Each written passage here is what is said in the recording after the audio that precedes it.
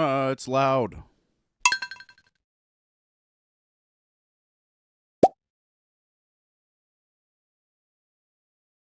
I turn my own PC down a little bit.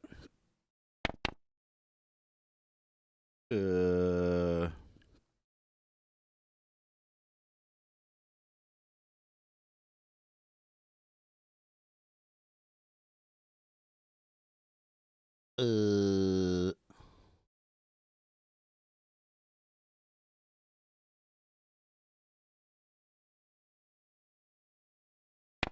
I'm gonna call it Berry Farm again.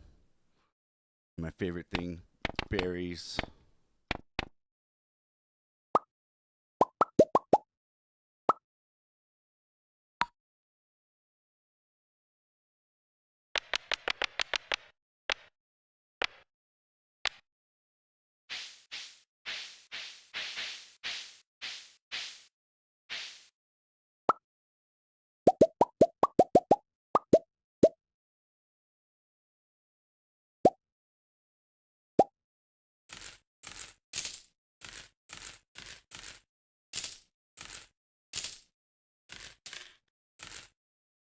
Makes it sound like the accessory is costing me money.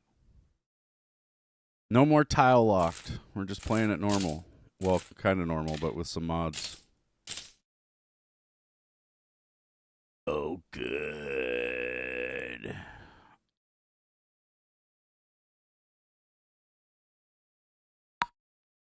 Make sure I guarantee year one completable.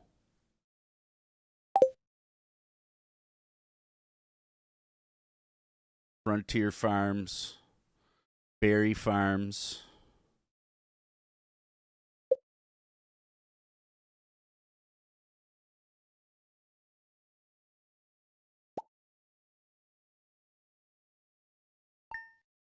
Yeah.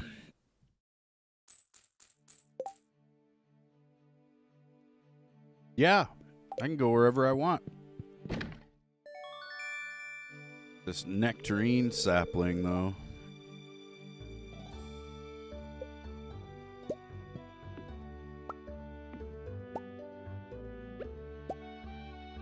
Shite out of the way.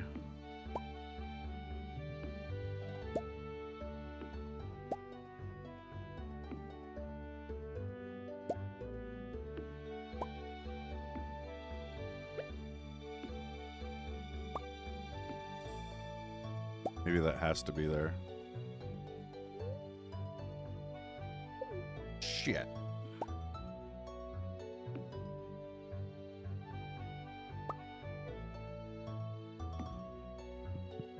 Had to rearrange the furniture. What's up, Pete? Good morning.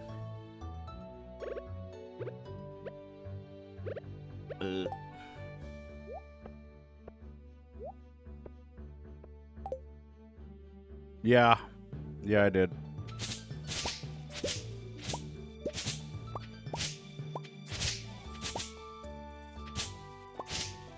Mernin Blaze.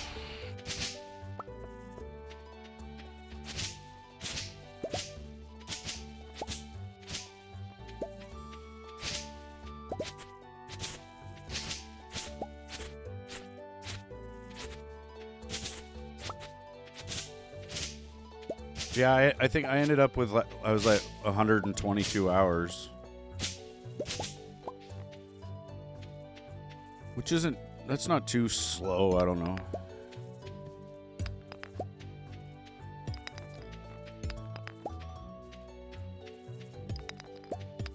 They just need to add more to it.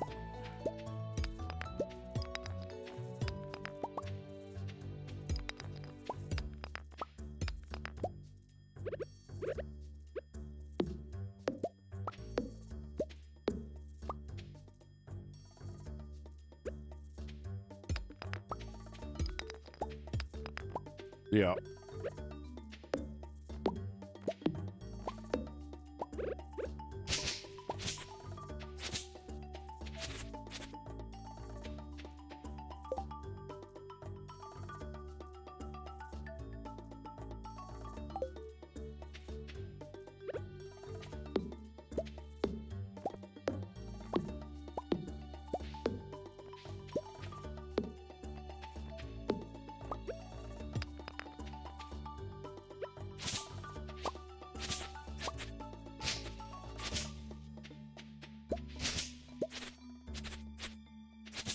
Well, and to me, it's like, because it's so early in that game's development, they could go a lot of different directions with it.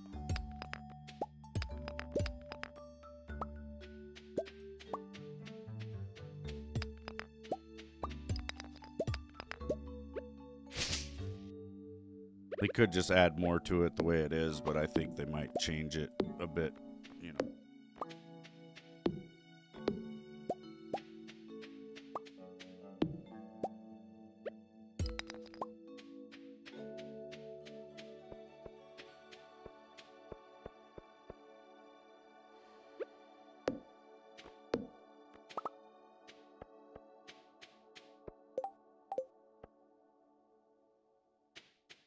Buy some seeds for the dirt. Normally, if you spawn on like a regular farm, you'll get 15 parsnip seeds. It's about all you need, I guess.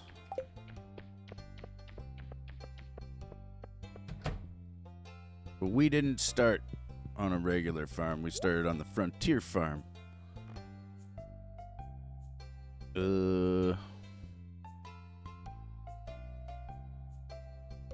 We do need, I don't know, man. I'm thinking about just growing like each of the seasons, like each thing that I need, right? I'll need one parsnip. Oh shit, I'm not gonna be able to buy it all though. I don't have room. I need 5 gold parsnips though too. I'm just gonna, today I'll max out on parsnips. And then when I get more money, I'll get more of the other stuff. Final answer, next topic.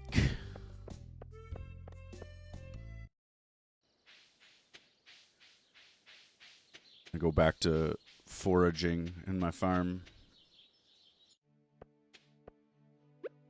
Well, and we're just going to really focus on clearing some paths. Clear a path, people.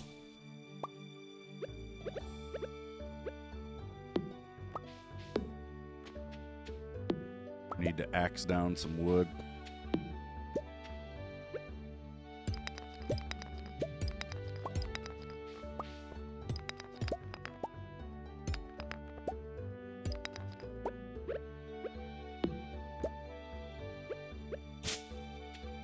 Gotta be careful though, because I can't run out of energy. The day is screwed.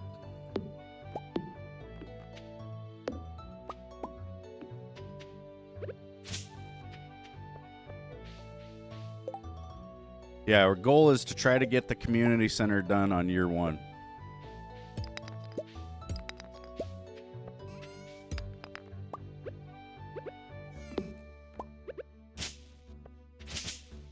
Which requires things.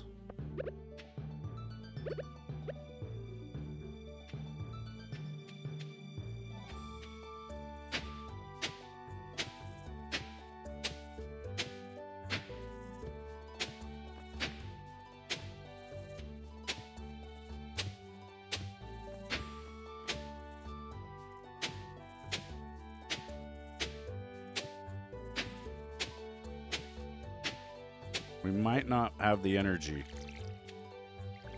Might have screwed up. Oh. I extra watered that plot. That's going to cost me. Oh, and that one. Oh, man. It's over. No, even if I have to walk like super slow, we'll be fine.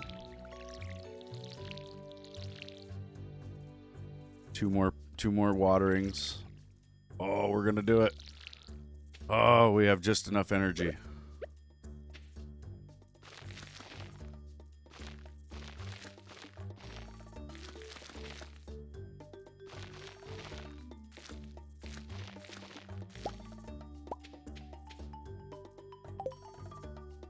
Man.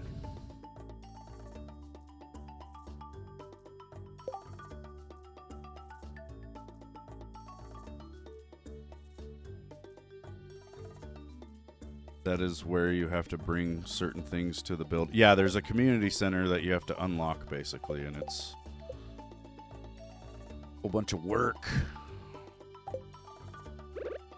I can plant this sapling, get it out of my inventory. Know where I want to put it, though. Have to wait till the next day.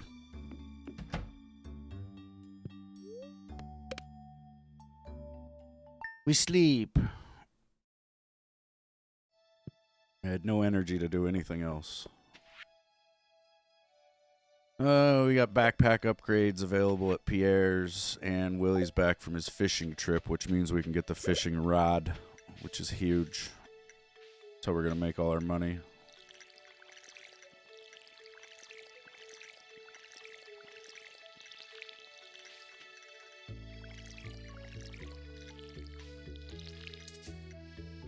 Water.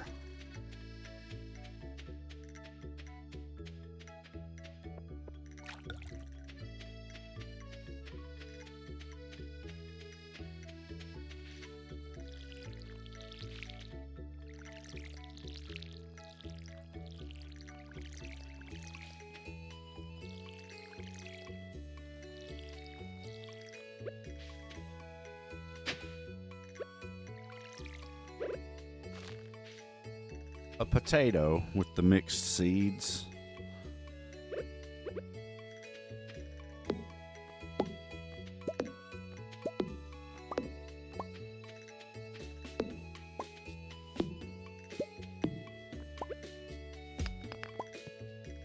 I need enough wood to make a chest.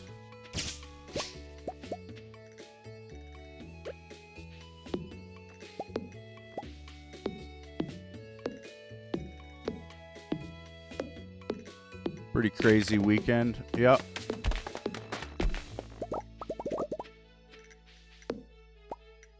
Wood.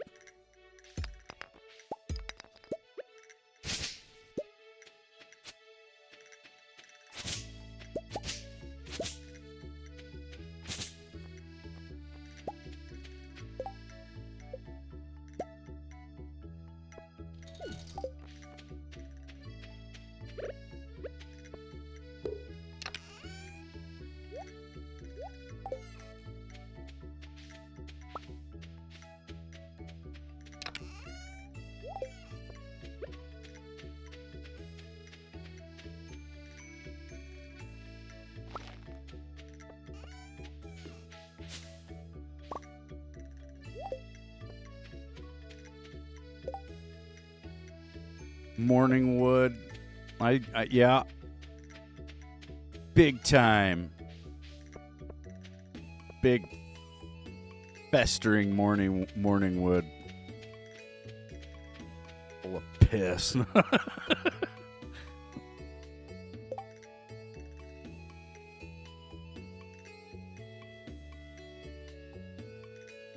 So yeah, in Tile Lock, it seriously takes like a couple of months in game to get to this point.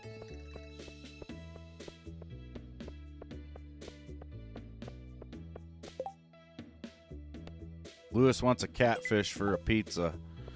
And it is raining tomorrow, so I'll get it tomorrow. Some cookies from the trash. We need those. Yeah. Yeah, it took like, I think it did take till the next year. All right, we got the bamboo pole from Willis.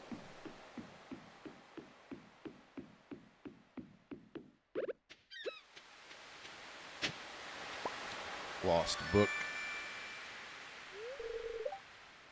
That just goes to the museum. I don't think I need the conch, so I'll sell it. I do need an oyster for the community center, so I keep one.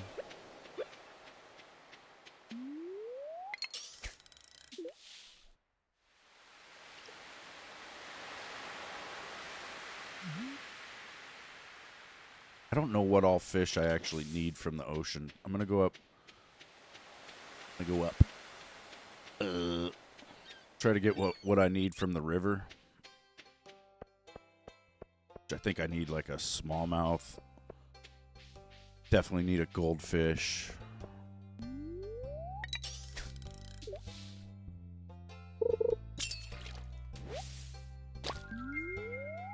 Sunfish.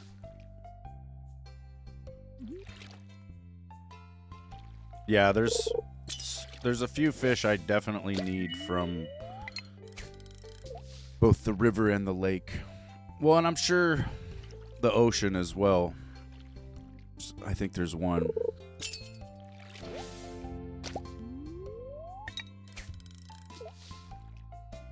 Oh yeah, I need horseradish, dandelion, leek, and whatever the other one was. Rocks, hardwood, and clay. Yeah. Hardwood, wood, and clay.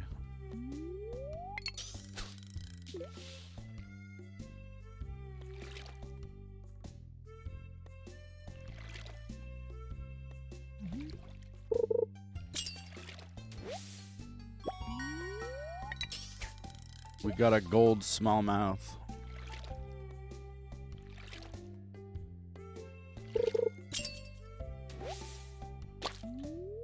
Just want a goldfish.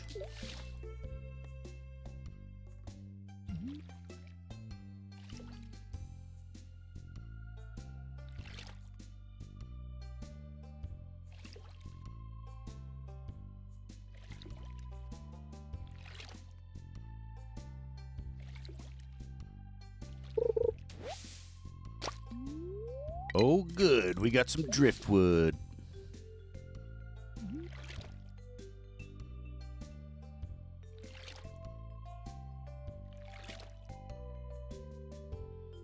Oh, yeah. I forgot that's the spot. I'll catch it here eventually.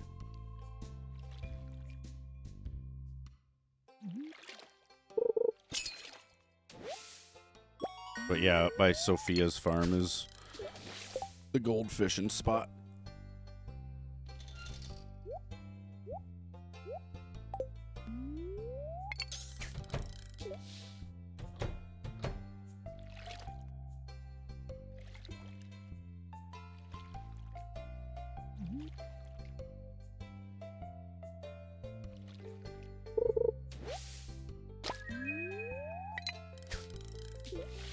Some green algae.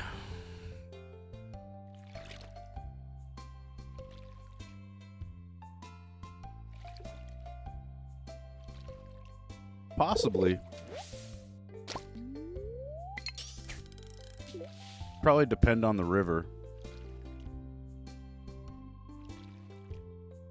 What kind of other fish are in it?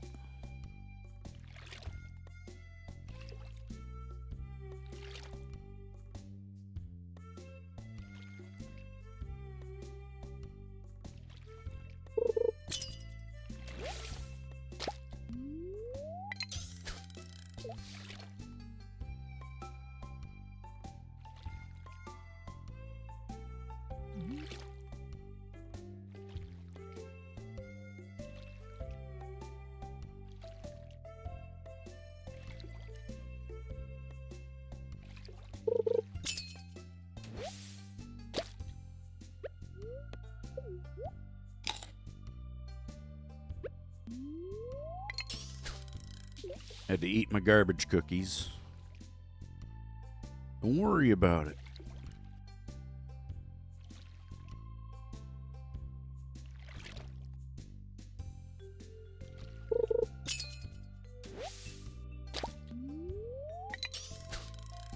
Traffic jam on the bridge.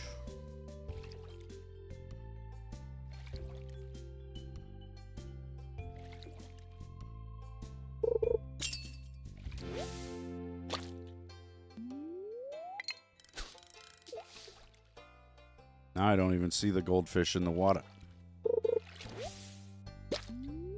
They've gone.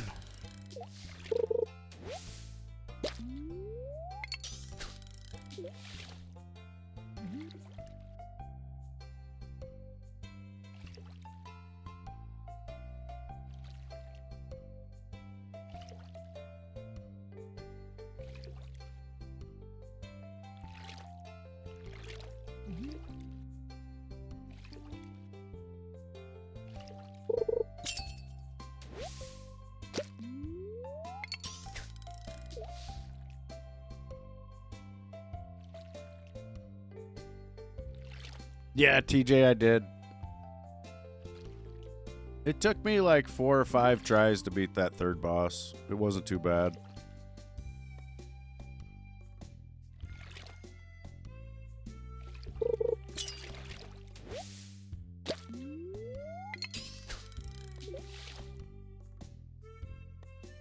And then I was just like, great, now what?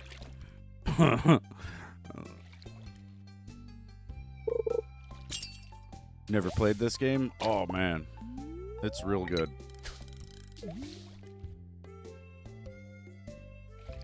Apparently, you know, there was a game called Harvest Moon back on the Nintendo 64, and this is pretty much a copy of that, only it's way further expanded. I think Harvest Moon was pretty limited, you know, being on a 64, but yeah, this is... Well, I think it was released in 2016, and it was just one guy working on it for like the first 7 or 8 years, and then he's started working on a new game, and so he had to hire like 4 or 5 people to help with this one. But it's a small dev team as well, and just a really cool, chill game. Like, it seems as chill as it is right here, and then once you learn it and fully understand it, it is not near as chill because you're trying to get things done in a timely manner. And it's tough. So it becomes almost a more of a grind, sweaty type game, you know? It's just like Minecraft, right? Like, first time you play Minecraft, you'll be like, oh, this is cool. I can just do whatever, build, you know, do this, do that. But then as you kind of learn the game, you know what you really are supposed to be doing, right? Like, you got to go fight the Ender Dragon. You got to do all these things. And so when you know what you're actually working toward, it becomes a different game.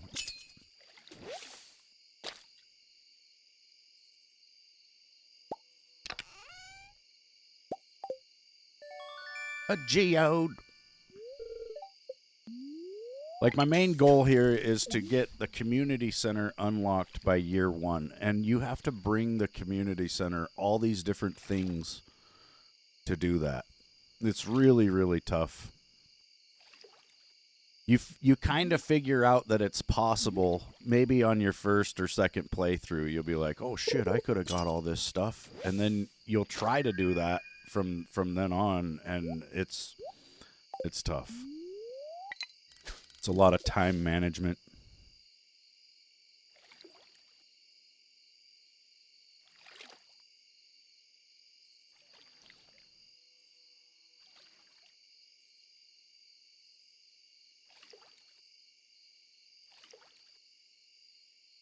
For the first, like, several in-game weeks, I'll probably just be fishing, though.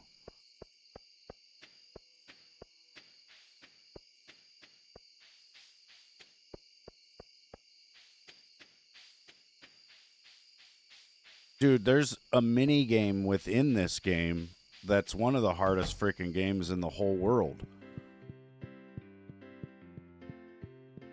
Called Junimo Kart. Oh, I gotta have the skull key for it. Never mind. Damn it! I wanted to play the hard game within the game. But yeah, Junimo Kart is freaking hard, dude. It's kind of like the Minecart Madness level from Donkey Kong Country. Only maybe even harder than that. It's tough, dude. I'm decent at it. I was trying to do it like last night or the night before, and I was not as good as I was. I'm definitely a little rusty. So yeah, on my little HUD thing here, this is a UI mod that gives me this, right? But I know that it's going to rain tomorrow. If I didn't have that UI mod, I'd have to look at the TV and then check the weather report, and it says that it's going to rain all day tomorrow. So modless, you can still find out things like that, but it is tough.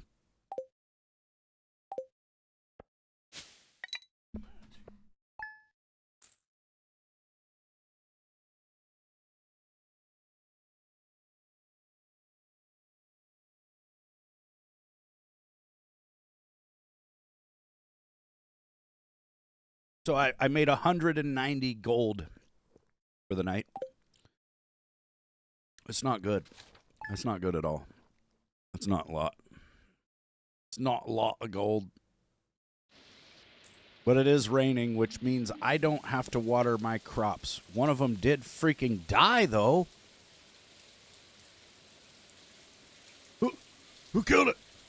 Who killed it? Probably the rain. Stupid ass rain. All right, we need a catfish for Lewis. We're gonna haul ass over to the river. You have an energy bar down here. You can see, and you've only got so much energy in the day.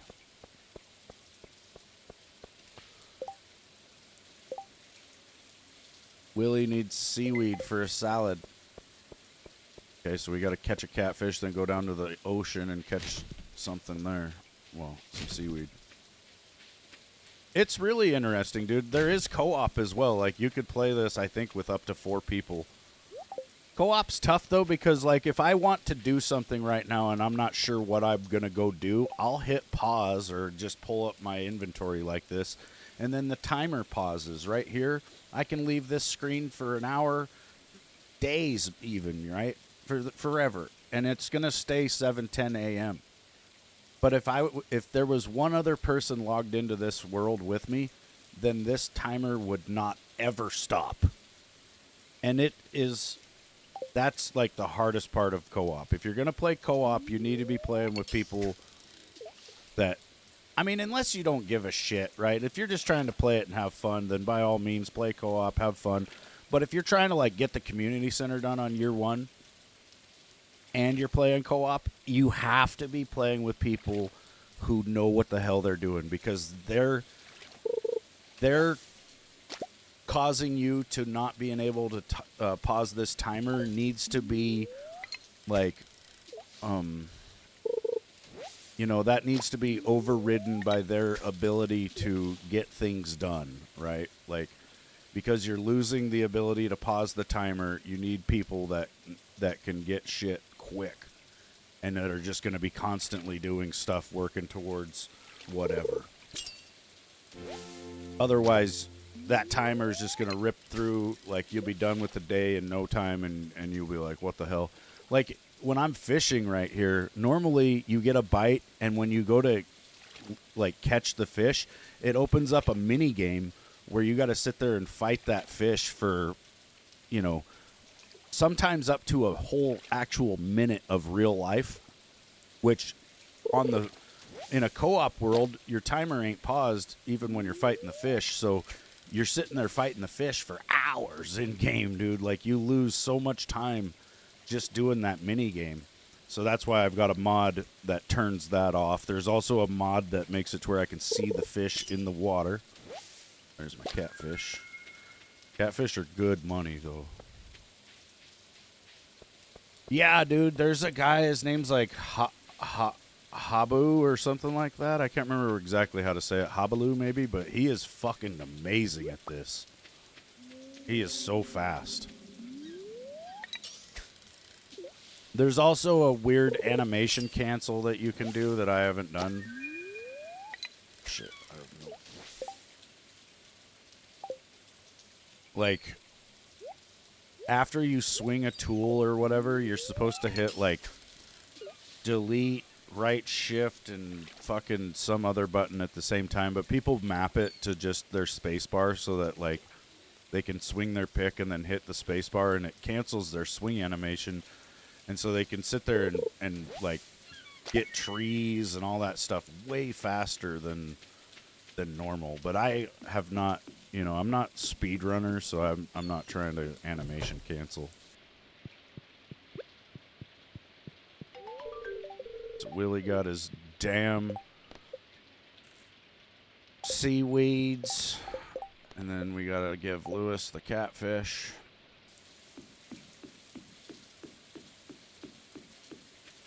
Really should come back down here and keep fishing. I want to get a sea jelly. But the catfish are really good money.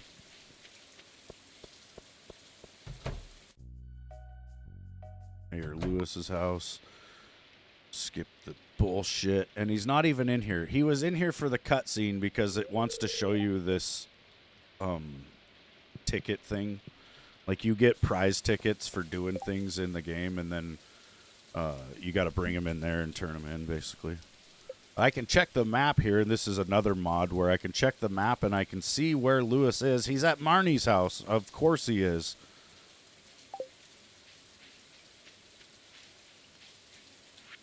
Oh shit. I was like, where'd I put the catfish?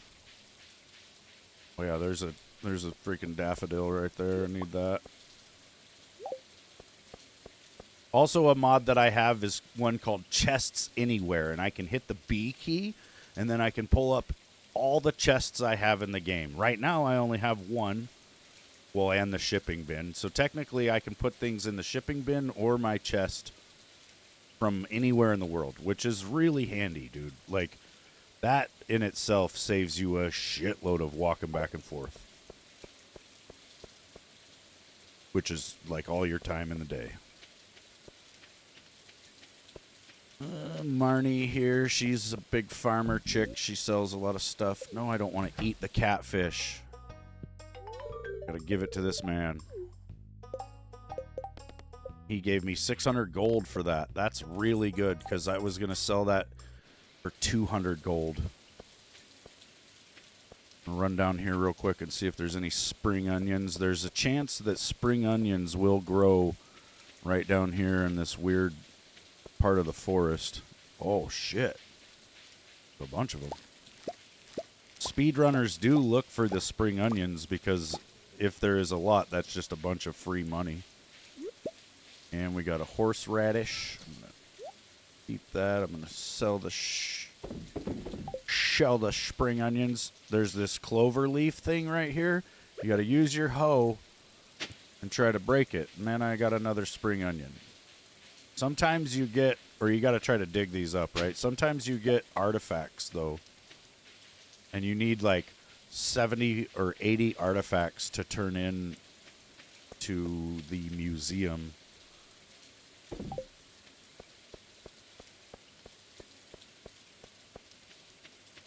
There is shad here. I should try to catch a shad. I'm pretty sure they're one of my river fish. The community center isn't even open yet. It'll be like a couple days before Mayor Lewis goes and shows it to me, and then has me start getting things. So, you know, that's a big part of it as well. Like, just knowing in advance what you need. Because if I didn't know, like if I was a new player to this, I would already have sold every fish I caught.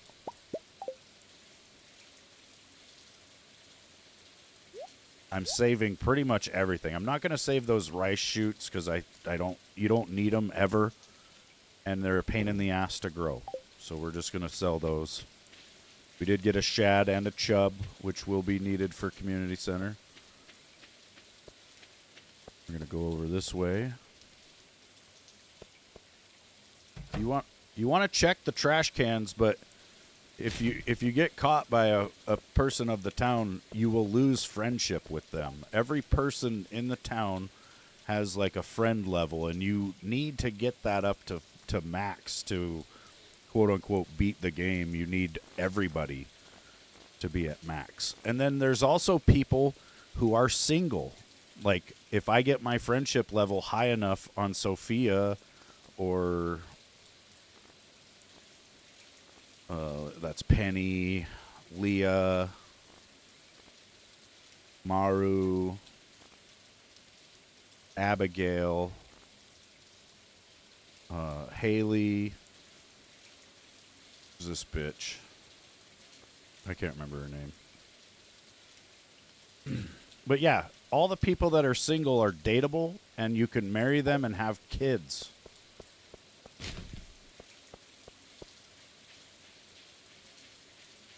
It's actually an achievement to get married and have 2 kids.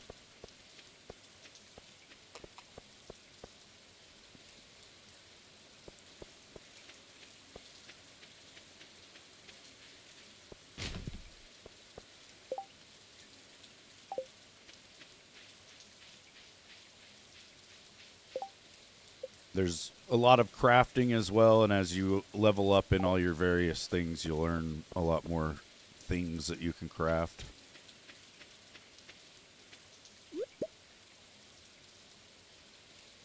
Here's my dandelion. Oh, and there's a leek.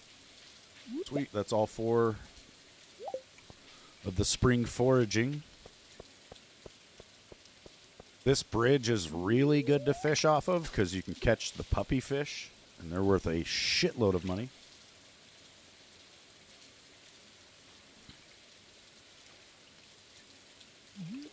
There's also catfish and shad in here.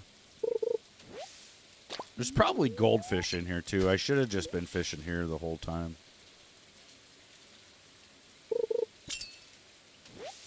I don't know if this bridge is like Stardew Valley extended or if it's part of the normal game. Can't remember. Because that's the thing. We've got the Stardew Valley, I think it's expanded, is what it's called, expanded mod. Which just, a lot of the areas are larger than normal, and then there's a lot more fish. There's, I think, more like mission and stuff with each actual person in town.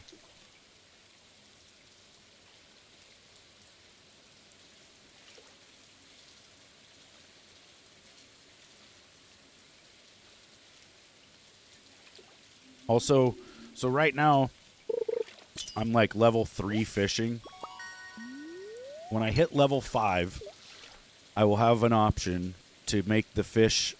It's either you can go the crab trap route or the fishing route, right? So at level 5, I can choose to have it to where crab traps are cheaper to make, or I get 25% more money from fish.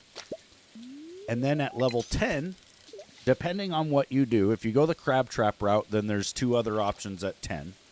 If you go the fisher route, then when you get to level 10, you either have the option to have 50% more value in the fish or double the chance of getting treasure chests from fishing.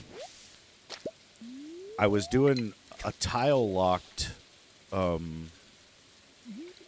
challenge right before Windrose where each tile of the world was locked, and to get to it you had to buy it, and it cost 5 gold for the first one, and then it went up by 5 gold each tile. Well, I was at like 5,000 tiles unlocked, so the tiles were starting to cost me like almost 7,000 gold, and you know, it's a really hard challenge.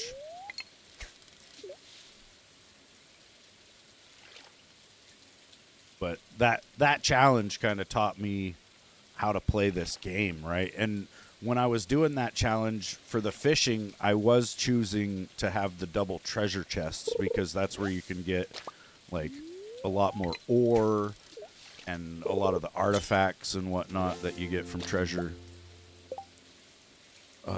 But because this doesn't really have that sort of limitation, you know, I'm just going to go for the max value on fish. But that being said, I'm not going to sell any fish until I hit level 10 in fishing, which is going to suck. I'm going to run out of space, and I'm going to need to make another chest. But when I hit level 10, I'll be able to sell these fish for, you know, 50% more. And then also, I won't just sell all my fish when I hit level 10. I'm only going to sell the fish that are worth like under 150 gold. Because I'll be able to get a fish smoker. And that fish smoker pretty much doubles the value of the fish. But it does cost me 1 coal per fish that I smoke. And I can buy the coal from Clint at the blacksmith shop for 150 gold. So if I smoke a fish that's worth less than 150, I, in a way, feel like I'm losing money. You know, technically, it's all more money. But I want the fish that I smoke to be worth more at a base value than the coal that I'm buying, so that I'm basically doubling my money. And if I'm not doubling my money off that coal, then I'm not spending it on that fish.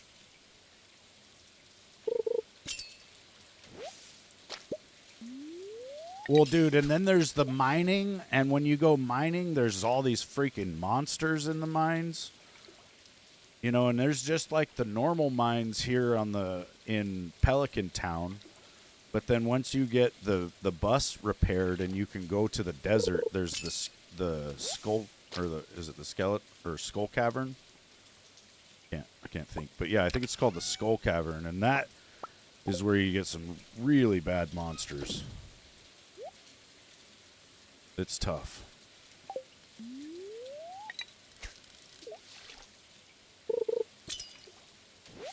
Oh, I got a puppy fish.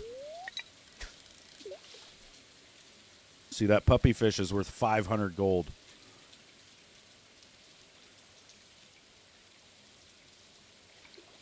But when I hit level 5, it's going to be worth 600 gold, I think.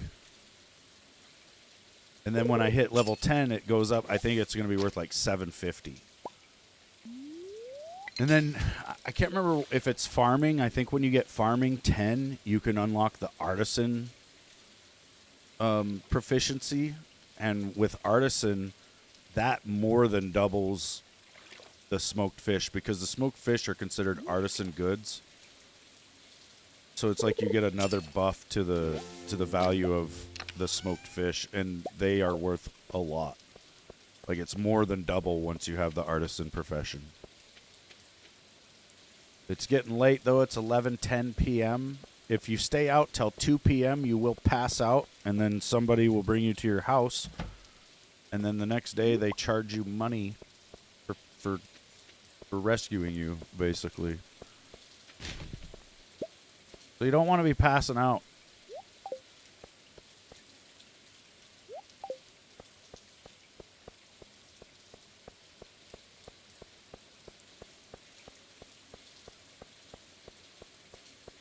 And so right now we're in spring. It's the 3rd day of spring. There's a calendar where you can look and you can see each player's birthday. You can see what events are going to happen on each, day of the month. Like on the 13th is the Egg Festival. That is huge. We're basically trying to save money for the Egg Festival, because at the Egg Festival we'll be able to buy strawberry seeds. Those strawberries will be able to be harvested twice, and they're going to make us crazy money. So whatever money I can have saved up for the Egg Festival, I'm pretty much going to spend on strawberry seeds. Flower Dance, I'm not going to go to. This bookseller, I might go check out, but I probably won't have the money to buy anything. And then you can see everybody's birthdays as well, right? Like I was saying earlier, you've got to get your friendship level up to maximum for everybody in the town. Each each person has things that they love, things that they kind of like, and things that they hate. If you give this person, if I give Mayor Lewis an item that he loves on his birthday, I get like 3 stars. Or 3 hearts. It's like if you look at their heart level, right? Like Lewis is at half a heart because I brought him that catfish.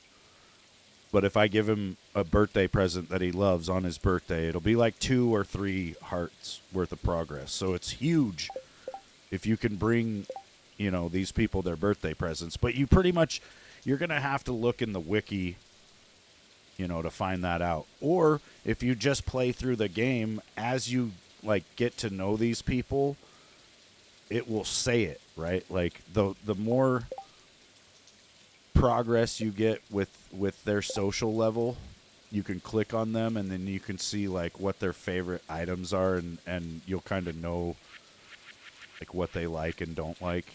And so it could take several in-game years, but eventually you'd get maxed out hearts.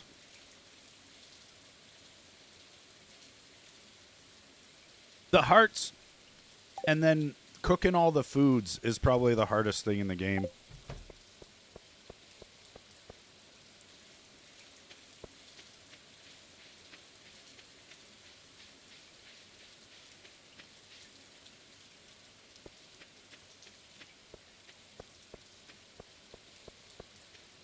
Like right now, I'm just farming in the ground with some crops, but eventually we'll be able to get a barn and a chicken coop. We'll be able to raise cows and goats and hogs and chickens, ducks. We're at level 4, level 5 fishing. We're going to go fish worth 25% more monies. And we got 94 gold worth of spring onion. Actually, you can go in and look and see what you actually sold in each category. Some rice shoots and some spring onions. Oh, shit. We could have started a Chinese restaurant. I'm just coffee today, you guys. I don't know. My lungs are in recovery mode today. I'm still non-smoking, though. I think it's been like 9 or 10 weeks. I've lost count.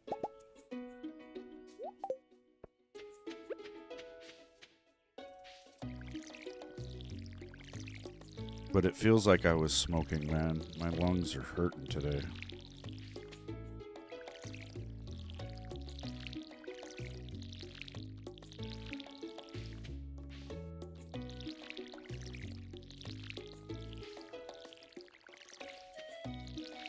Gonna drive these edibles into me.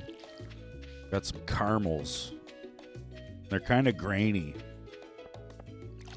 They're not the best, but, you know, they get the job done. And I want to take out this tree seed. Oh, and we actually get tree seeds now, so we've got a maple. I want a fir. I want to get one of each, pretty much.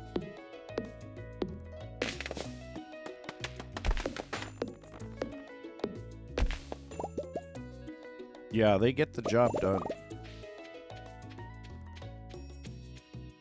See, I got a maple seed.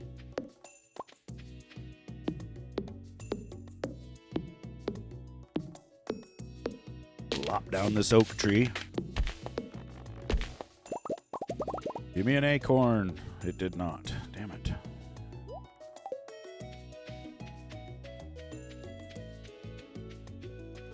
You have to hit level 1 foraging to even get tree seeds, but it's not a guarantee, right? So I'm just hoping for the best here. Well, and there is the ones in the ground. I should just look for those, right? Like this.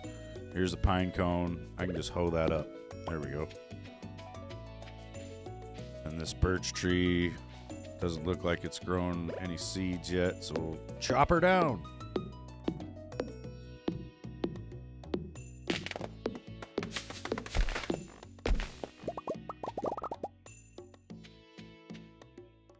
And it didn't drop shit.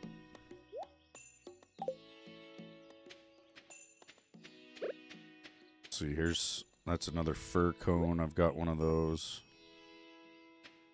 There's an acorn.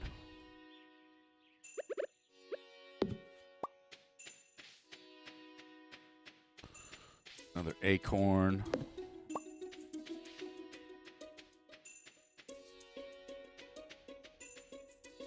There's a pine seed.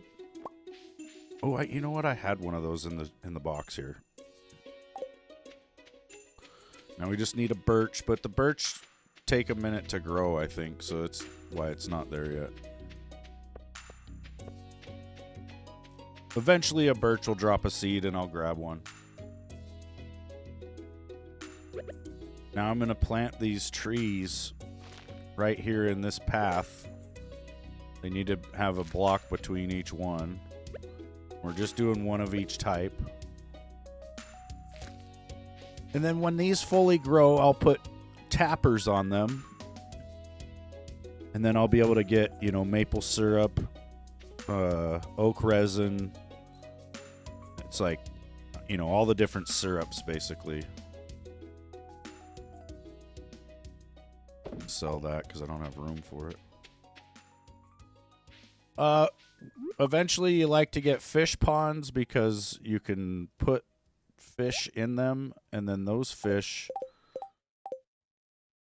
will produce fish roe.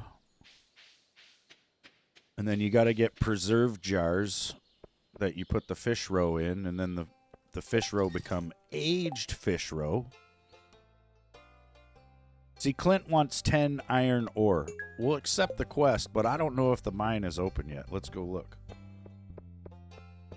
Yeah, like these fish that I've caught, they can all be put into a fish pond. And then while they're in the fish pond, like at first it'll just be the one you threw in there, or like some of them they'll let you put 3 in it at the beginning. But then after a couple days, those 3 fish are gonna want an item. You give them that item if you can find it, and then they'll be able to have 5 fish in the pond. Then they'll want another item in a couple days, and then it goes up to like 7. Then you wait, and then a couple days later they want another item, and then eventually you can have 10 of one species of fish in a pond. And then when that pond's at 10 fish, it will produce, like it has a chance to produce like certain items. Like the rainbow trout has a chance to produce a prismatic shard. Prismatic shards are very valuable, and you need one at least so that you can get the galaxy sword. So, some people might want to do a rainbow trout. I won't, though. But what you do want to put in the fish pond is the legendary fish. There's legendary fish in the game. Once you hit level 10 in fishing, you'll be able to start catching them, and they produce roe that is worth more than any fish in the game, basically. And like there's a legendary version of the puppy fish that I can get, which will produce like 5 roe a day, and they sell for like 4,000, I think, without being aged or something like that. It's like 6,000 a piece aged. And then when you hit the artisan profession, it's like 12 or some crazy shit. So yeah, fish ponds are amazing. I'll show you what I've done in the past with fish ponds. Tab, hold on. I think it was in here.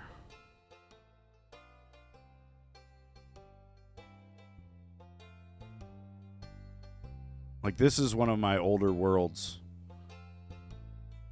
And these are all my fish ponds that I had.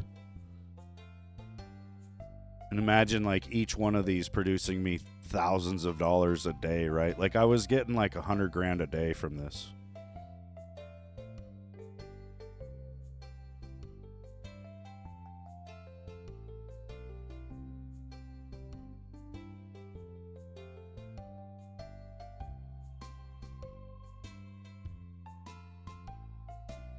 Yeah, passive income.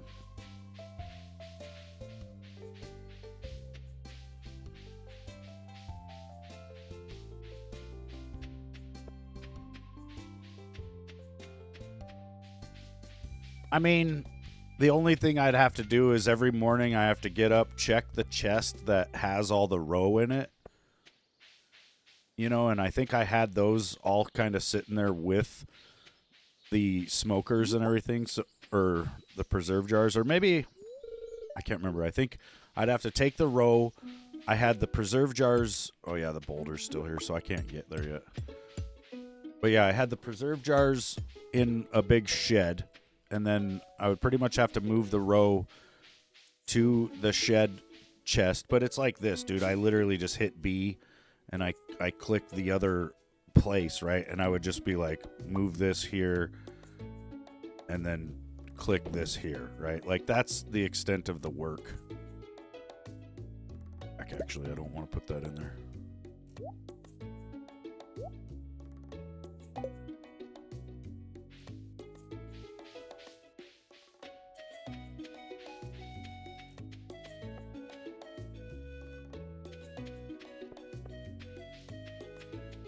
I need to make another chest. Because I've run out of room. I have enough wood. Oh, there's another thing here. 1 stone, you cheap bastards. Oh, Willie has showed up at the farm to tell me about the bridge that I've already been fishing on. Thanks, Willie.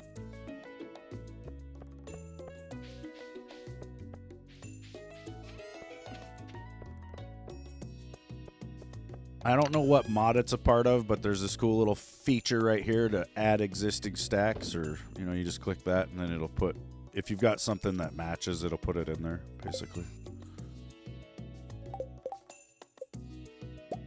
Like Windrose had by default.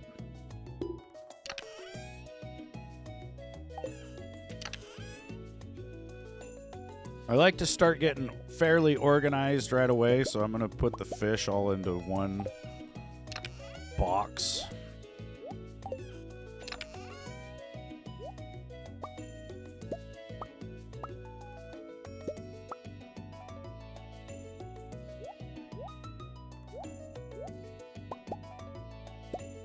Fish and things that I catch while fishing, I put all into the same place.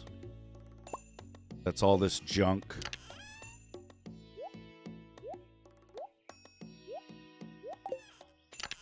Like the glasses, the broken CDs, the driftwood, the garbage, even the Joja Cola, even though you can drink that. The bait. Rest of it can stay in there.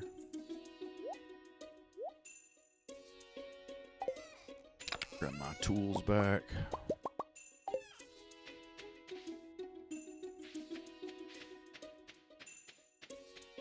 See, it's Thursday.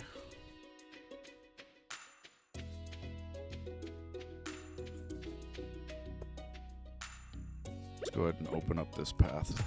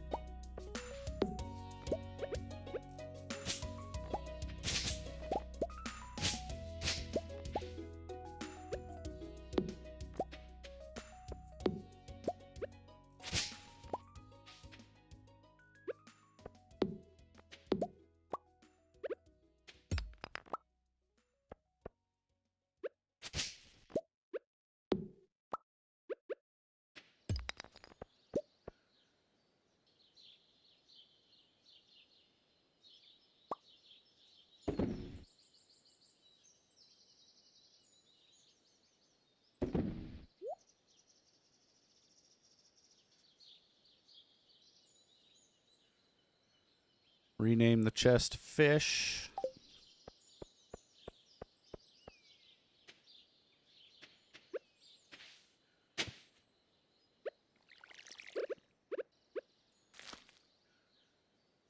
Another random parsnip seed. Oh, good. We've also got some fruit trees on the farm, but they can't be reached yet because I don't have the proper tools. Like, I need a stronger axe. Need a copper axe to be able to break these stumps. I don't have it yet.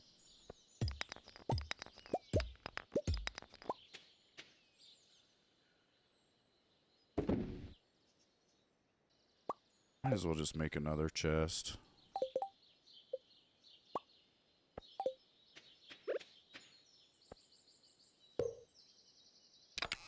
Make the fish one blue. Do the deeper blue.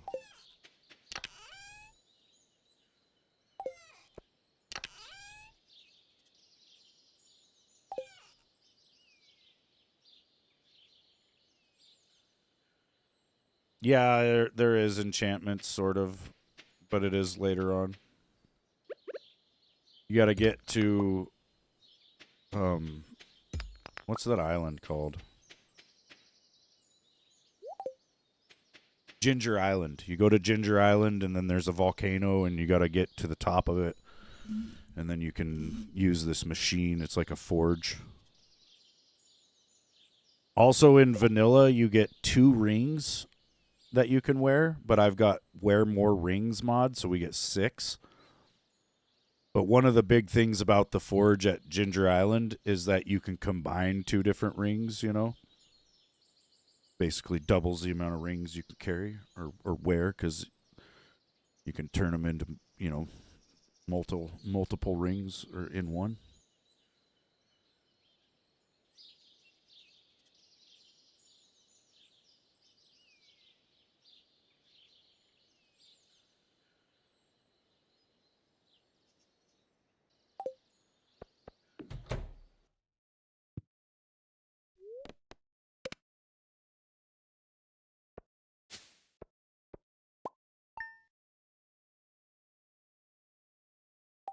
Yeah. Yeah, there's a lot of mods. Could eat a caramel.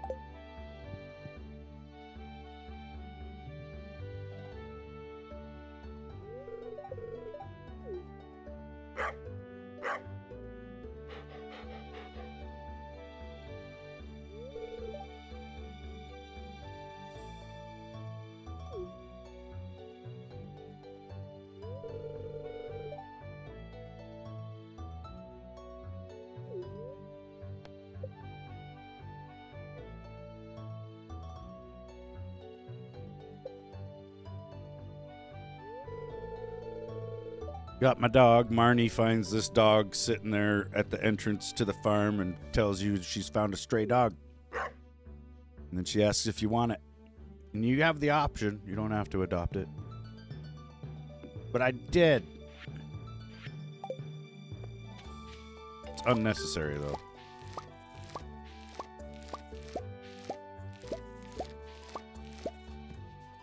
Oh, I broke one with a pickaxe. When you sleep for the night, it saves your game, right? So if you do something catastrophic right there at the beginning of the day, you just relog.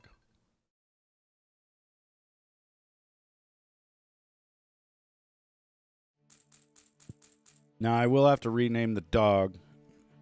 Damn it.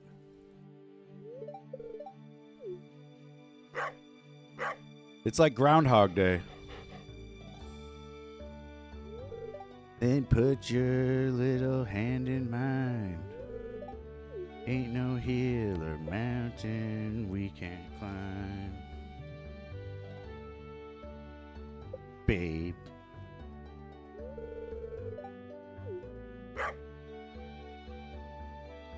Like, it didn't even happen. Now we gotta check the mail. It's gonna be a letter from Joja. And I am gonna click the right mouse button instead of the left. Oh, good.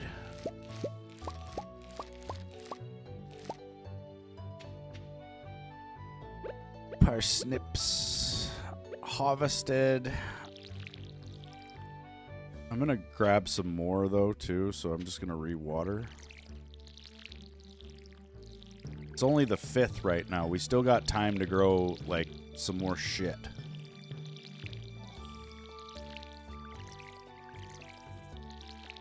And I've got 1,100, which is plenty to be able to get all the spring crops that I actually need. Hopefully Lewis will open up the community center right now.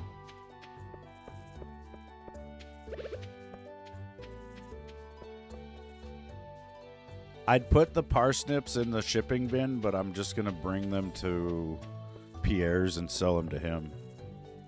And no community center. Good.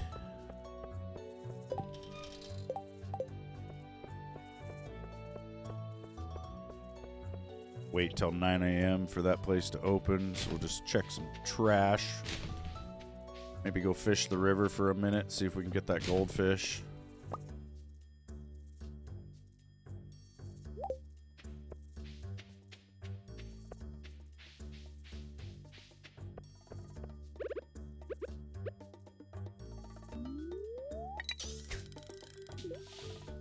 The mines might be open. Yeah.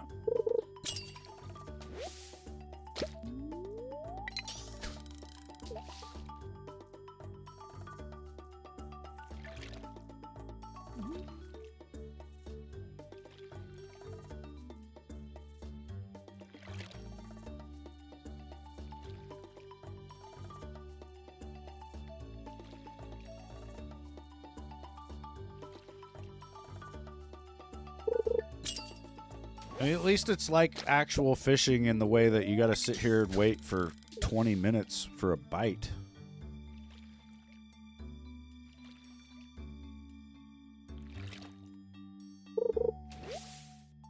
Alright, it's after 9.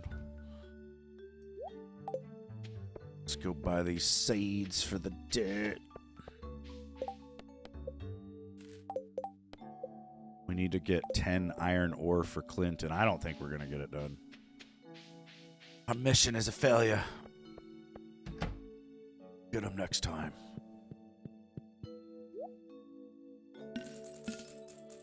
Right. So I will need, like I said, 5 gold parsnips.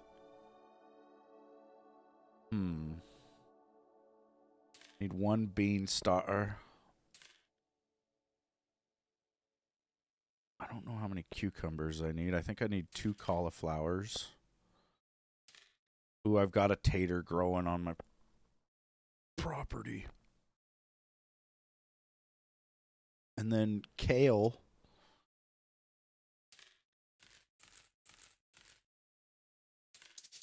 We'll buy the rest in kale.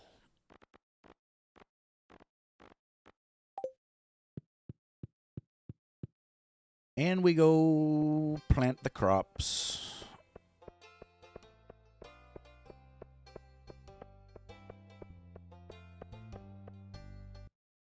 You assume the gold is random? What gold?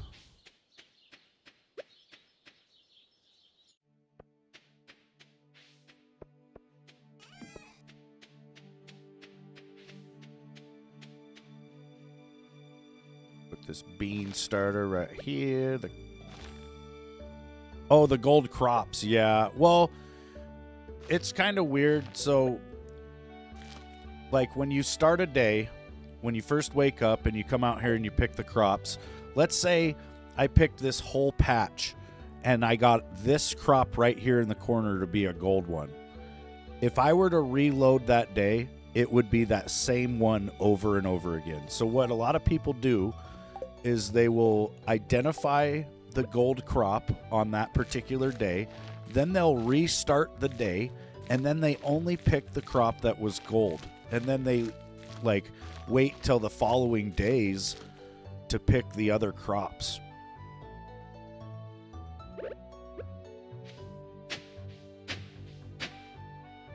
Let's see, 5.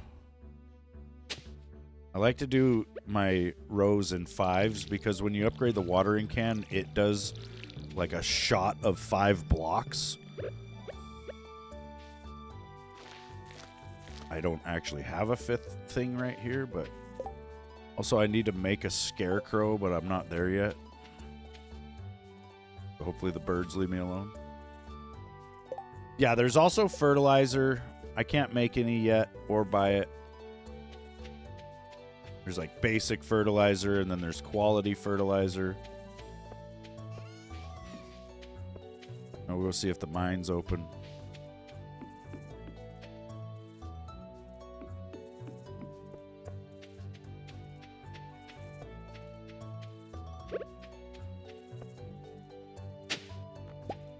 We got a chewing stick, which is an artifact that needs to go to the museum. I'll just put it in the fish box for now.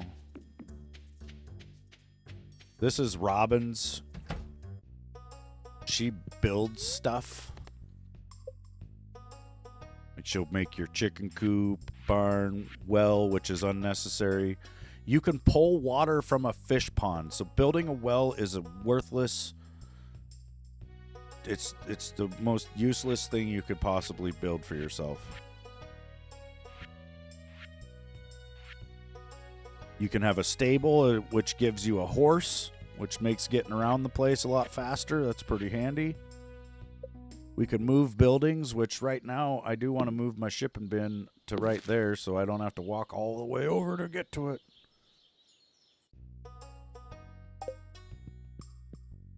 I can't afford to build any buildings, though. And yeah, this is the lake up here. Ooh, the boulder is gone.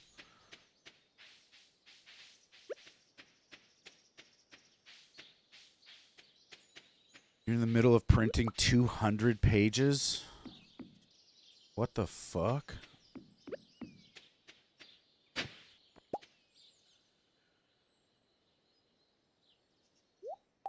You must have found, like, the record of how badass I am or something. This is Marlin. He's, like, wants you to go down into the mines and explore it. And he's going to give me a piece of shit sword to do it. This sword, this rusty sword of zero truths. And then we go down into the mine. And we need stone, so we're going to get some of it. We've got a mod called Ladder Locator, which is why I'm able to see, like, some of the stones will have like a green outline on them, and that's how I know that they're the actual ladder. Cave carrot. There's slime. These slimes are like the first enemy you'll face. They're not too bad, but they're kind of a pain in the ass with that sword. It does not work very good. Some copper ore. I need that. Shit.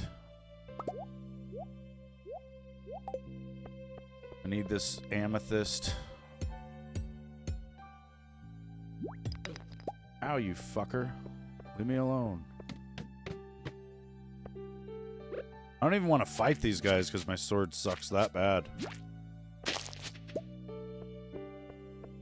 Kind of want to try to break these crates whenever you can because they can have some good shit in them. Also, I'm going to go for most of the large stones like this that I see because it's 10 stone every time. Like, if I break this rock right here, or this rock right here, or this one, there's a chance it won't give me anything. Or I can get stone and geodes and shit. But yeah, there's a chance I won't get shit from those. The ones that are gray, it seems like you always get some stone from them, so they're worth breaking. But a lot of these multicolored rocks or whatever, they're not worth breaking.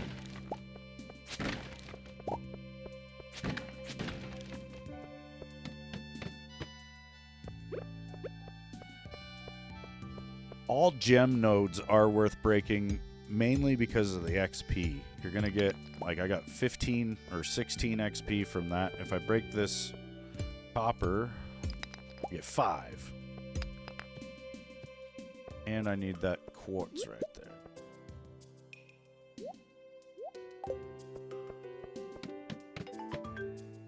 See, Clint wants some iron, and we're not even to the iron levels yet. We need to hurry up. Probably won't make it. Ouch. Some floors, the ladder locator won't even kick in until you've killed, like, most of the monsters on the floor.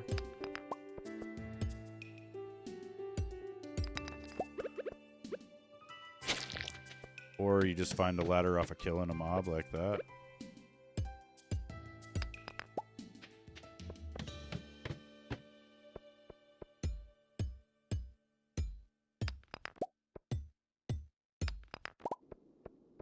Getting pretty low on energy already.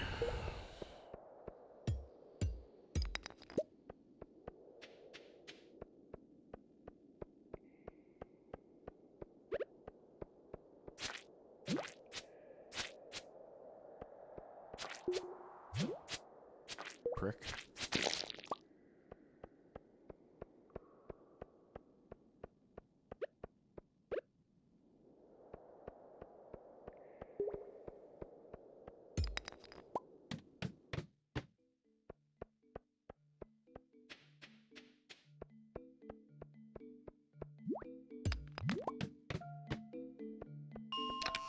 We're to the 10th floor, which is you know, like the first step, I guess. I don't know.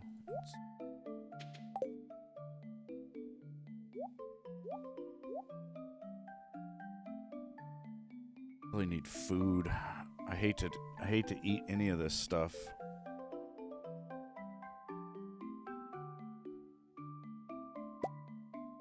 I do have several leaks though.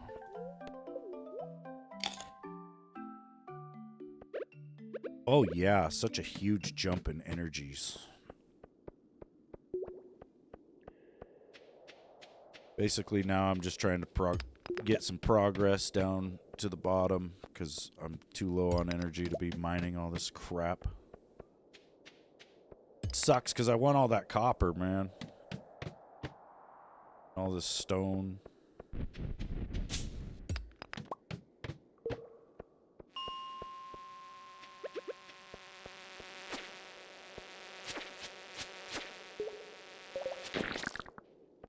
The floors get progressively harder. More and more monsters. Then you start getting into bats and shit. I hatch into a fly. Great. Now this this floor is infested and I have to kill everything in order to progress. Which I think what I'm going to do is leave, then go back to floor 15, see if it's like that again, because I don't think it will be. It might be, though. Fuck! Yeah, it is. This is going to suck. This is where I really need a staircase. Skip this floor.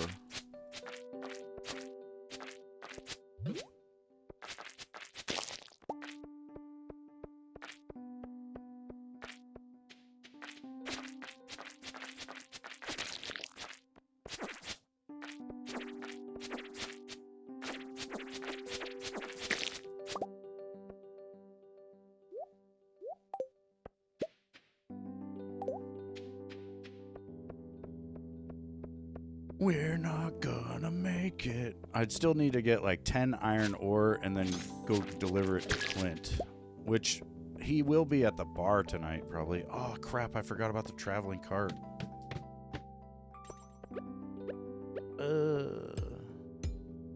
Should almost restart the day.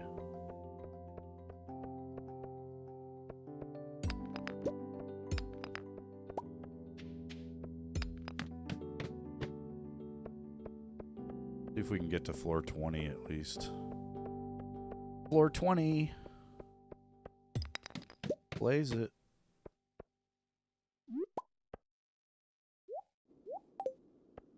Oh, it's a spiral fucking room. These are bad. Like the whole room kind of wraps around a bunch of different times, and it can be that the ladder's like all the way in the middle. Luckily, it wasn't. Oh, and we got the steel small sword. That's a little bit better. 4 to 8 damage versus 3 to 8. Oh, yeah. But it's 10 p.m. and we got to get the hell out of here.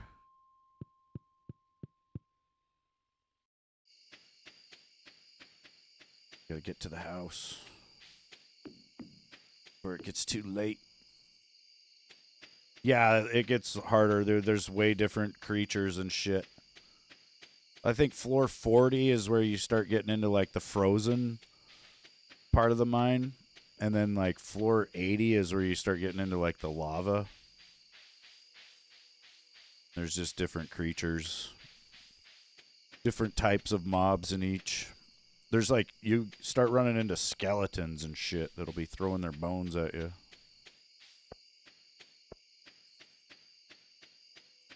Yeah, the energy management is huge. Like, it can come down to just swinging a tool wrong, right? Like, you might...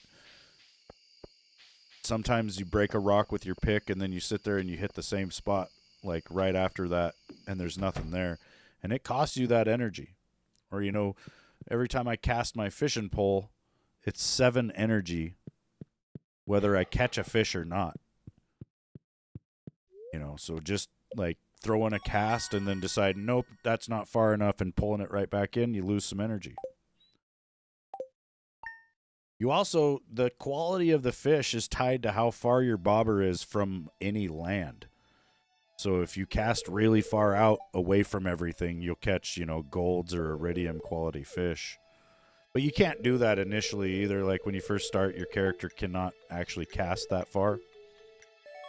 As you level up your fishing proficiency, you get more like range on your cast. And then you can start getting better and better fish. I didn't know that for the longest time, though. It wasn't until I played Tile Locked that I found that out. So Clint came and gave us the crafting recipe for the furnace. Need 20 copper ore to make it, and we've got 17. Can't quite make a furnace yet.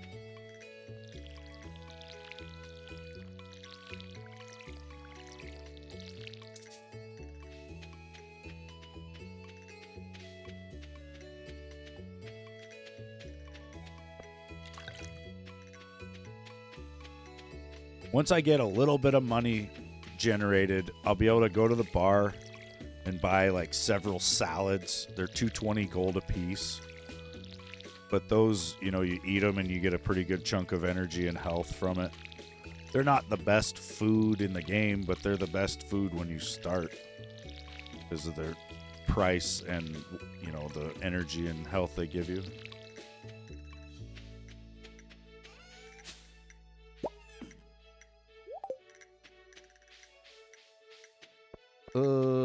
But yeah, we can't afford any of those. I just need to go back and start getting some copper.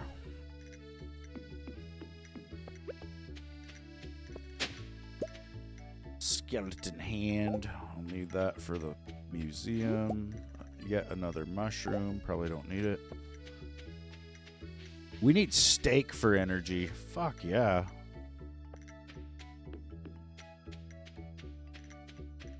I was watching a video the other day about there was these Chilean miners that were trapped in their mine, you know, like 15 years ago or some shit now.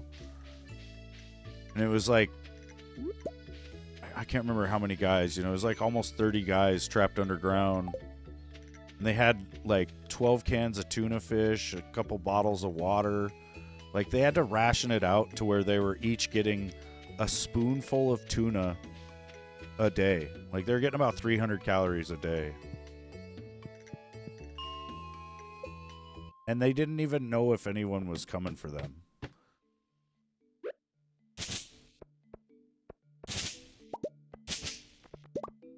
Like part of them were worried that like the mine owners and stuff would just declare them dead and seal it up.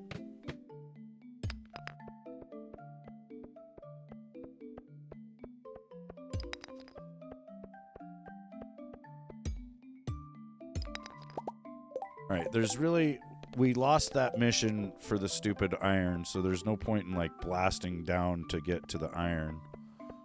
Really just need coppers.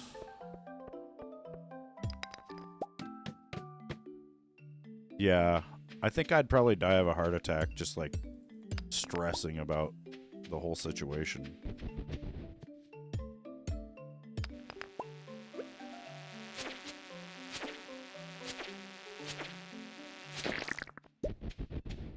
These little dudes in the ground are called Dougies. They're fucking annoying.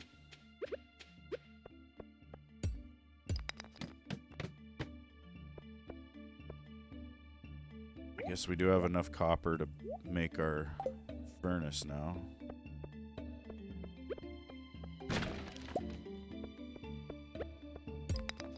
I don't like to focus too much on the mine at first. I like to get my fishing going because it's better money.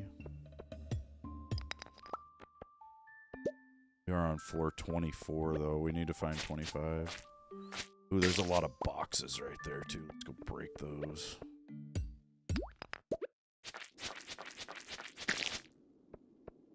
Speed bag these Damn slimes.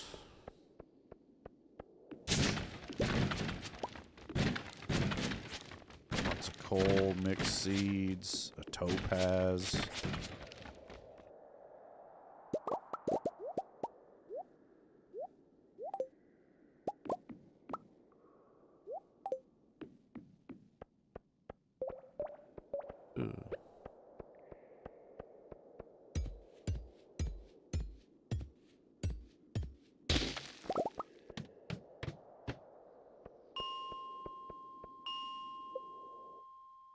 See, there's mine carts, but you can't use them until you unlock them. But they are huge because that mine cart links to the one. There's one at the bus stop. There's one down by the blacksmith shop, and then that one in the mine. And that saves you so much time in the day just being able to use those.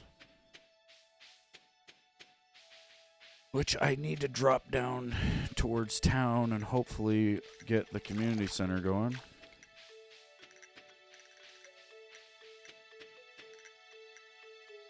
Nope. What the fuck? Mayor Lewis, what are you doing?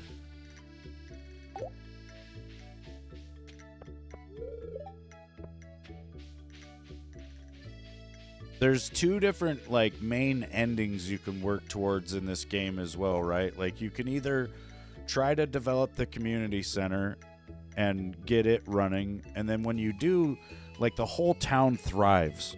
And you end up, like, there's a, you know, the community center turns into, like, this whole thing that the town is using. And then the Joja Mart in town, which is like Walmart, shuts down. And it turns into a movie theater. Or you can start the game and go get a Joja Mart membership card. And then you can just buy everything from Joja Mart. And instead of doing the community center route where you have to do missions to fucking unlock like the greenhouse and all that stuff, you just straight up buy them. But if you do that, if you go full Joja route, it kind of fucks over the town. Like the town ends up all screwed up. I think the community center turns into like a Joja Mart warehouse.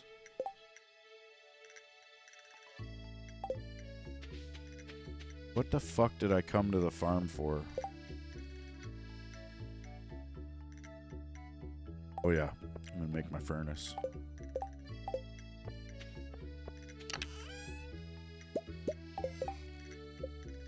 Get that thing running.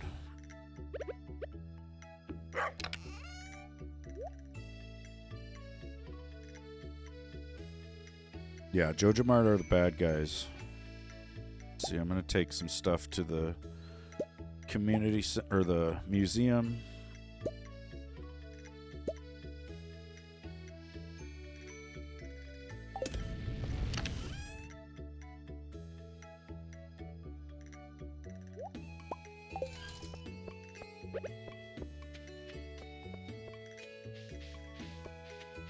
I do have the automate mod on here, so if a chest has ore in it and it's linked or sitting next to a furnace like that, the furnace will just automatically pull whatever it can produce. It will produce, which that can be good and that can also be bad.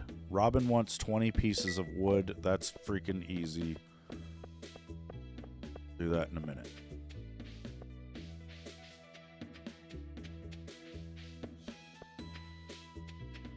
Eventually, this will become another mission board. You get better missions from that.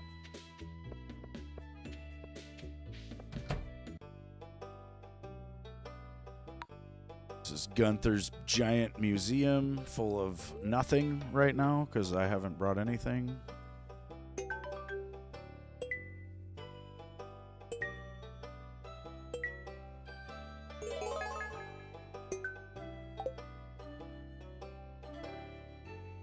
As you turn things in, you get rewards. We got some cauliflower seeds. Take them.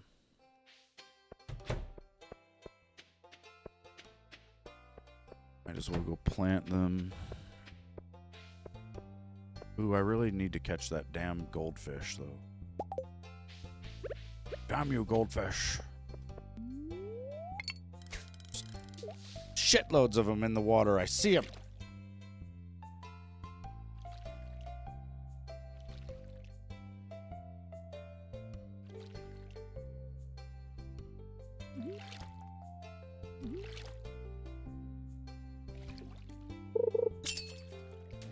There he is. Nice. You also, one of your first missions is called Introductions, and you just have to go around meeting everyone. I've met 6 out of 32 so far.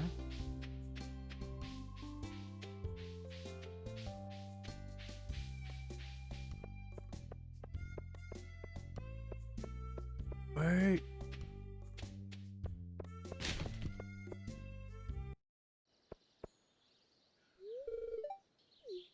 Leah.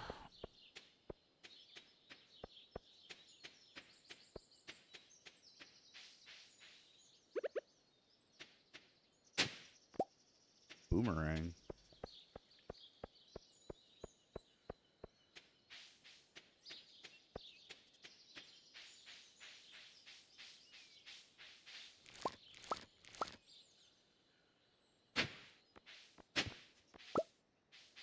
Lots more spring onions.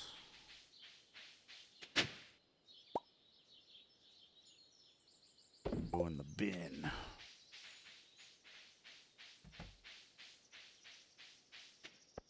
Oh, you should try it out, dude. It's a really good game. And Callie brought me a sandwich and whole lunch here. Thanks, babe. Let that cool off for a minute. It's just a normal sandwich.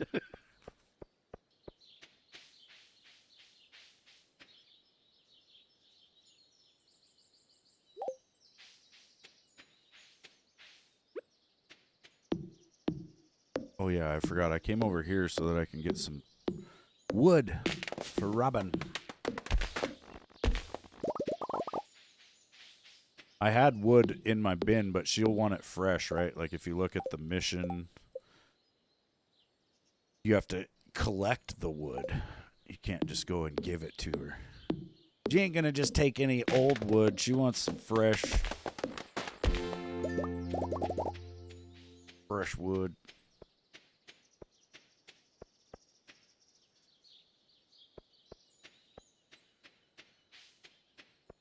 See what she's doing. She is at her house. Maybe I can catch her before she goes to bed.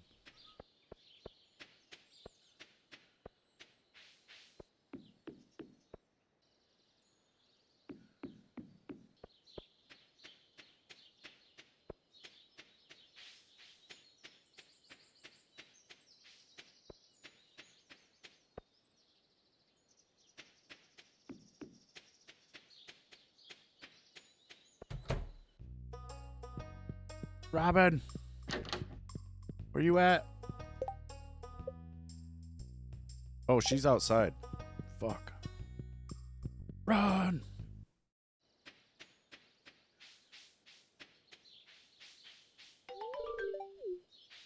She gave me a prize ticket, and I gave her my wood. Actually, she let me keep my wood. Fuck yeah.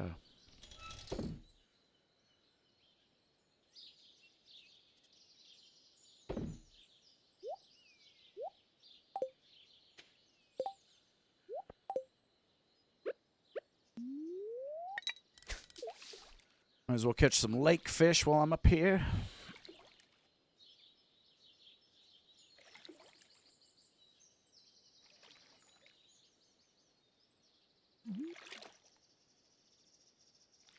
Abigail's over here trying to play the flute, but she's got it upside down. Another chub. I already got one of those.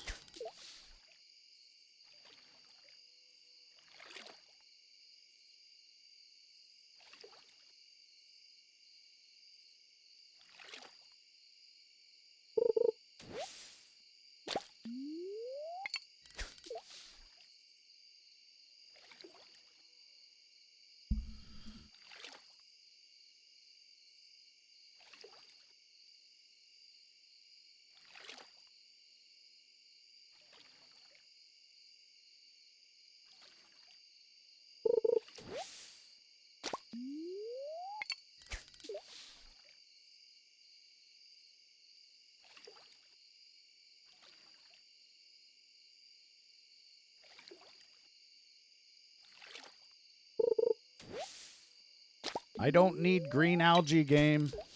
God. Well, I kind of do. I think you need 5 algae and 5 seaweed to make a fish pond. But still, want the fish.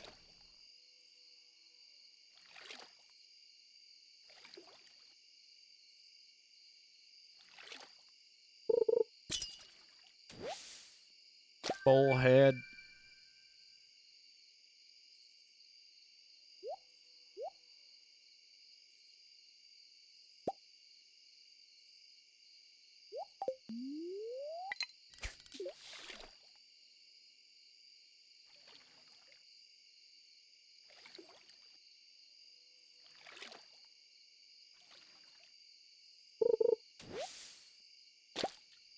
Motherfucker.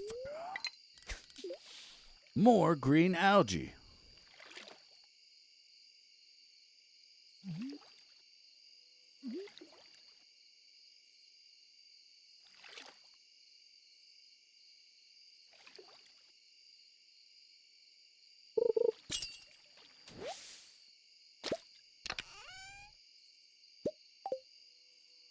Magma geodes.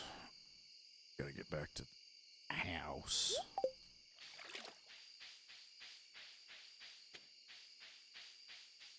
Yeah, it does.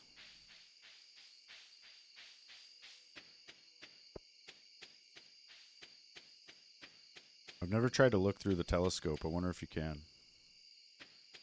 I've seen Maru using it. Makes me want to date her because she's into this. She's into stars and shit.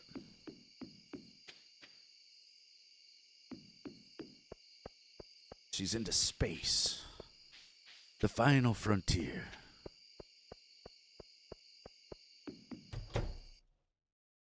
Pet my dog. Sure he knows he's loved. Or she. It's a Molly. All right, let me drop a chip in my lap. Let me take a bite of this sandwich. Let me see what we got. What are we working with here on this sandwich? We got, looks like some lettuce, some meats. There's some salt and pepper in there.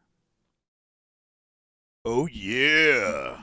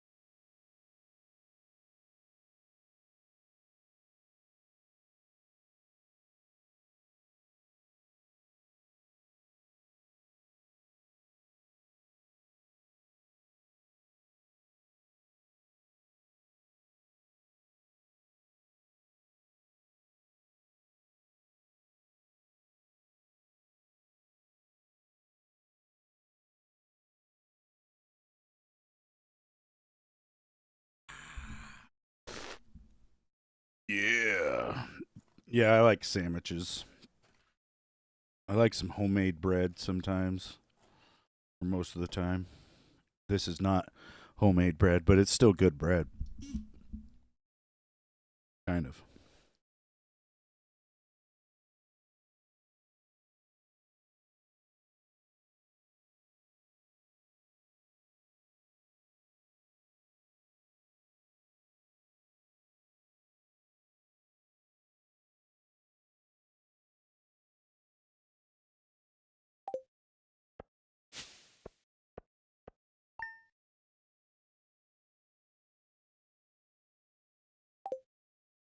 The only thing I haven't had homemade, I think, is homemade crackers.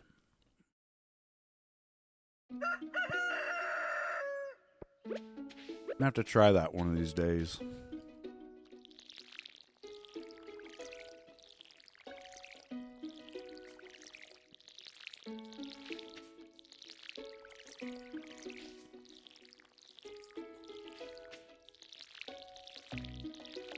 I also need to get back into baking some shit, you guys.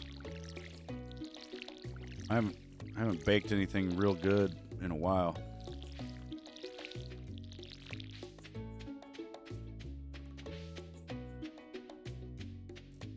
I think it probably is such a pain in the ass that nobody does it. You know, you need machinery to roll out dough that thin.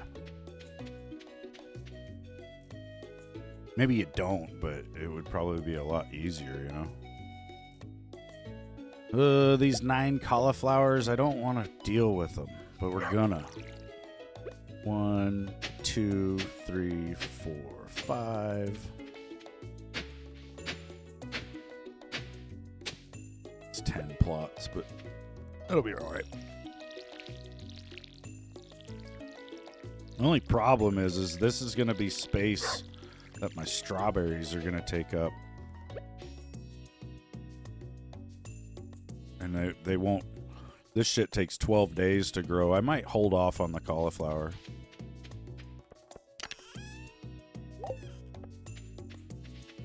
I'm gonna lop this tree down though.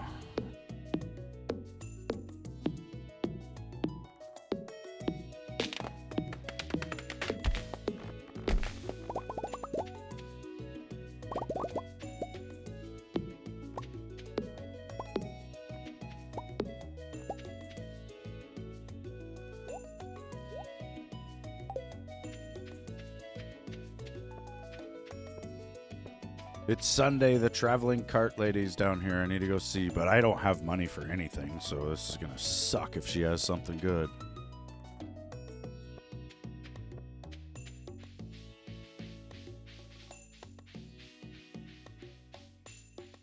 This traveling cart lady can have a variety of items, and some of them are greatly needed for doing the community center.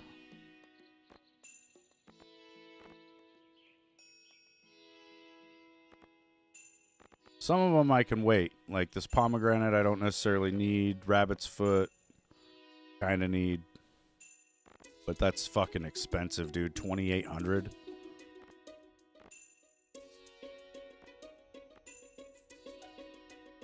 Yeah, I will buy nothing from her. It's gonna rain tomorrow.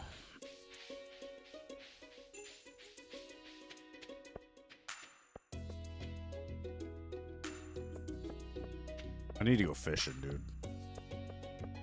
Well, Lewis better open this community center right now. Because I got some stuff I need to put in there.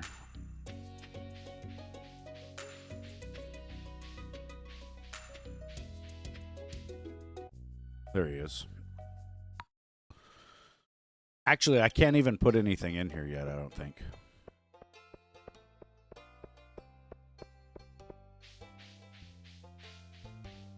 Basically, Lewis opens it up, shows you that it's all screwed up in here and that you got to fix it. And you come in here. There's this one thing glowing. A little creature. And it's in a language I can't understand.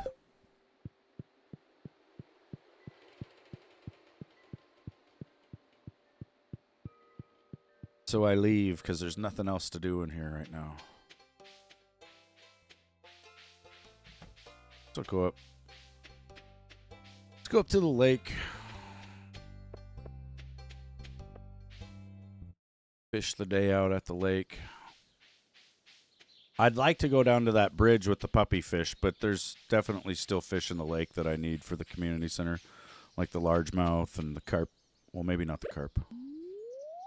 Definitely the largemouth.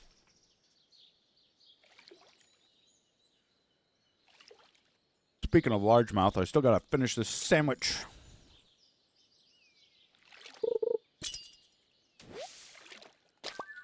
And I got these little things called yogis. They're like a little nugget of strawberry with some sort of yogurt on them. Pretty good. Although I can eat that whole little baggie in like one bite. But they're still good.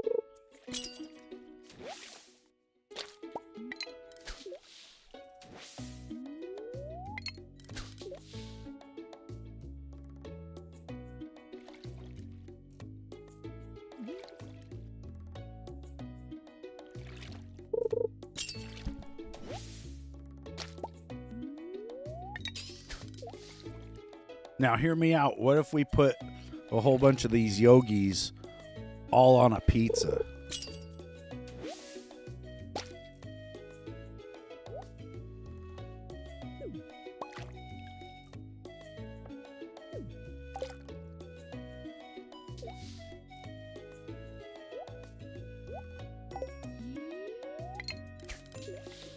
What if we rolled a bunch of them up in some cinnamon rolls?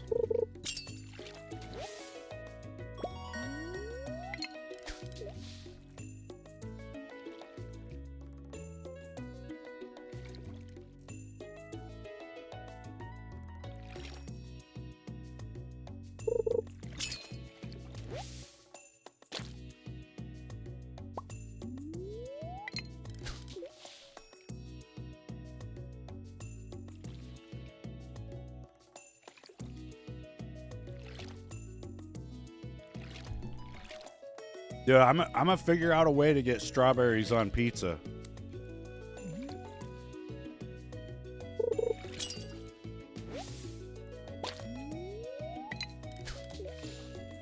Dehydrated strawberry slices, bacon, and a slight drizzle of maple syrup on the pizza.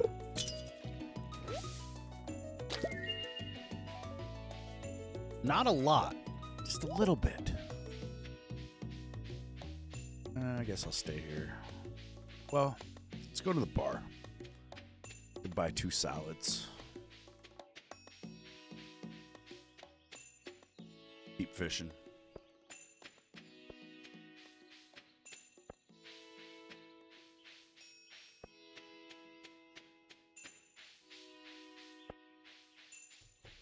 What's up, Caroline?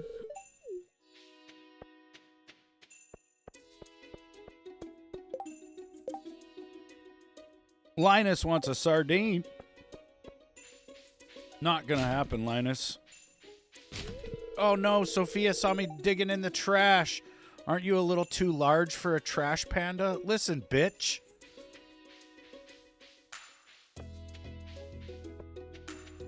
I did it. Oh wait, I passed the bar.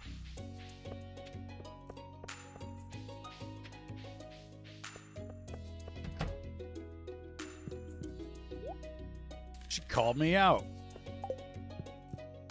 That's fucked up.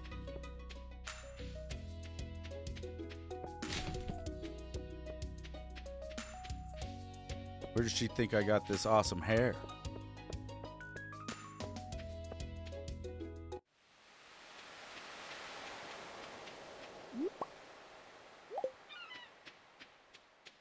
You busted.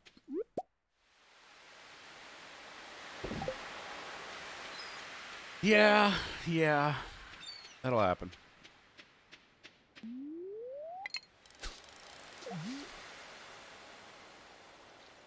We need some seaweeds. We need some sea jelly. We need broken glasses. Fuck.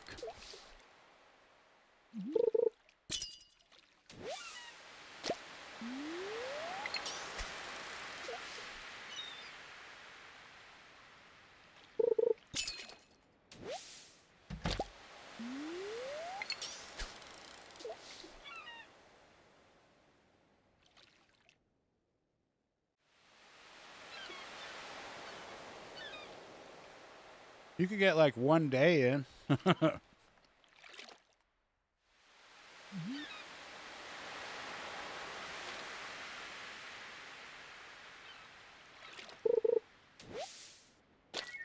Nice. Got the jelly. That in there. Well, I'm going to keep that.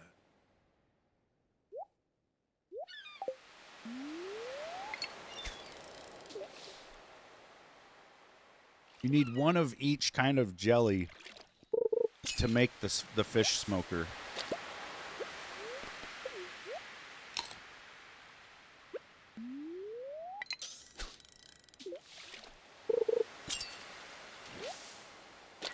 Starfish.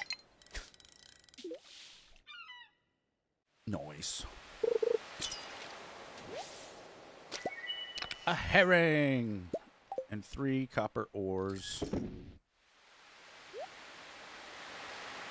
3 copper ore.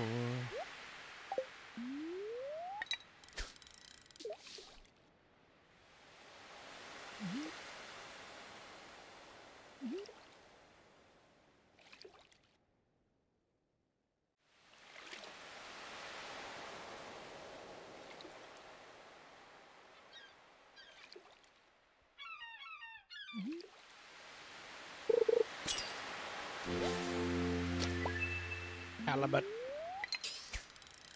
We're level 6 fishing.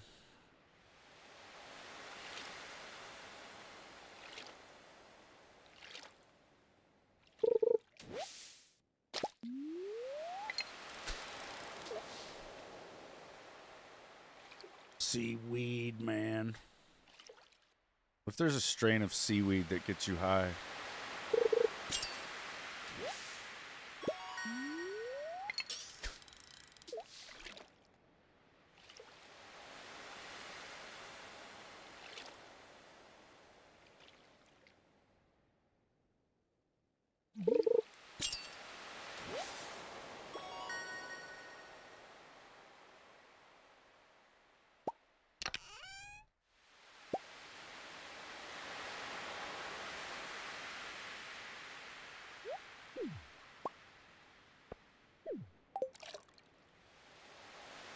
No, I threw the herring back. Yeah.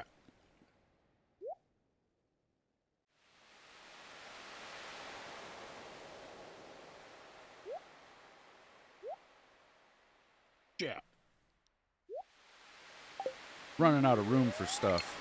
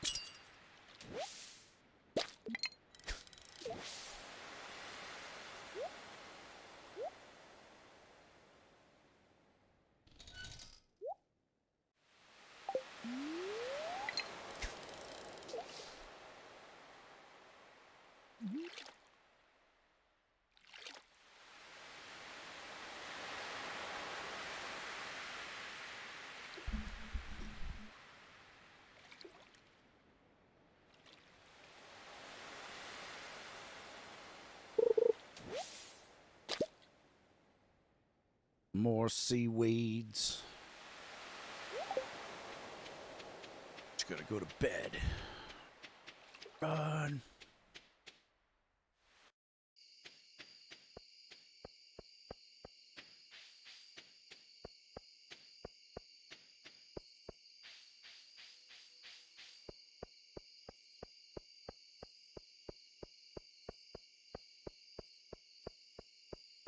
Now my goal is to marry Sophia and force her to accept me for my trash panda ways.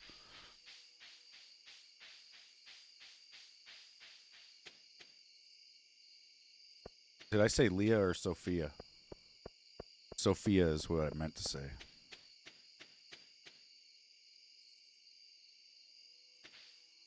Okay. Good. Stupid dog. Level 6 fishing. We made 150 gold. Huh. We're poor. Dog. The wizard wants us to come and visit him.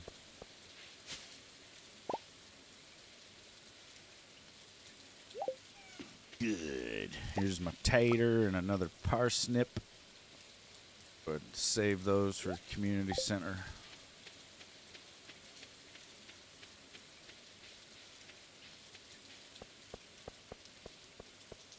You're heading back? Roger. Thanks for making me lunch.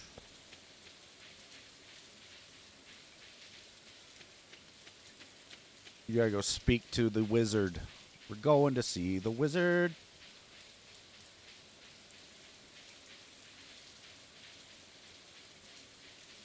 I usually skip this part, but I'll let you guys see it because it's trippy as hell.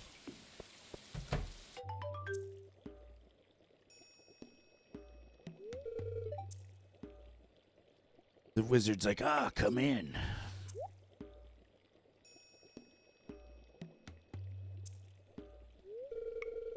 I am Magnus Rasmodius, seeker of the arcane truths, mediary between physical and ethereal, master of the 7 elements, keeper of the sacred you get the point.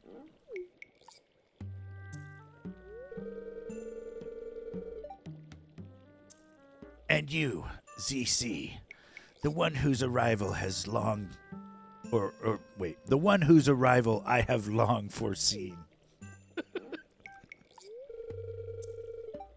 Here, I'd like to show you something. Oh, he's going to pull it out. Lonely wizard. He's got a magic trick. Behold. Oh, it's one of those little creatures from the community center.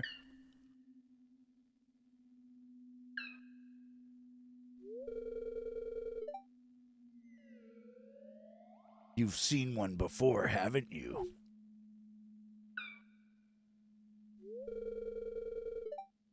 They call themselves the Junimos. Mysterious spirits, these ones. For some reason, they refuse to speak with me.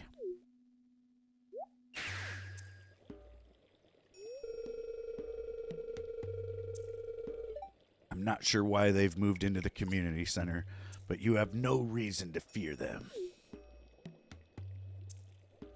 Okay. You found a golden scroll written in an unknown language?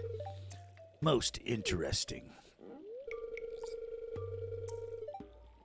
So, is it Mickey? Stay here. I'm going to see for myself. I'll return shortly. He's just going to teleport.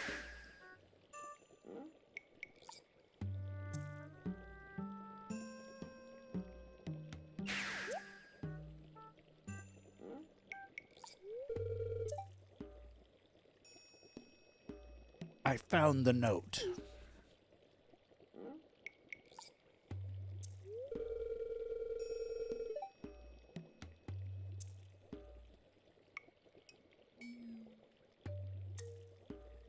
The language is obscure, but I was able to decipher it.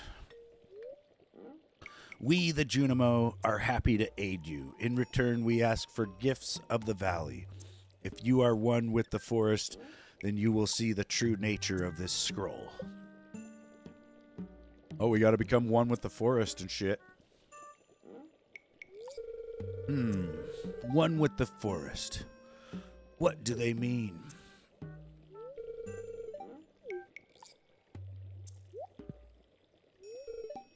Aha! Come here.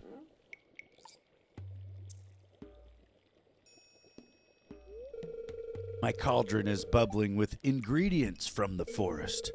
Baby fern, moss grub, caramel top toadstool. Can you smell it?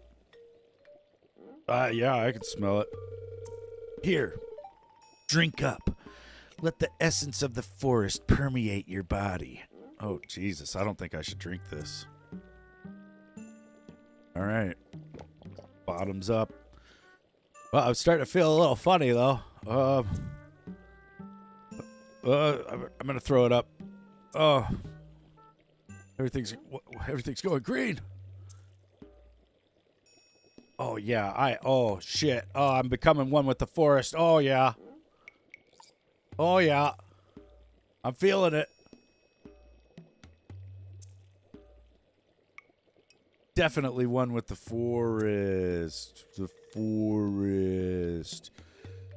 The forest. You've gained the power of forest magic. Now you can decipher the true meaning of the Junimo Scrolls.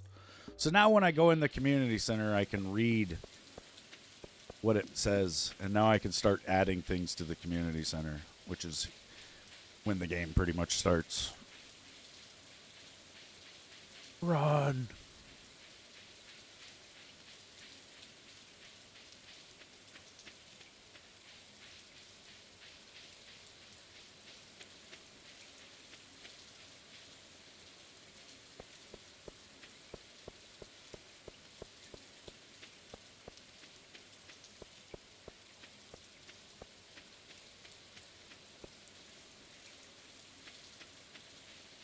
Somebody needs to make like a weed mod for this game and just make it like all about pot. Like we're out here growing different strains of weed. Like all the vegetables, everything gets replaced with weed.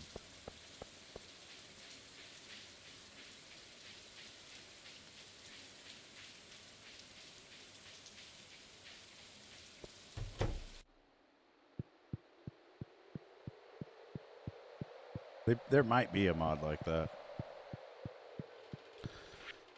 Right, we've got spring foraging, horseradish, daffodil, leek, and dandelion.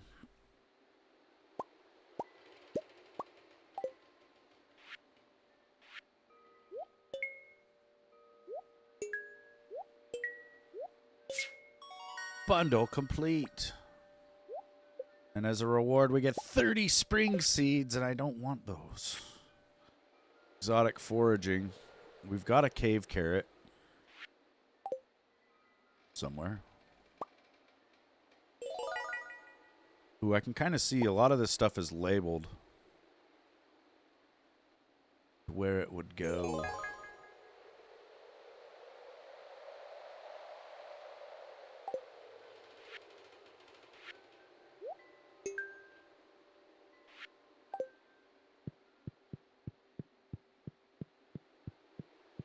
Oh, yeah, that forest magic shit's pretty weird. Tater and the parsnip. Tater. Spring crops bundle. Then we'll also need quality crops. This is one of the hardest ones. You need 5 gold star parsnips, melons, pumpkin, corn, cucumber, butternut, or sweet potato. You only need 5 of these. So there's 7 options. I only need to grow 5 though. So I'm going to do the parsnip, melon, butternut, pumpkin, and corn. The other ones you do need to grow like 1 of each for each like crop, you know, like the spring crops. I'll need a green bean, a cauliflower, a cucumber. Artisan bundle, I've got a pair. In there. Animal bundle.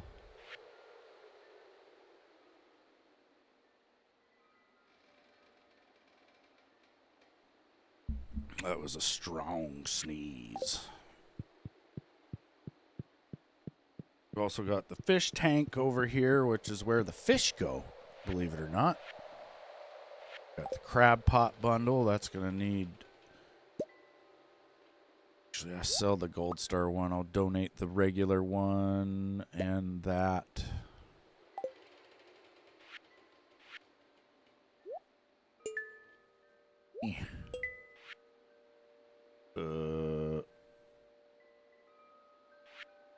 River fish. We need a sunfish, a catfish. Shit, I don't think I... Well, maybe I do. A minnow, a shad, and a goldfish. We haven't caught a minnow yet.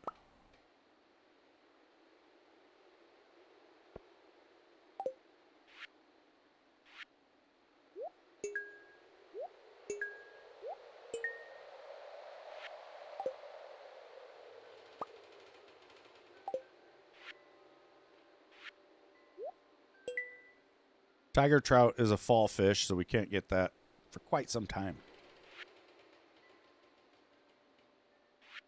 Ocean fish. We need a sardine and a starfish. I think I got that.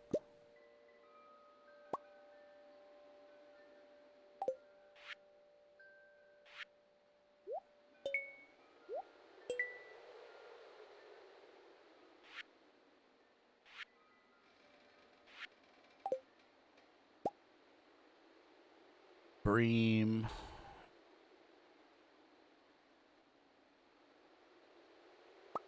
Largemouth. Bullhead. Breams are the night fish. Largemouth, bullhead. I think I got a carp. Yeah.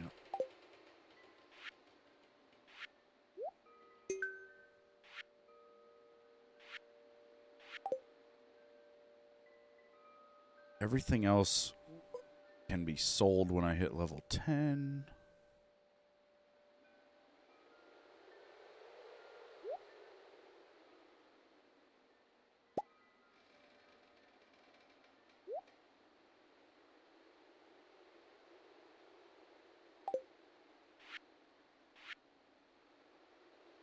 Specialty fish.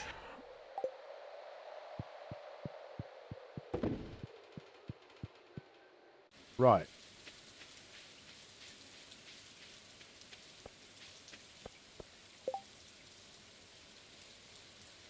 Now that the community center is up and running, I think it's one of my mods as well, like the UI mod, but it makes it to where I can just click this community center tab and then I can see what I need without going in there, which is also very nice.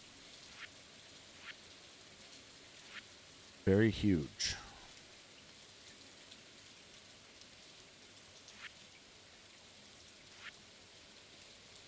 Do need a minnow. I can't remember what all crops. I'm pretty sure I'm growing a bit of everything, though. Like the green bean, the cucumber, and the cauliflower. I just got to make sure. Well, I don't even have the money to do anything about it today anyway, so I'm just going to go fishing.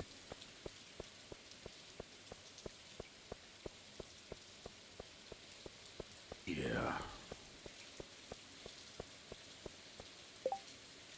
Check the billboard, nothing.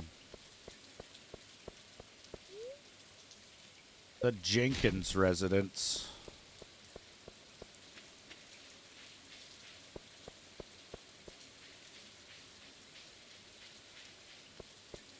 They're distant cousins of Leroy.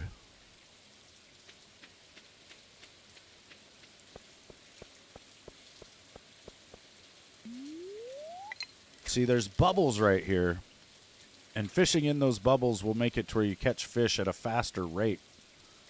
But because the bubbles are too close to the bridge, I'd get poor quality or, you know, it'd probably be gold stars, but I would rather get iridiums, so I'll ignore the bubbles unless they're in a very advantageous spot, like out here towards the middle.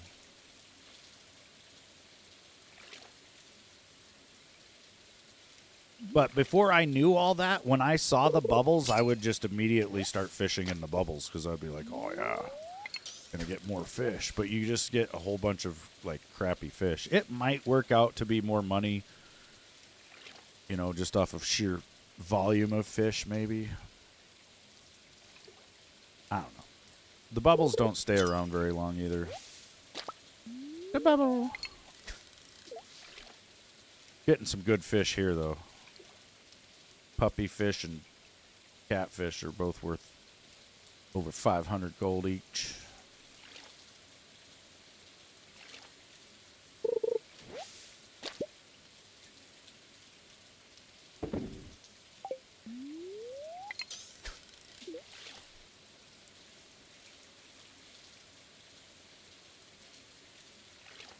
We also got a lot to do in the mines. I think I was on like level 25, and you got to get down to 120.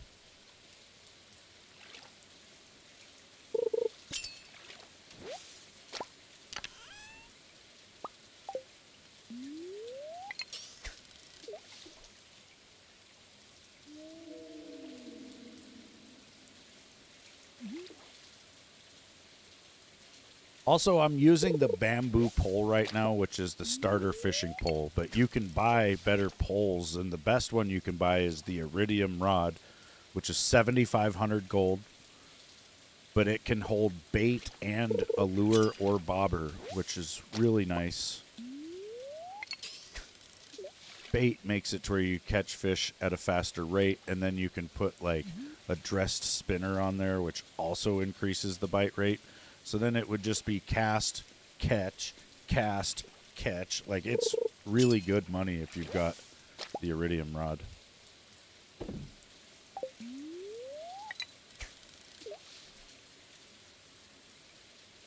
Yeah, there can be some weird noises in the background. Where it's like, whoop.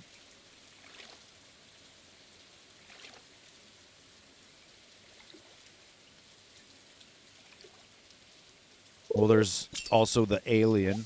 You know, every night when you go to bed, there's like a 0.5 or 1% chance that an alien, like, canister will land on your farm. And then it sits there incubating for several days. And then it just breaks one morning, like you'll just see that it's broke open and there's nothing in it. And then from that moment forward, every time you go like walking around at night, there's like a 1% chance that you'll see the alien.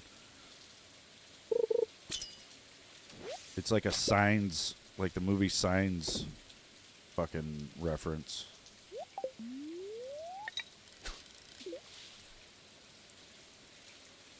Which, you know,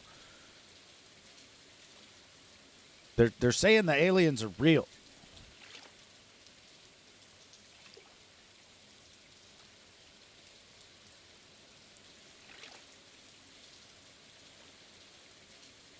Like, there's people in our government right now saying that what they know about the aliens would bring society to a halt if it were released.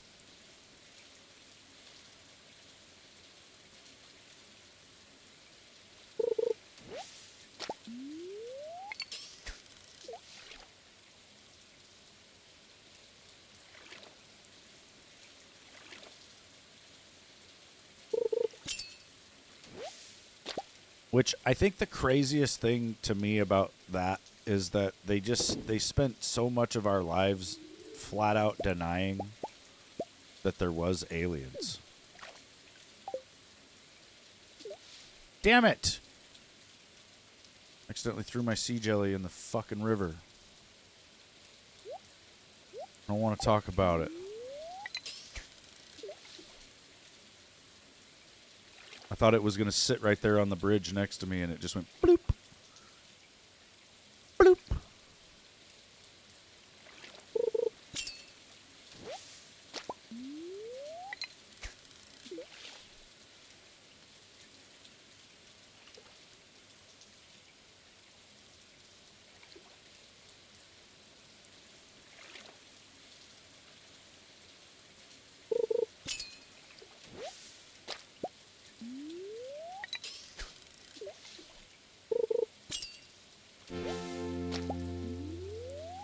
Level 7.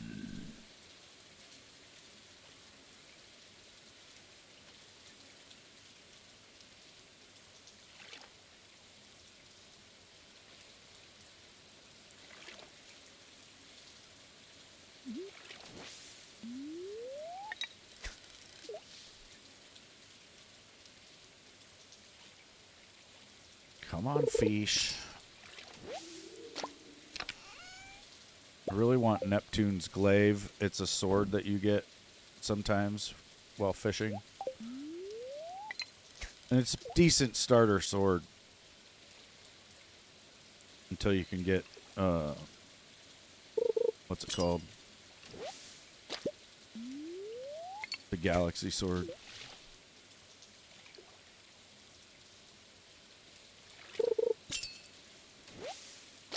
Dude, if there was really puppy fish, I don't think I'd ever go fishing. Like, that'd be horrifying to catch a little puppy fish.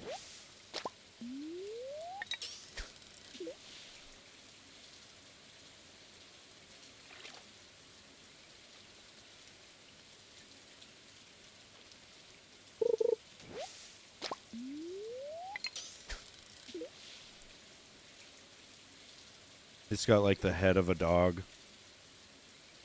And it's whimpering and shit.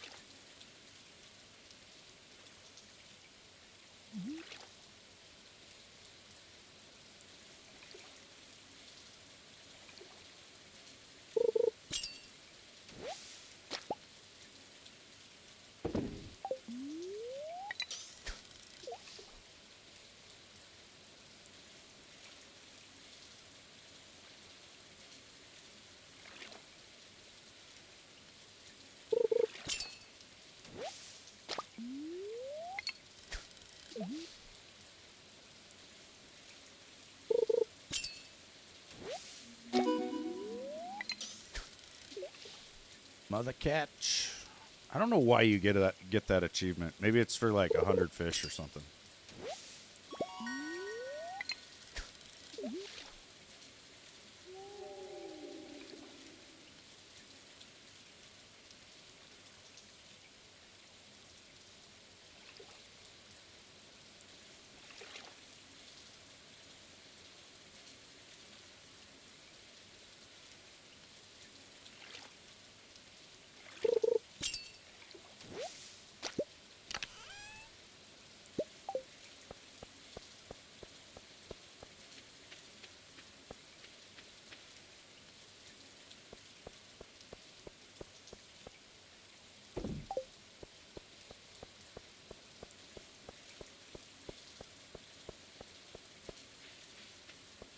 It's tough at first when you don't have any rings because it's just so dark. Like I can get a glow ring and a magnet ring that picks up things like further away from me. There's a lot of rings, honestly, but the glow ring is really nice to have early because I'm scared of the dark.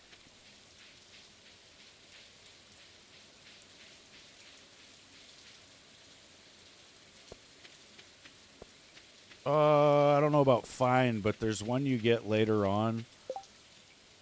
I can't remember what it's called. It's like, yeah, I don't know what it's called, but it makes it to where the creatures you kill or like the monsters you kill, they explode, and like they blow up the rocks and shit around them, which is badass.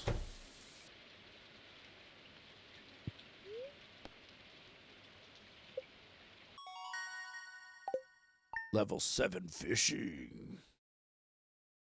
I think it might be like the volcano ring or something, or I can't remember.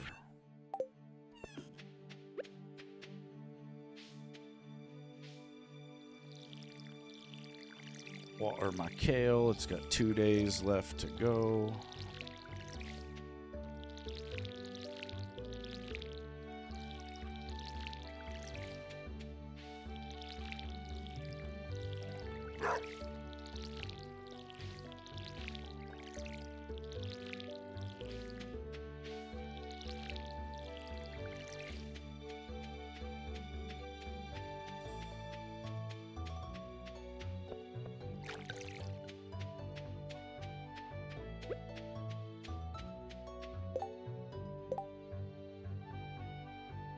Linus wants a leak. I'll do it. Why not? That should be easy. I'll probably find one on the way to his tent.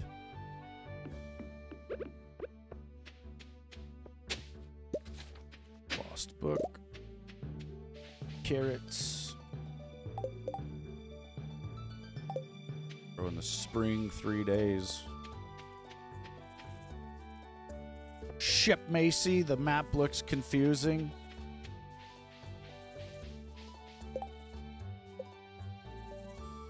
Yeah.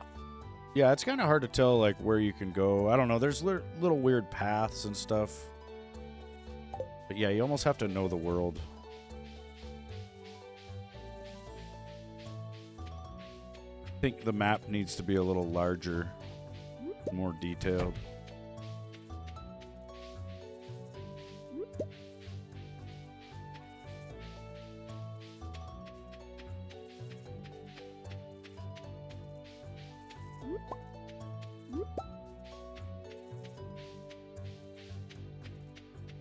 I guess we didn't find a leak next to his tent. Or at all.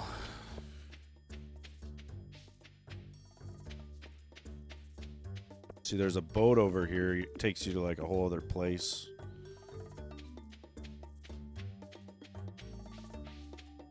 I can't remember where. There's like the Highlands, and then there's a place called the Crimson Badlands or something like that.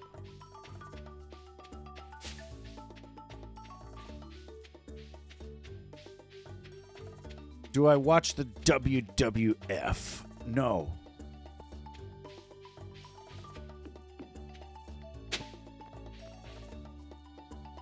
No, I do not.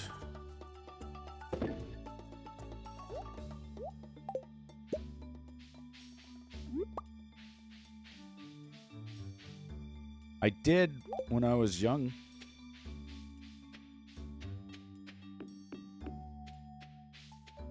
Back in the 90s and shit, you know. Then one day my dad was like, "You see how that guy's stomping when he hits that guy? He's not really hitting that guy." And then I looked close and I was like, "Motherfucker, he ain't." And so I lost appreciation for the sport because I thought that it wasn't real. Now, you know, as I got into my adulthood, I came to realize that what they were doing was, in a lot of ways, very real. You know, the athleticism it takes to do what they're doing in the ring is crazy. You know, like just how in shape they are.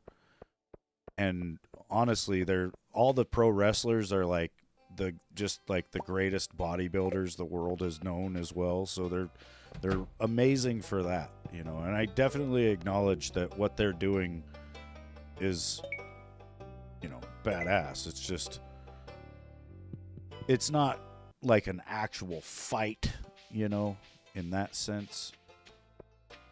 But when you know that and you just appreciate it for what it is, I can still see people enjoying it, you know. I would prefer to watch like boxing or UFC or even hockey, you know.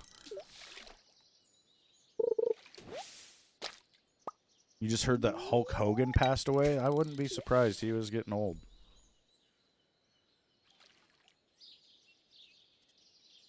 I thought he had passed away already, though. I thought he did.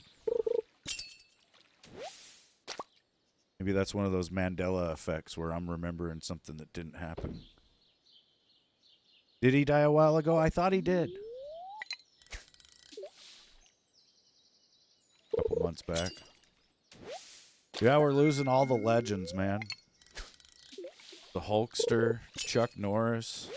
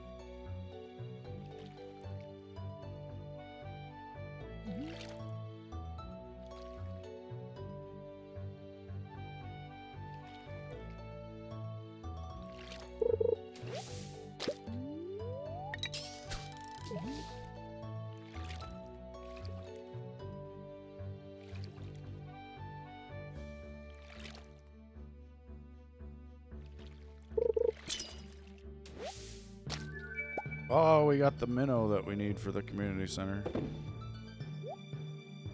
Nice. That means we just need tiger trout now for the river bundle.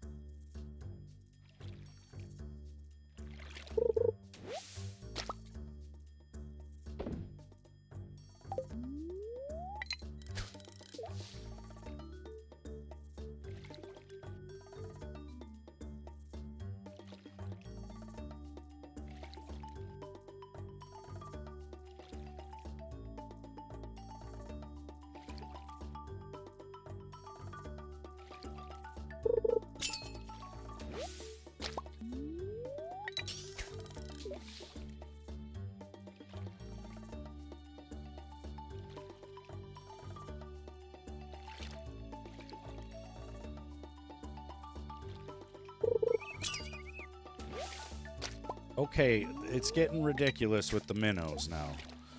I was excited for the first one. I don't want any more. They're worth like 60 gold each. A puppy fish is worth 600.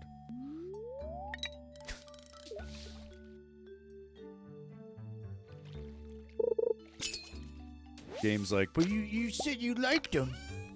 You liked the minnows, right?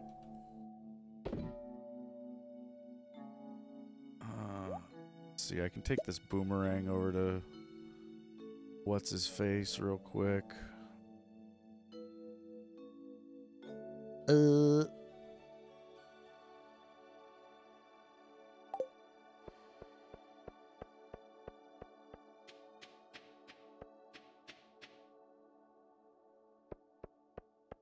Yeah. That is fishing in real life. Got all these little bait stealers. Catch all these little runts.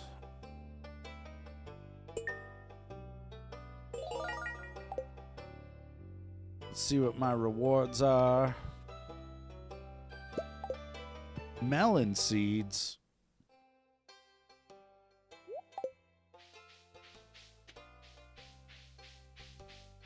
I mean, we'll need them in the summer, I guess, but...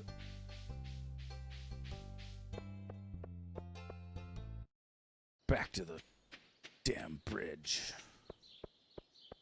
Bridge at the dam. Dude, there's a bridge right below the dam here where I live, and people catch monster trout from it. Like the world record rainbow trout was caught there. It was beat. But for a time, the world record rainbow trout was caught out of the river that runs right through our town here. 32 pounds or something.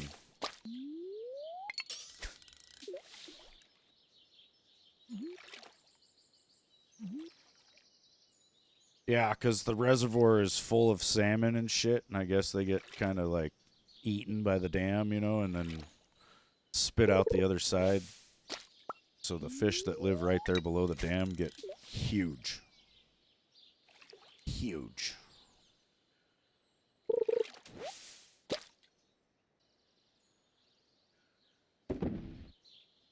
It's a big-ass dam, too. You want to look at it? Let's look at it.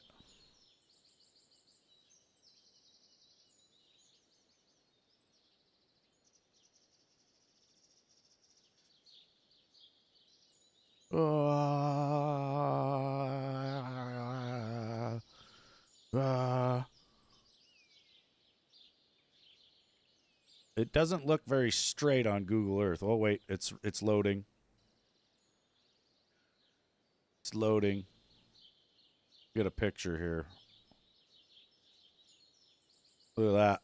That's sitting at the ground level looking up at it.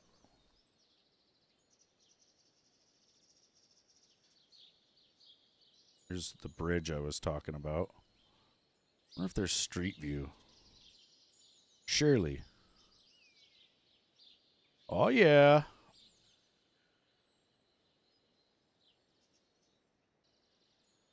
I think technically you can't just fish right off this bridge.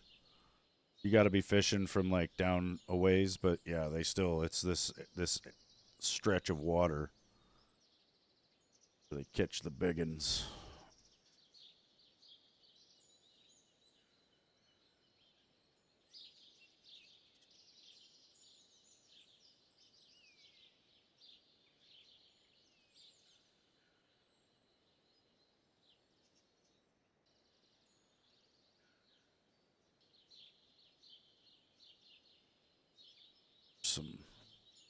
Some rocks that they had to blast out to make the road.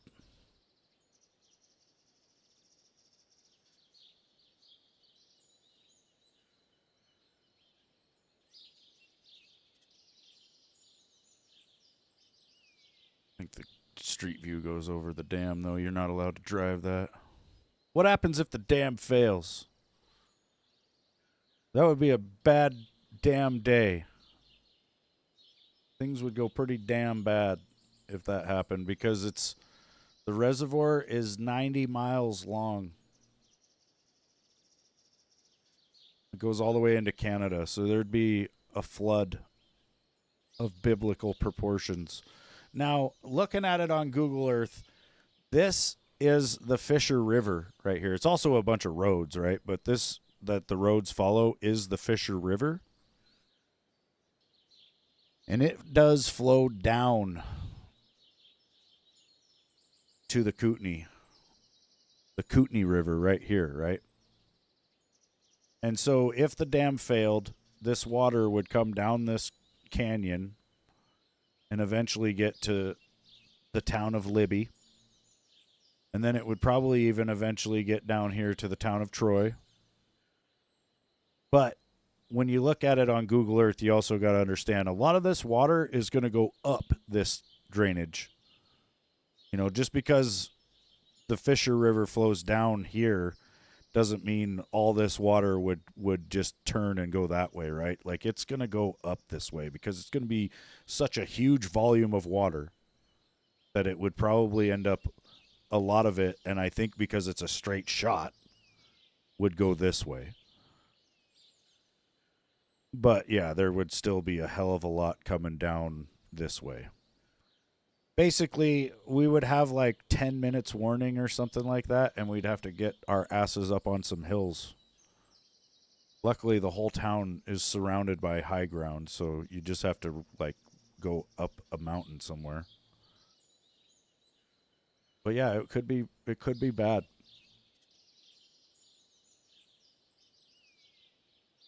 Oh yeah. Yeah, there's high grounds. Like I said, everywhere around town is high. Like it doesn't look like it, but right here from this low point to up here, that's like 500 feet, like in verticality. This right here is actually Skidale. This is a big fucking sledding hill that the kids use in the winter.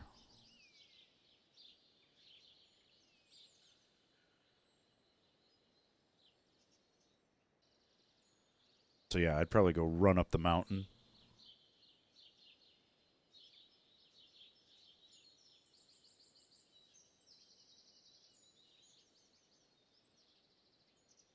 We also got large mountains over here right next to town, but you're not going to just run up there, you know, that's miles away.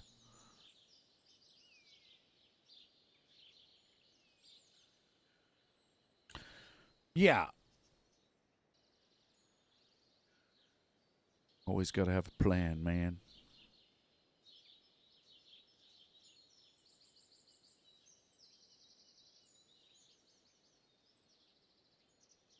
It's our little town.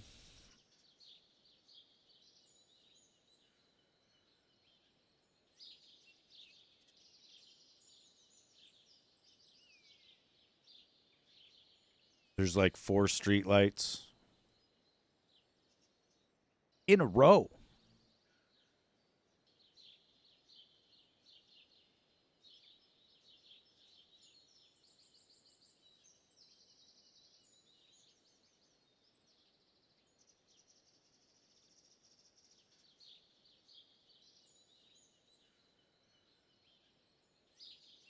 God, I'm sitting there looking at all that, and I can hear the game in the background, and I'm like, hopefully I paused it.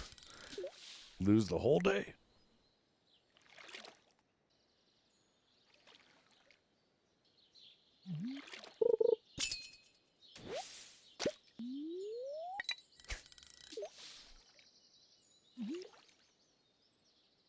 But yeah, Montana is a wild place.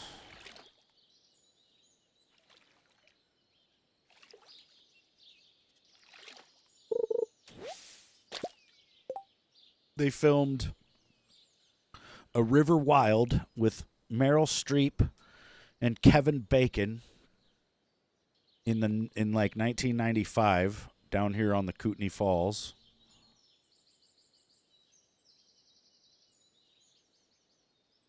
Right here. And you know, in that movie, it's like some bank robbers or something are trying to get away from the cops, and they just happen to come across this chick who's like one of the best whitewater rafting guides in the world, and so she is like forced at gunpoint to help them try to escape by going over some falls that are like impossible to pass, or she's the only one that can do it basically.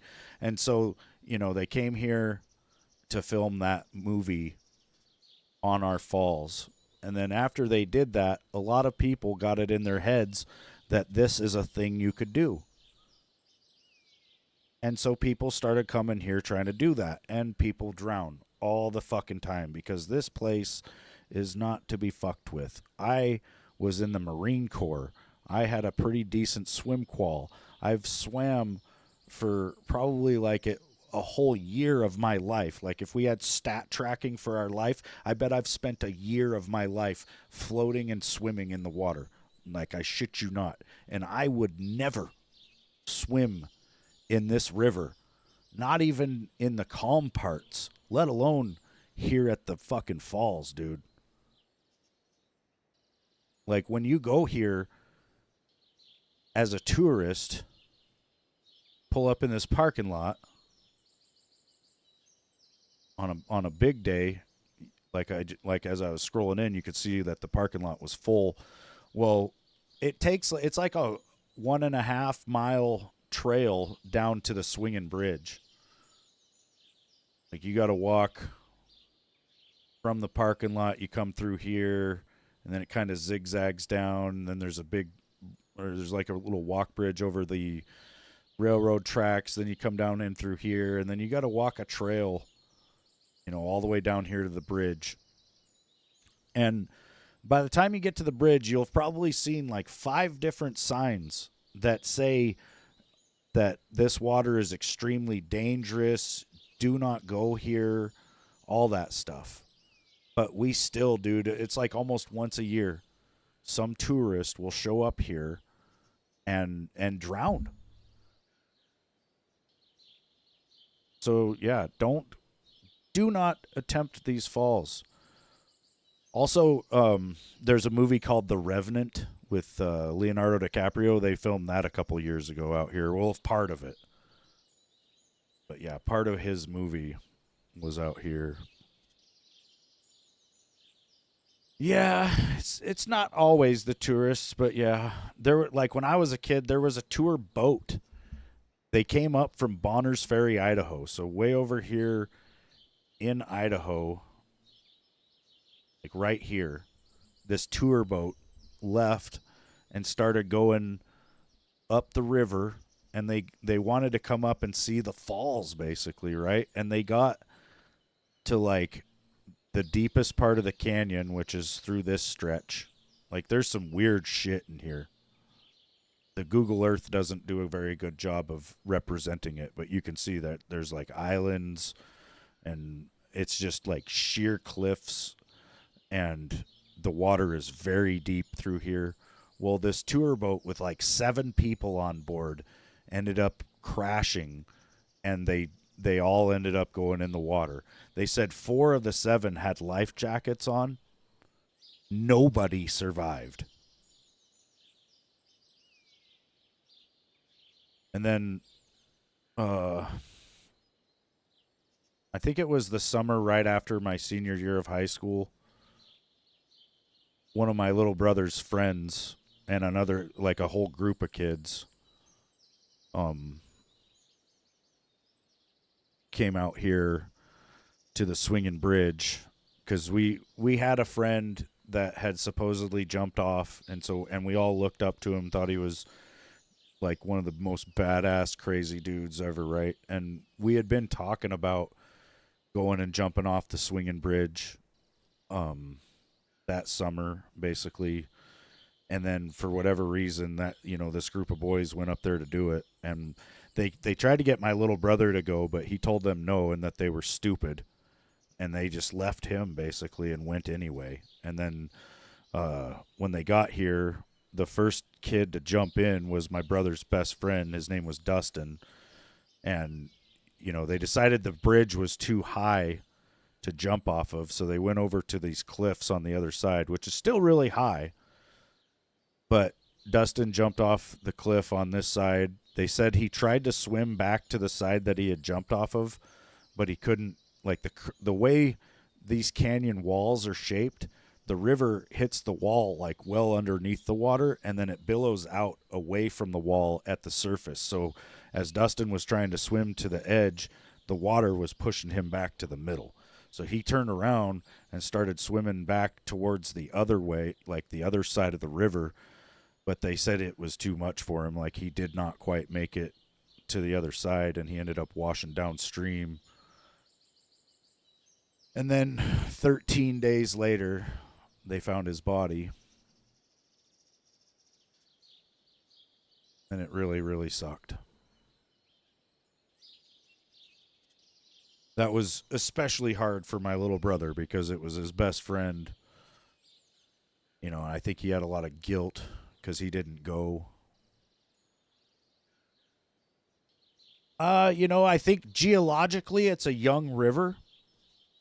Most rivers have like what they call uniform rocks, where the rocks in the river, because of time, will be eroded to a similar size, right? Like they may all be your head size, they may be your body size, they may be car size, but most of the rocks will be around the same size and getting smaller and smaller over time. Well, this river is chock full of rocks of all different sizes, and a lot of them are still really square.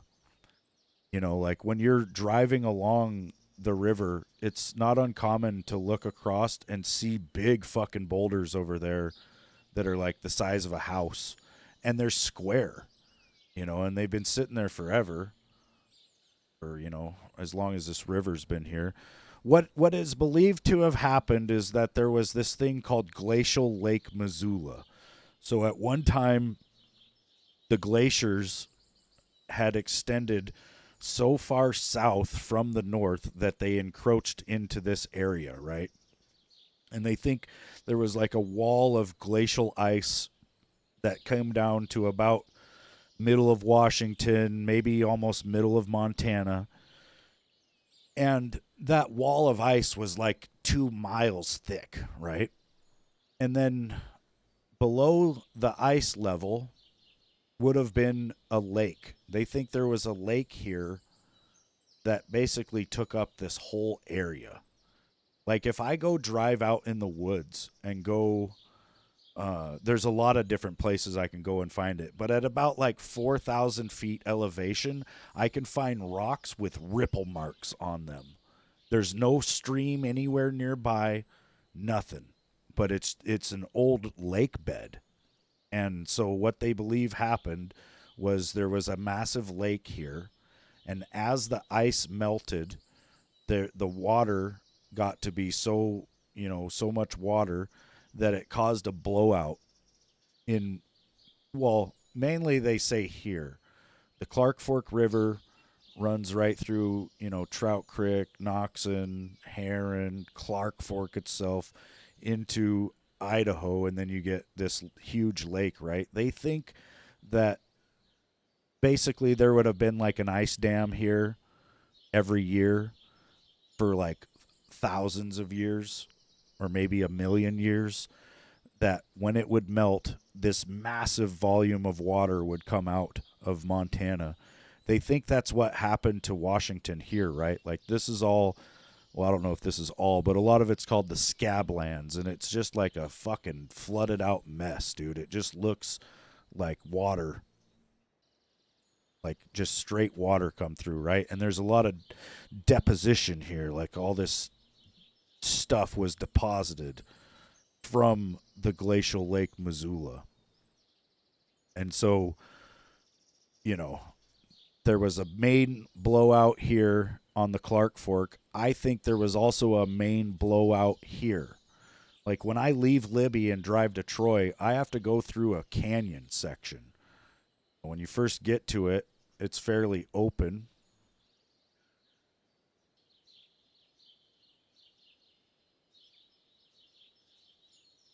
If I can get to fucking Street View. Really good spot for Street View, damn it. But yeah, as you drive into the canyon, at first it's not much, but then you get in there and all of a sudden it's just one mountain wall and one mountain wall, right? And what I believe happened was this was actually one solid mountain at one time. Like this wasn't a river at all, but the Kootenai, because of that glacial lake melting, ate its way through here. Or maybe that, there was such a huge volume of water that it caused a massive blowout, right? And so that's one of the issues, or the issue, I think, is that this is just a really young river with a lot of really big, weird rocks. And those big, weird, squared off rocks are actually in the water. And that's what creates a lot of the undertows and whirlpools. You can be walking along the river and just see whirlpools that are like 6 feet wide, and it would suck you down. And downstream here in Bonner's Ferry is an Indian tribe called the Kootenai Indians. It's basically their river. They don't own it, but they are the original inhabitants of this area, and they also will not swim in the Kootenai because they say it is possessed by evil spirits. Like, I grew up in Troy, Montana, and as a kid we were told, don't jump off the Roosevelt Bridge. Let me show you the Roosevelt Bridge.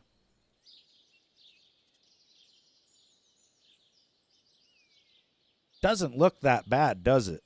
That water doesn't look like shit, right? Do you see any whirlpools or anything that looks terrifying? No, you don't. And so once every 10 years or so, some kid in Troy will decide that it's not that scary, and they'll jump off this bridge. And then they get found in the Kootenai Lakes like 2 weeks later. Which, this river is really weird, right? It leaves Canada right here, comes down, gets dammed right here, and then so you've got this huge reservoir. But then the river comes down, takes a left turn and goes west, and then it starts going north and it goes back into Canada.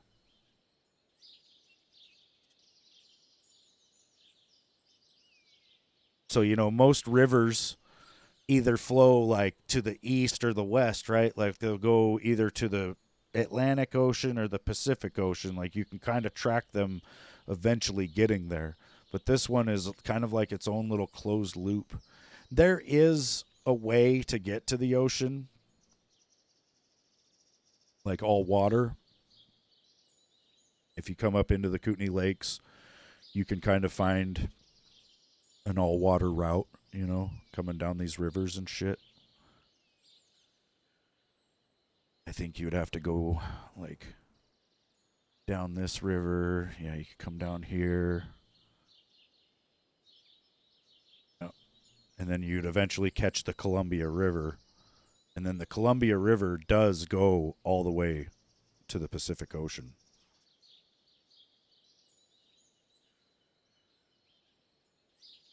So yeah, eventually it would make its way there, but you'd have to come out of this lake like a different way. But yeah, the Kootenai River is considered very dangerous. You know, like I said, I don't fuck around with it at all. Now the Yak River, this is the Yak River. Actually, I'll show you a thing right quick.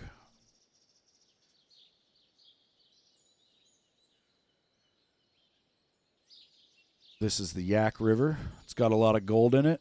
Good fishing. There's freshwater mussels. There's crawdads.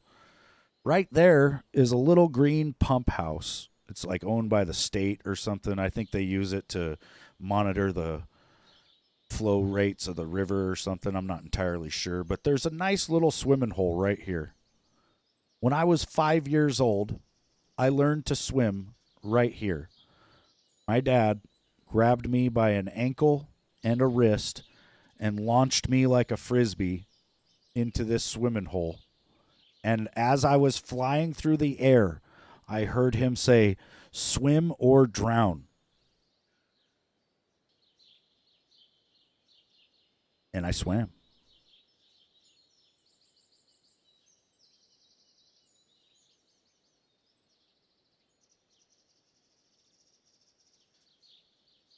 But yeah, it's weird that, we will swim the whole length of this Yak River, right? We will get inner tubes and ride from the Yak Falls, like fucking 5 miles upstream, all the way down this crazy canyon to the Kootenai. But as soon as you get like to that pump house, you're getting out because you don't even want to end up down here at the Kootenai. Some dude drowned right here in the Kootenai in waist deep water. Like just the water was so strong, and I think he got stuck between a couple of rocks, and that was that. Like imagine drowning while you can see the surface of the water like right over your head. He could probably put his hands out of the water. Well, one of them. I think the other one was stuck between a rock or two rocks. But yeah, there's two major campgrounds here too. There's one here and one here.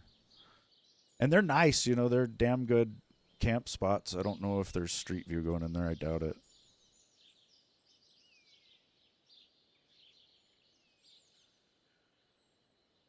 But yeah, just don't swim in the Kootenai River.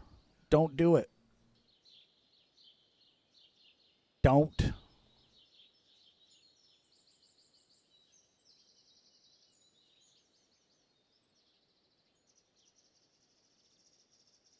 When I was a kid, we would be going down to Callahan, right? This is Callahan Creek coming down through Troy. And from the highway bridge to the railroad trestle, we would make little swimming holes and stuff between the two, and so we could just walk from town. We called this the bum jungle because it was literally full of bums. But now it's a golf course, which is badass. But either way, um, you know, like even over here, this pond, this is called the Donny Pond, and it's not, it's kind of part of Lake Creek because Lake Creek comes down and dumps into the Kootenai, and I think it's technically fed by Lake Creek, but it's also kind of fed by the Kootenai, and so like even the Donny Pond, dude, I wouldn't swim in this fucking thing, even though it was just a pond, because it was too close to the Kootenai, man. Also a dam on Lake Creek. It's way up in there. Google Earth just can't get it right with a lot of this shit, though. Things that are steep end up looking really weird. Like all the mountains and shit. But yeah, Northwest Montana. it is badass. You also have to be a badass to live here, I think.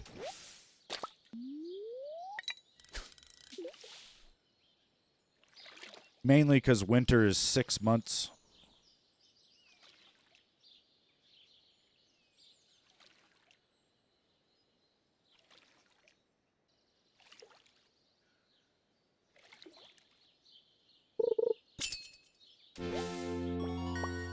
Level 8 fishing.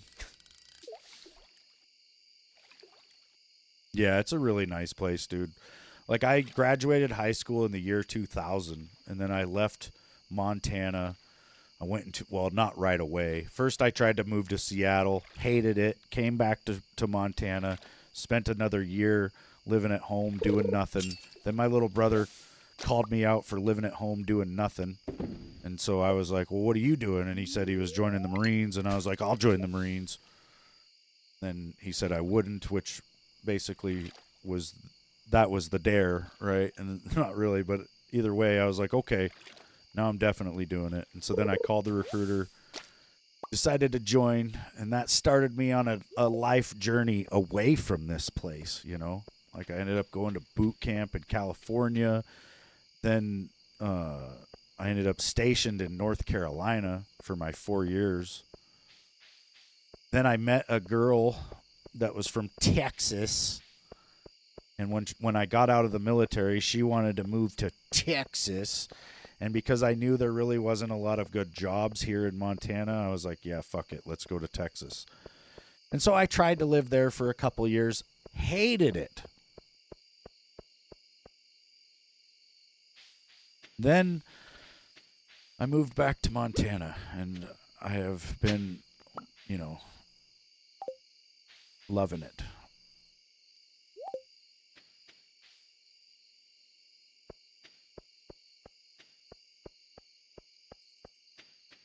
And Texas pisses me off, you know, because, like, I'm from Montana, dude. We'll take our pickup truck out in the woods.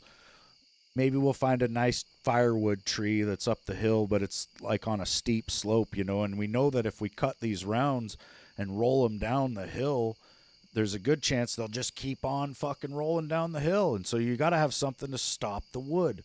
Well, a lot of guys just use their truck because their truck's an old beater piece of shit, and they don't care. Or it's not a beater piece of shit, but they use it as a truck. And so they'll just let the round of wood literally hit their truck. You know, and then you go to Texas, and it's all these dudes driving around in, like, brand new Ford F-350s that are jacked up, like, so high that they can walk under the truck. And they will never, ever see mud, dude. Like, they don't take these things off-road. They don't use them for any purpose of what a truck should be used for. It's just a huge fucking monster truck that they're driving around on the highway.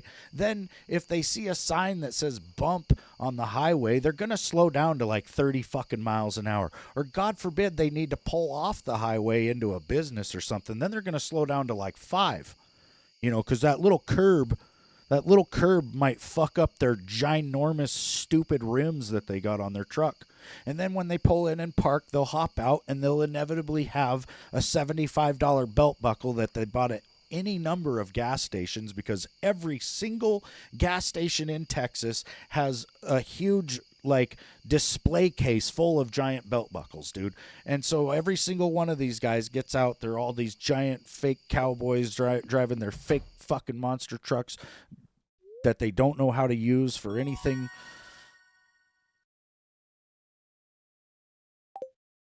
And if you're from Texas, I'm sorry. I'm sorry that you are stuck there, because it's bad.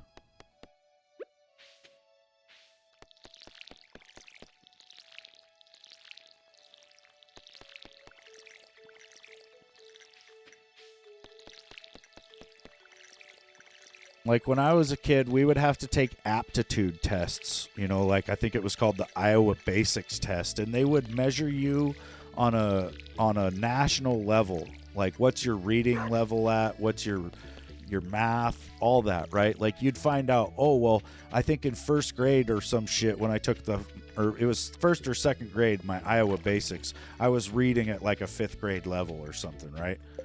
In Texas, they take the STAR test, and it's just within the state of Texas. So they don't compare themselves to the nation. They just compare themselves to the state. That's literally why sometimes I'll say that I'm the best in the state, because it's a fucking joke. It's an inside jab at Texas, because that's how they actually operate, dude. Like if you got a school that has really high test scores, that's what their flex is, dude. That's literally what they say. Oh, our school is the best in the state. It's like, great, you guys are all the smartest among a bunch of fucking idiots. Why don't you measure yourself on the national level? Oh, I know why. Because you'd be fucking failing on the national level.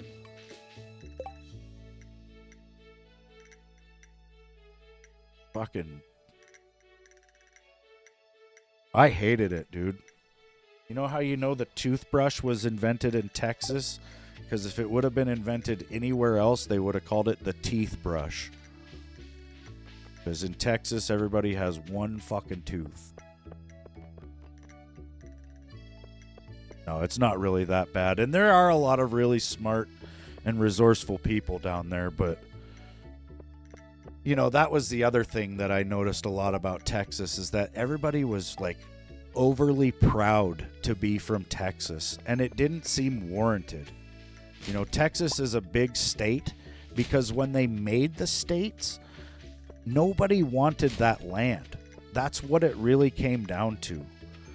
Like, you know, they could have split that state into 5 different states, but nobody would have wanted to govern like West Texas alone or any of those 5 different fucking regions of Texas, right? So they just like carved out this massive area of land and said, here it is. Here's Texas. And so people from Texas get all proud of the fact that they live in like the largest state in the lower 48. But there's a reason why it's so large. It's because it sucks. The only reason Texas has any economy is because of oil. And yeah, there is a lot of that there. And so there's a lot of money in Texas. Like if you live in Southeast Texas, you know, you could be working at the oil refineries making hundreds of thousands of dollars a year off of like a high school education probably. So there is good opportunity there in that way, you know.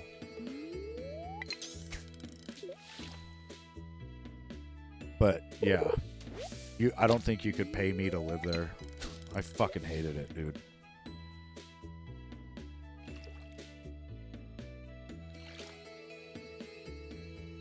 There's just too many people as well, right? Like, I think there's like fucking 6 million people living in Houston. And then probably about the same in Fort Worth.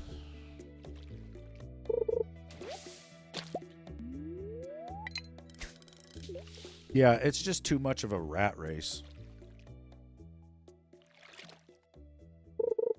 Like here in Montana, we're the 4th largest state in the U.S. And there's like 1 million people, dude. Like it's not much.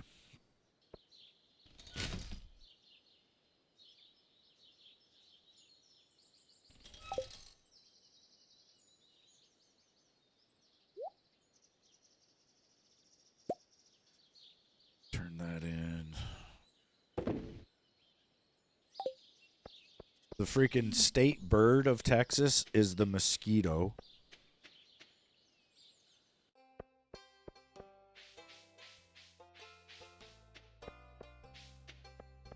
Yeah, a lot of Montana is really spread out. There's just, the mountains are so rugged and shit, you know. Most of the towns are just down in the valleys, kind of following the old railroad routes and shit, or the highways.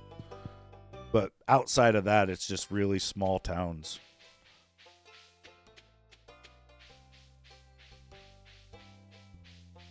Which, you know, there's good and bad to that, right? Like, I could go out on the highway in the middle of the night and just stand there for 5 minutes and not see a car. But there's also nowhere to eat in this fucking town, you know? We've got a McDonald's, a Subway, and a Pizza Hut. And we got some other non-franchise places, and they're honestly better than the franchises. You know, Pizza Hut here sucks. Fucking Subway here sucks. The McDonald's is good for McDonald's standards, and McDonald's itself is not good. I don't really consider McDonald's to be food. I'll eat it if I fucking have to. Like if I'm traveling and I'm, you know, like short on money and looking at that as the only option, I'll stop at a McDonald's. But I don't like it. I don't like the way I feel after I eat it. You know, it's not good. Like we got a little burger place here in town called Burger Express, and they make better shit than McDonald's. It's also kind of on par with that quality. You know, it's frozen patties. It's the Cisco truck, basically, you know. Then there's a place in town called Brad's Burgers. Now, Brad's is legit, but, you know, you eat too much of that, you're going to be a big fucking fat-ass motherfucker, so it just sucks. But Brad's is good, though. Their food is amazing. But it's just so fattening. I get fat. I get fatter.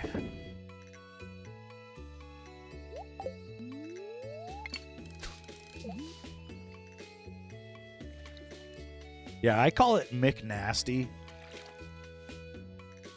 There's some things I like from McDonald's, but it's really gone downhill over the years.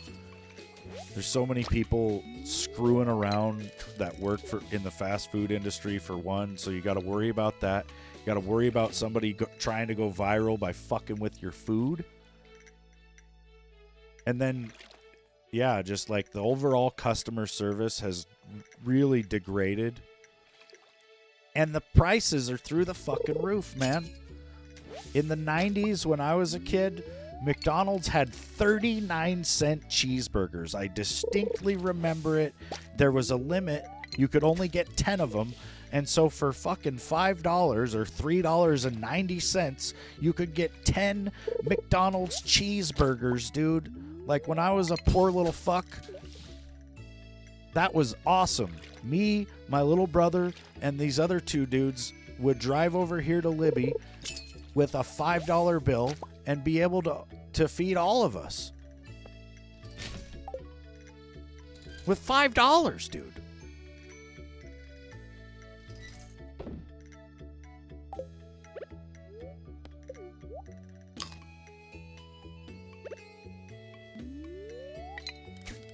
Also, gas was way cheaper back then, too, you know.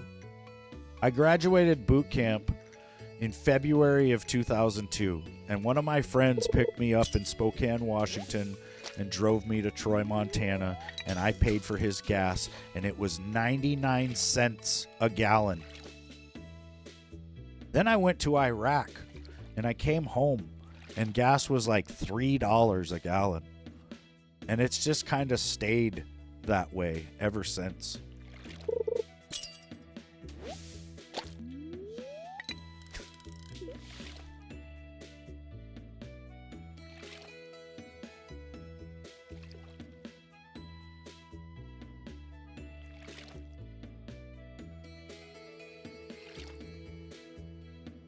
It's like back in the day, man, we had supersized drinks that were like $1. There was $1 menu at every fast food restaurant. I'd go to KFC and get like 2 of their regular chicken snacker and then 2 of their buffalo chicken snacker sandwiches. You know, I get 4 chicken sandwiches for $4.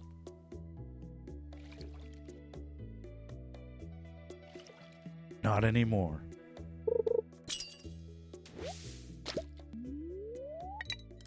I was watching a video this morning. This guy was rolled up to a KFC, and a 16-piece chicken at KFC was $55.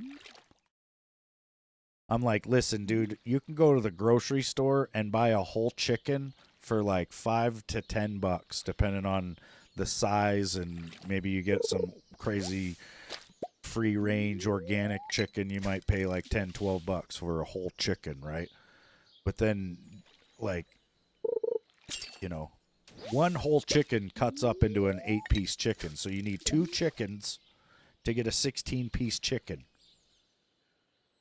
So, I go to the store, spend probably under $20 and get those 2 chickens. But then these motherfuckers are going to want another, what is that on the markup? That's like $35.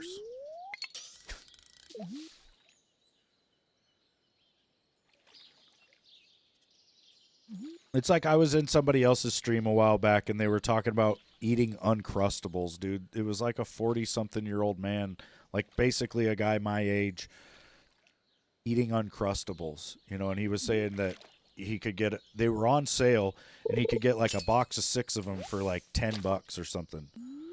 And I was like, dude, you go spend $20 on the stuff to make bread and a jar of jelly and a jar of peanut butter, and you could probably make like 100 fucking Uncrustables.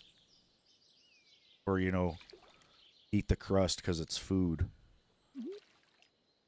But yeah, there's just such a crazy markup on food these days.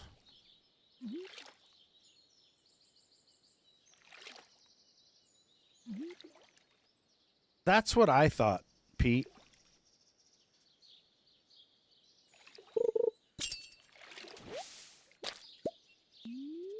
Like, I myself have never eaten an Uncrustable because they didn't come out with them until I was an adult. And I would rather make a peanut butter and jelly sandwich. I'd rather make myself a grilled peanut butter and jelly sandwich than eat an Uncrustable. And making a grilled peanut butter and jelly sandwich is kind of a pain in the ass. But it's really good, though. That's true, TJ. Maybe the processed foods going up in price will cause people to make their own stuff and get healthier.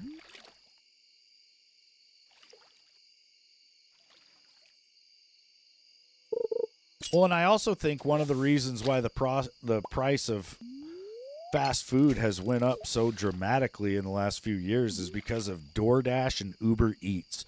Like, people that use those services routinely pay double for the food that they're getting. Which all that did was prove to the people making the food that people were willing to pay more for the food. And so then they jacked the prices up. Now that's what it is. Like, a Big Mac and all that shit is basically double what it was before Uber Eats and DoorDash came along.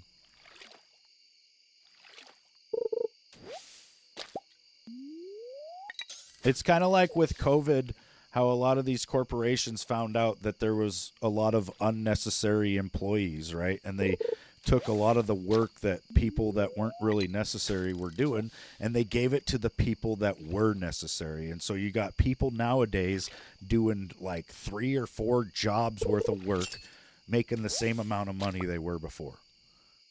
Because the corporations figured out that one person could do that job.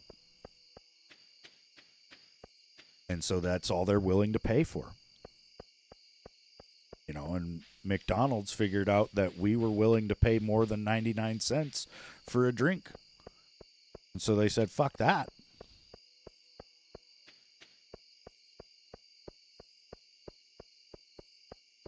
Yeah, dude, I think it's a matter of self-respect. And I don't even know. I think it is like peak laziness to order from DoorDash or Uber Eats. Now, if you're like a lawyer and you're working on a legal case, or you're a big streamer and you're going to make more money, in the time that it would take you to go get the food than you would save by going and getting it yourself, then I can understand that, right? Like, to me, that's justified. If your job is that you're making so much money that it's worth it for you to just stay at the job and not leave and go get your food, then by all means order the food. Or I like the idea of elderly people having like a grocery service. I think that's what it really should be. Like the government should be subsidizing the like DoorDash and Uber Eats people to like help the elderly get their groceries and shit. Groceries, maybe medicine deliveries and shit.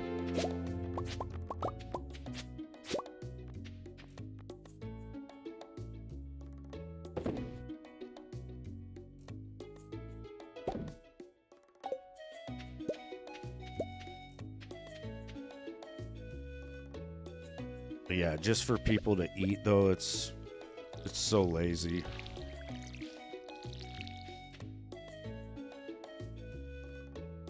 See, tomorrow it's gonna rain. I'm about to pee my pants. I'll be right back.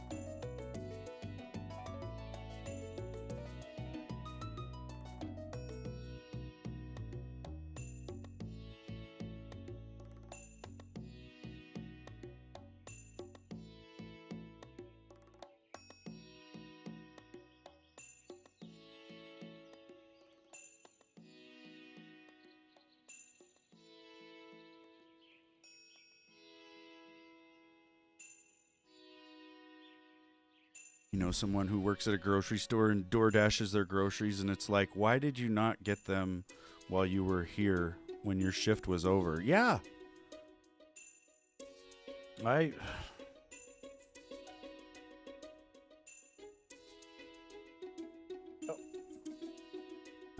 I've seen a similar thing. Well, and there's a lot of kids these days, dude. I say kids, but they're in their 20s and shit that don't even drive, man. Like I think I was 14 years old taking driver's ed, and then here in Montana, we got our driver's licenses at 15 years old. Actually, my dad started making me drive his truck out in the woods when I was like 12. He'd just randomly pull over and be like, "You're driving," and I'd be like, "Oh, okay." And then I'd get in the driver's seat and just be like, "Hopefully we don't die," My dad would be sitting in the passenger seat looking down a cliff because we're out in the woods, and he's like, I think you got a little more room on your side, son." And I'm like, "What?" And I look over there, and I'm like getting closer to the edge. He's like reaching over for the wheel.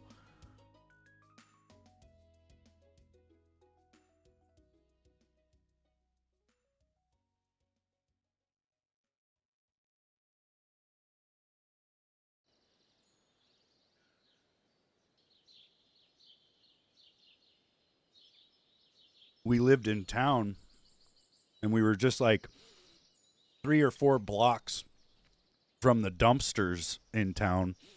And so about once a week or so, we would haul trash to the dumpsters. And in the wintertime, on the road that would go to the dump or to the dumpsters, there was like this one big sweeping corner where it was like 400 yards of basically just like an open field on the side, right? and my dad would have me drive. And then as we were coming down that road, it would be all icy and slick. And my dad would just randomly pull the e-brake on me and put the car into a spin.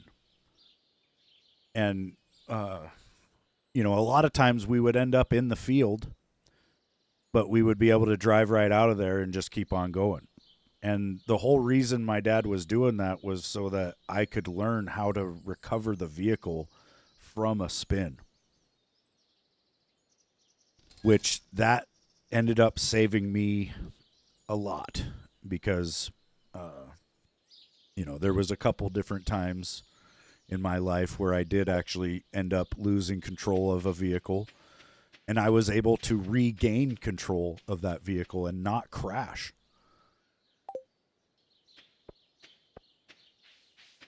Which was pretty cool. You know, there's some things that I think back to like that, and I'm pretty grateful that my dad did teach me that, you know.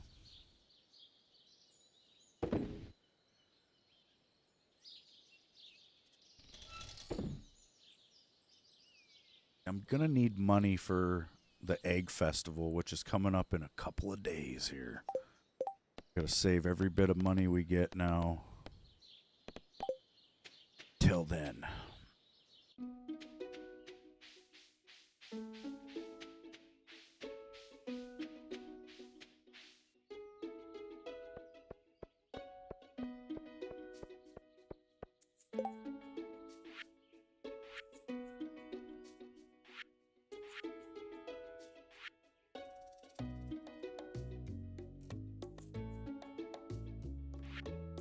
The quality crops are such a stressful thing, man.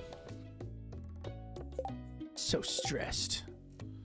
And Demetrius wants sardines. It's not worth it, though. It's only going to give me 160 gold to go fucking fish in the ocean all day.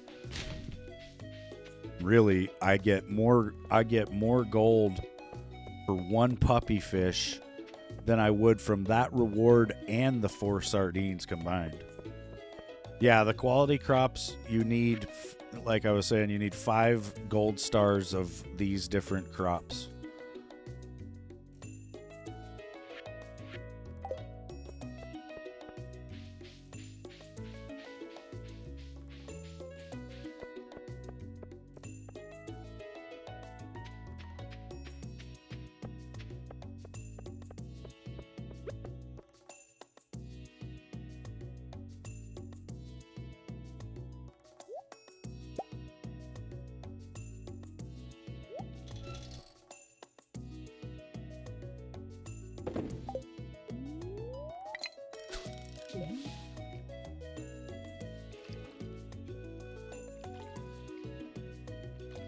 Which, once I get my strawberries going, I need to make room for the other for the parsnips, basically.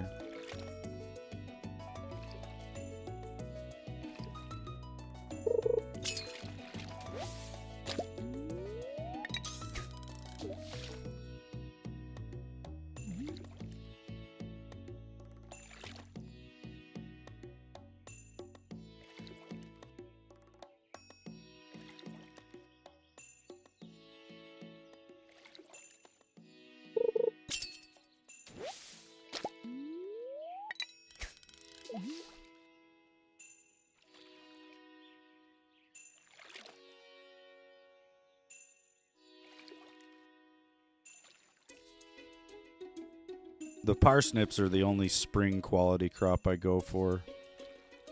I could do the cucumbers, but I'd rather have strawberries.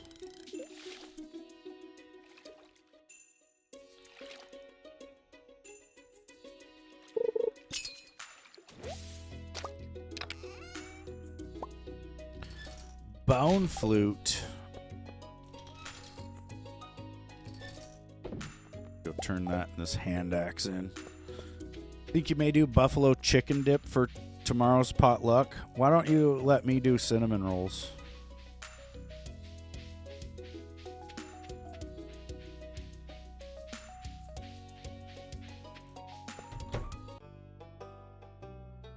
Yeah, just DoorDash the stuff you need from the grocery store. No big deal.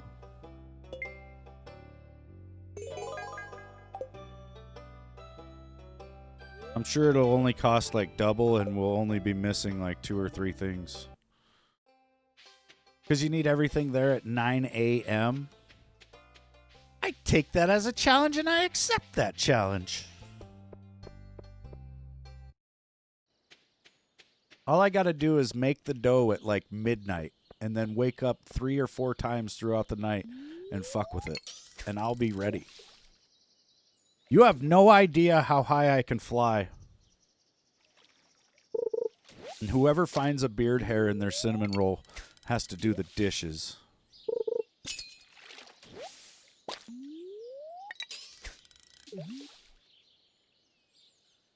You don't need carbs.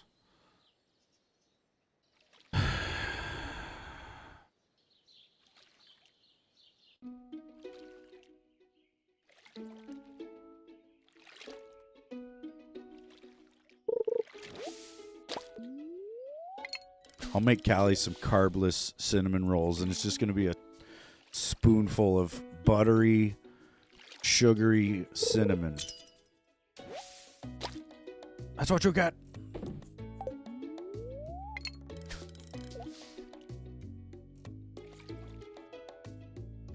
You couldn't not eat all the cinnamon rolls. Yeah.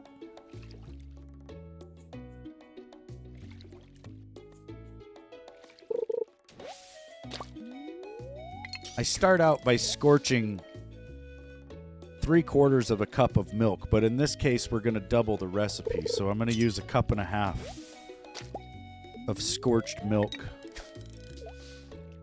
And then I need like 4 sticks of butter, some sugar, some eggs, a little bit of yeast, a bunch of flour.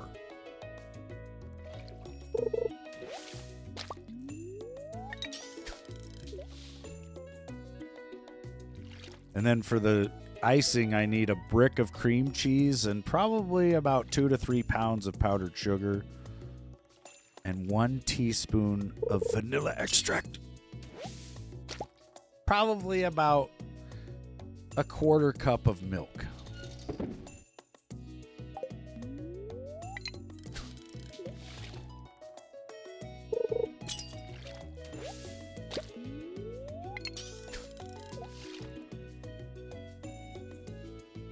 She just doesn't want me to make it because there's a slight chance, and I mean like a less than a fraction of a percent, that I'll get pissed off and it won't be worth the hassle.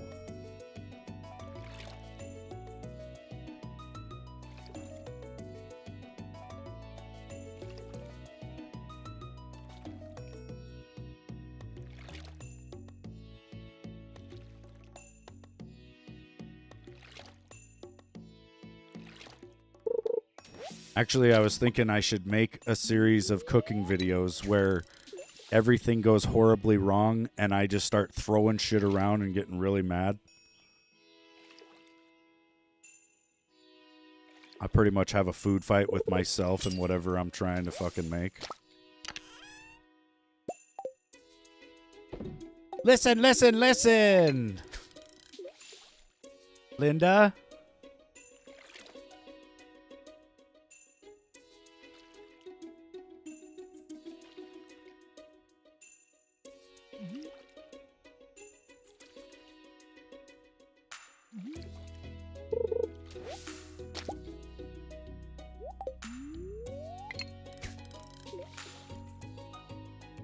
There's a 1,000,000,000% chance that I get pissed off? Probably. Wait, is that 1,000,000,000,000?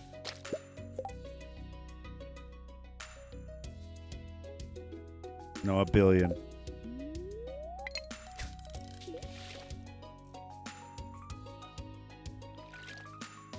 An outdoor kitchen? Dude, I'd have birds shitting on my shit. One time I tried to make homemade noodles, and I had rolled out the noodles and then cut them all up, and I was just kind of leaving them to sit there. and then I left the kitchen and I come back and we had a cat. I come back and there's cat prints all over the noodles, dude. This cat just felt like these noodles were the coolest thing to step on. And so it just went about stepping on all of them.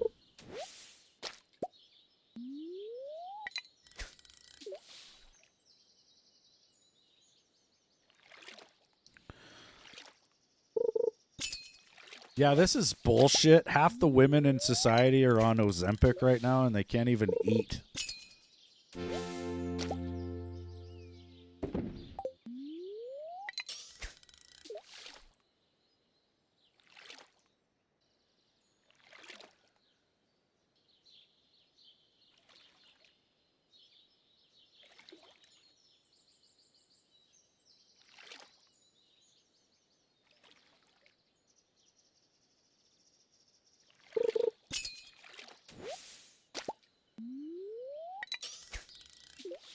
Yeah, but then we have more hot women and more cinnamon rolls for us. Win-win. There you go. There you go.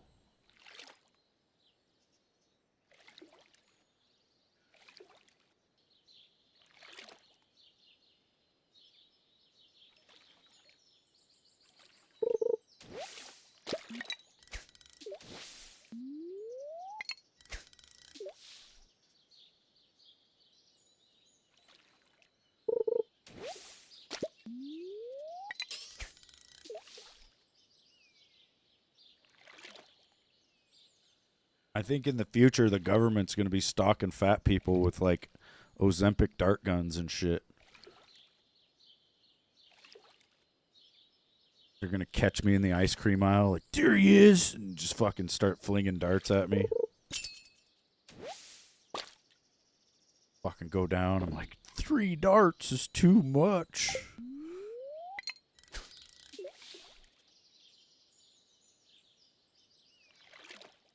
You're more of a savory person over a sweets person?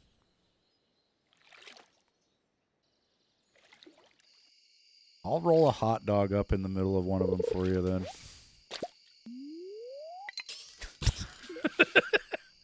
Can you imagine how gross that would be? Just a cinnamon roll with a hot dog in the middle. If you had a choice of pancakes or an omelet, you're going omelet? An omelet does sound good. Ham, cheese, and tomato. That's what I like in an omelet.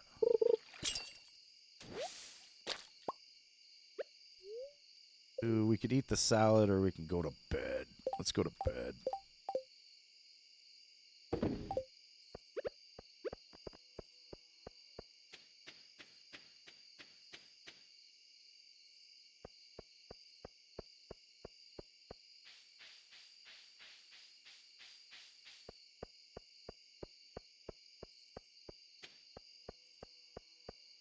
Dude, we were watching a street food video last night, Callie and I, and they were in like Thailand or some shit.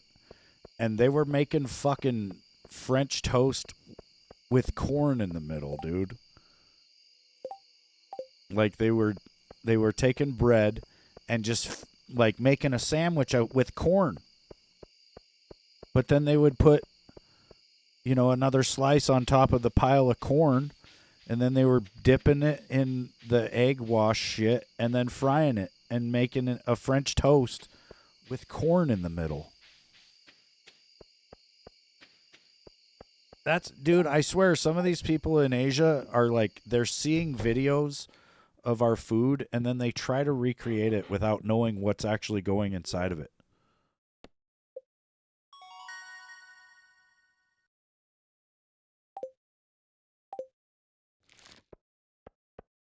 It's crazy, man.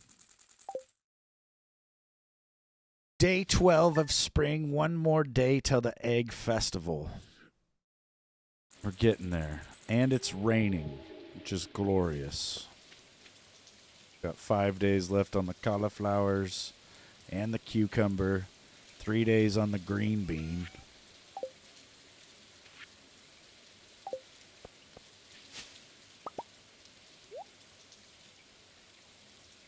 Street food scares you?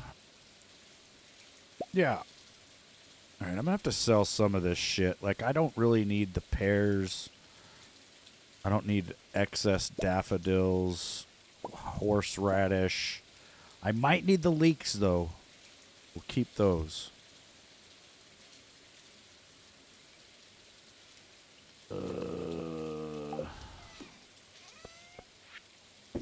Because I need money. I need as much money as I can get between today and tomorrow. Also, the damn traveling cart lady's down here. She's a cart lady. I'm a cart man. Maybe she'll give me a deal.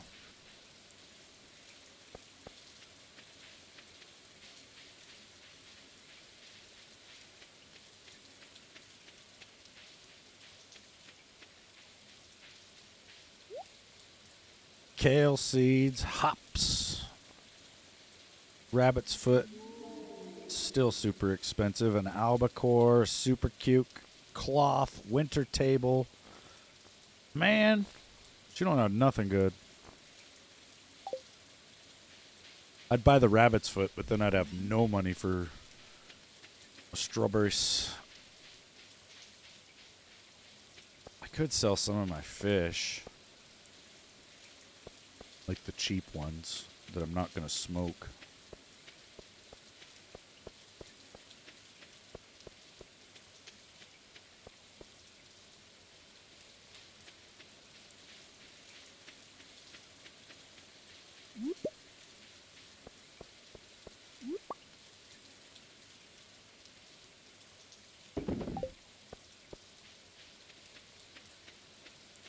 Yeah, like the Indian street food where they're making it with their feet and shit. Oh, man. Mm-mm. That's a no for me.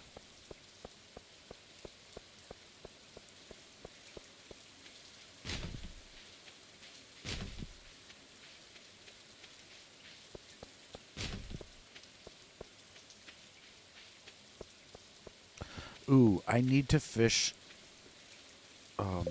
what is it? I need to fish the lake at night so I can get the frog.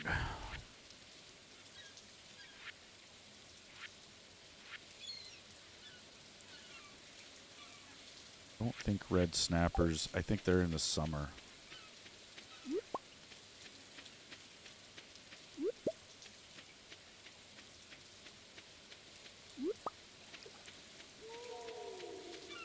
Summer rain.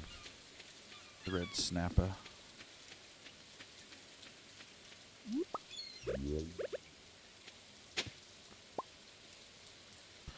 A nautilus fossil.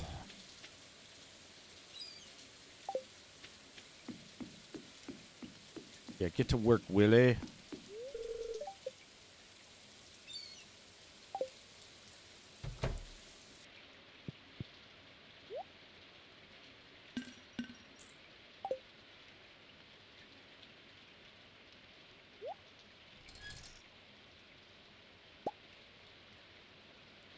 Need the chub.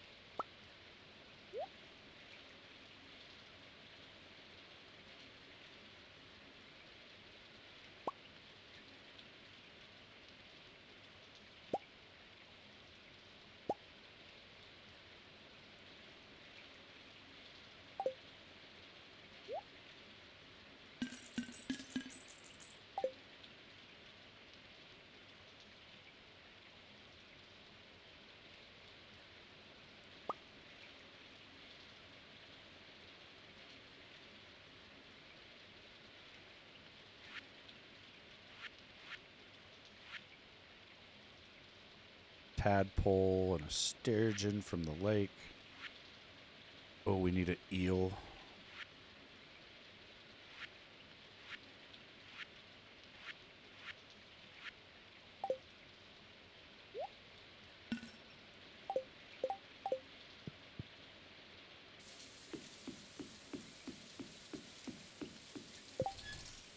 eel.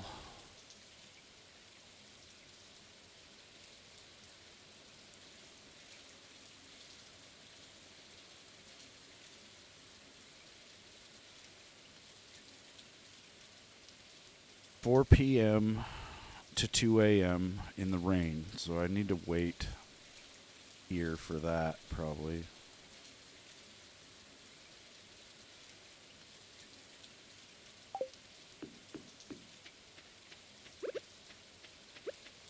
And then we'll go up to the lake and catch a frog.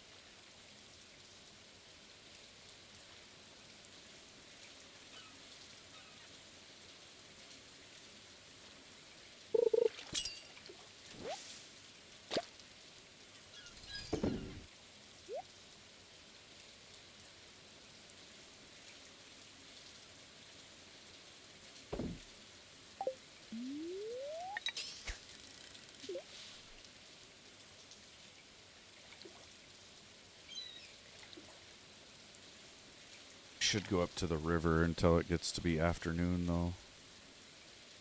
I could be catching catfish.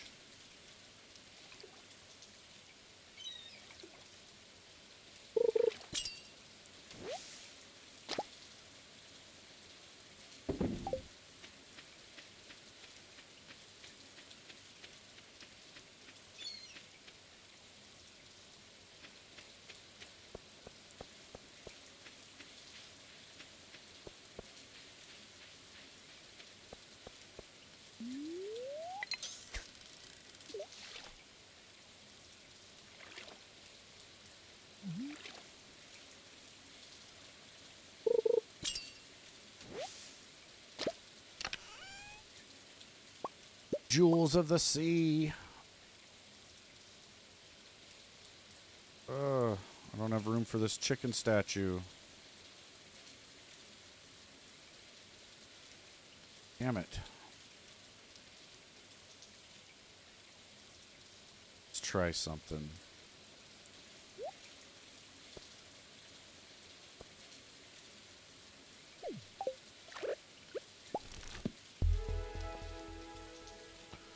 Yes.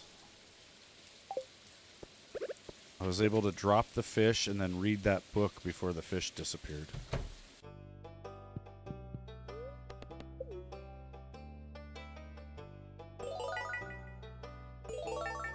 And then Jewels of the Sea is really good because now I have a chance to get fish roe from the fish.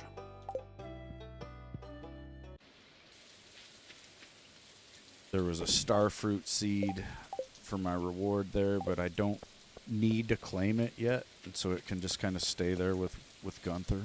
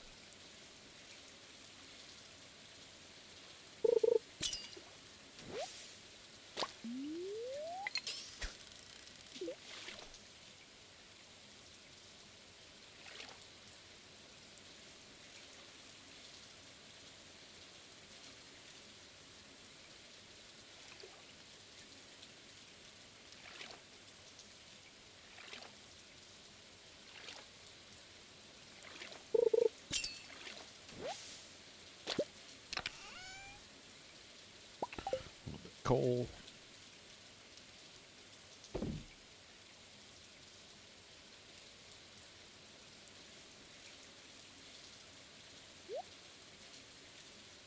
I really don't like selling any of my fish yet because I'm not level 10.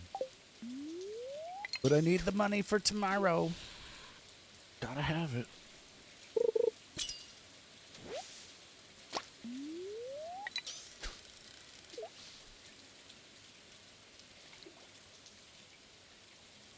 I mean, I don't need too much, though, either, right? Like, you can't do probably more than, like, 50, maybe 60 strawberries.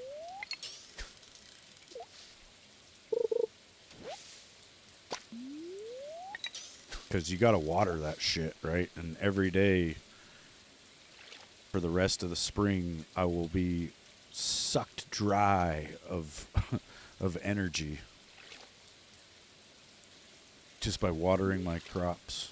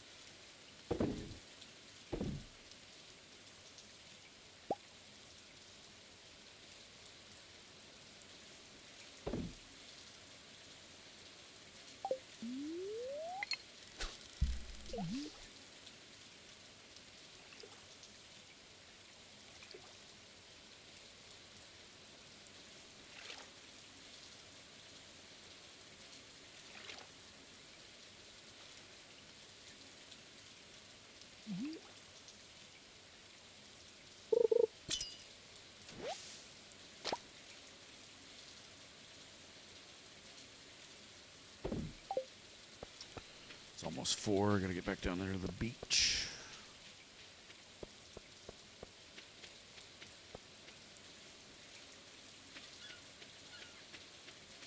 Give me an eel.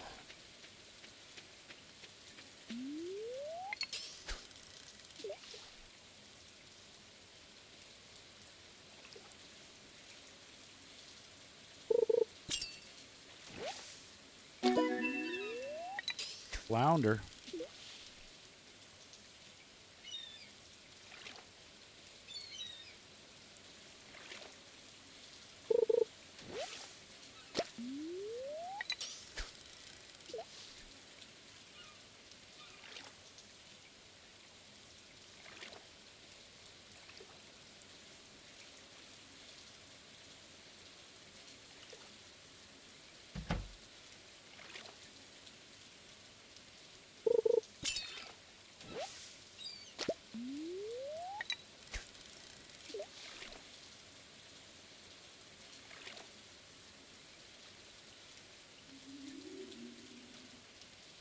Come on, eel. We need you quick so I can go get the frog.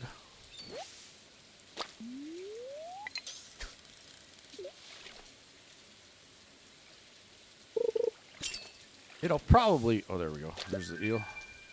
I say it'll probably rain again before the season ends, but you never know. That's not a guarantee. Need the eel. We need the minnow. Need a butterfish.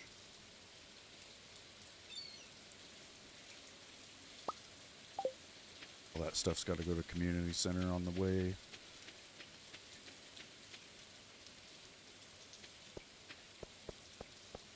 Billy's like, let's go drinking.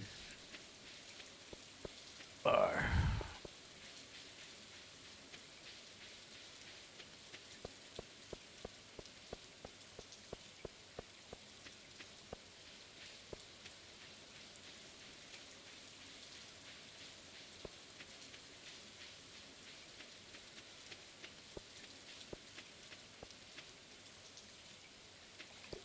Shit.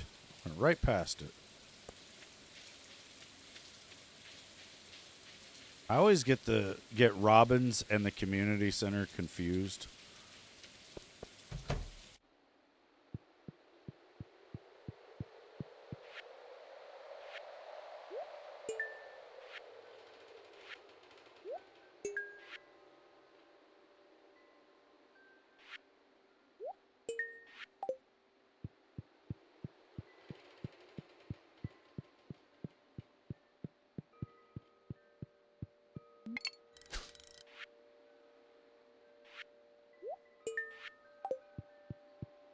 Got a brown mushroom that's fall foraging, but somehow I got it in the spring.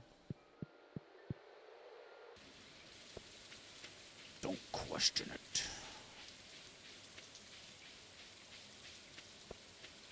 Get out of the way, Sebastian.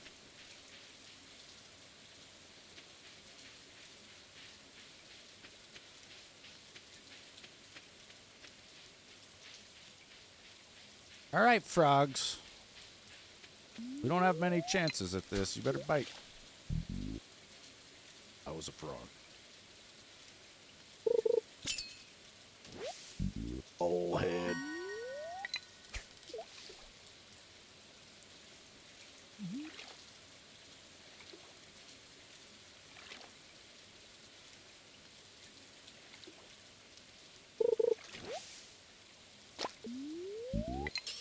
River jelly.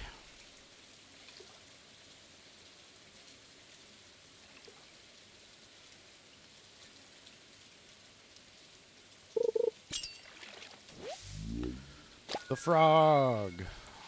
Run.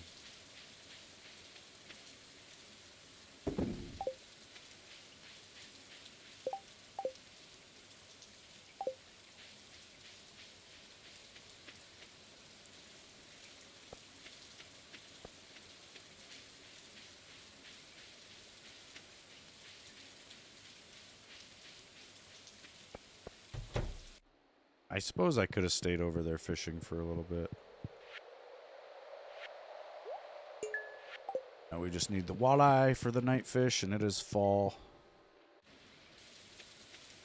A fall season fish, so that'll be a while.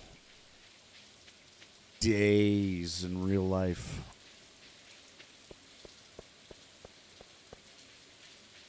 Unless I just skipped to it, you know, but that would be dumb. I'd miss everything. I'd miss the summer. The trees are growing.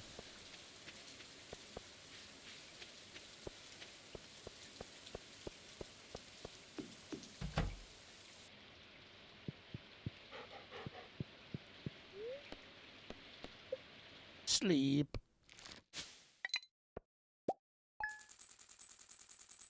Made 2,241. Plus or minus what I have on me. Plus what I have on me. 7,800.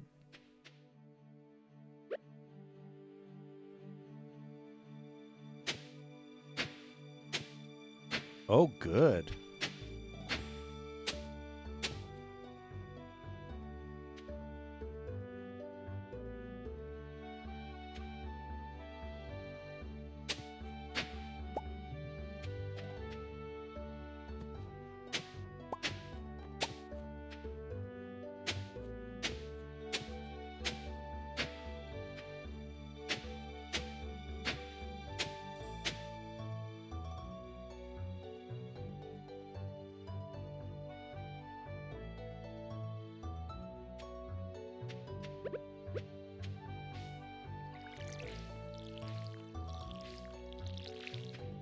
So I got 50 blocks there. I really need to make a scarecrow, though.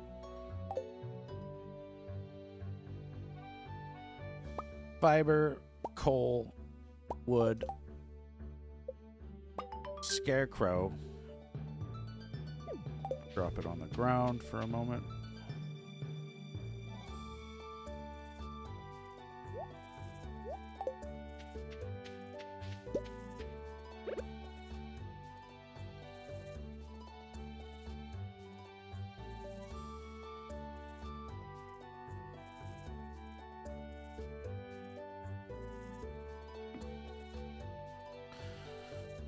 Him right there.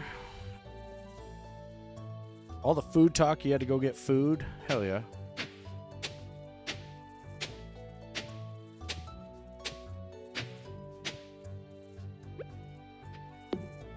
Trees got to go so I can see my field.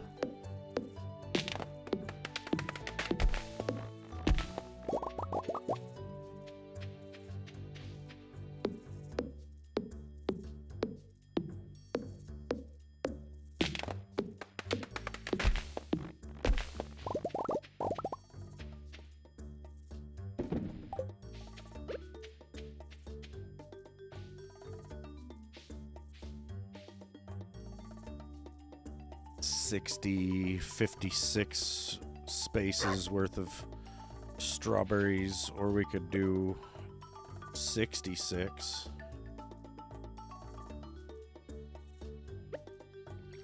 See how much energy I have after I water all these.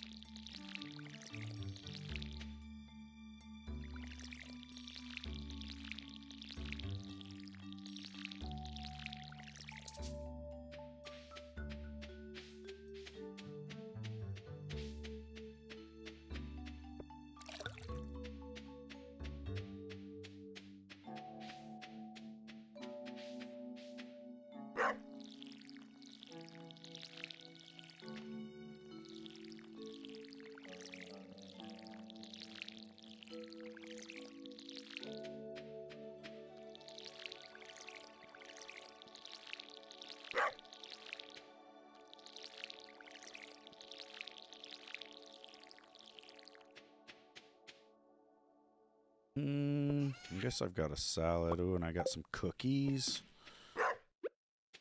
Yeah, let's do one more row. 66 is what I'm going to need.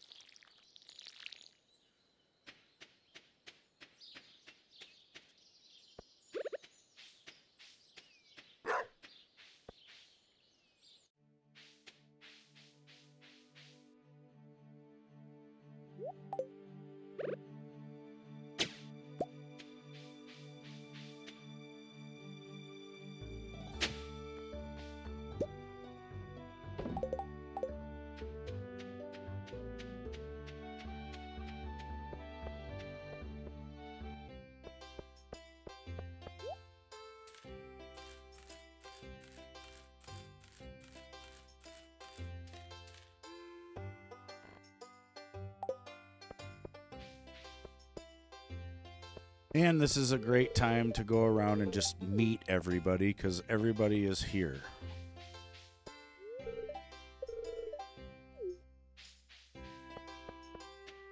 I have met most of these people, though. Meet my competition.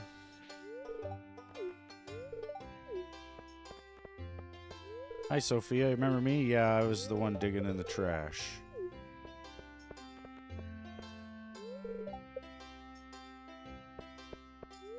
And Pam, Demetrius, Robin, Caroline, Willie, Marlon, Harvey, Mayor Lewis, Marnie, Andy, George, Evelyn. This guy's name Elliot, Leah, Tard, Abigail, Sebastian, Sam, Vincent, or Victor, I mean. Haley's over here talking to some punk, Alex. Can't even check my progress on the stupid mission. Oh wait, I didn't talk to Olivia. Miss Richness. Did I talk to Gus? I must have, because he won't talk to me. All right, time for the egg festival or the egg hunt. This part's always screwed up, you know, because these two little kids get to combine their eggs.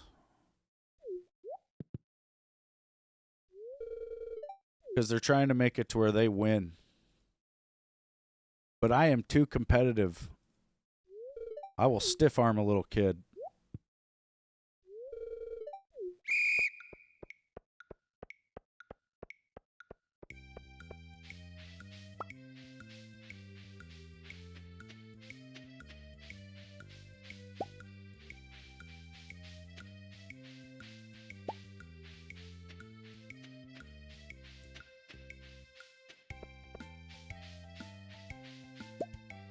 That's my egg, punk.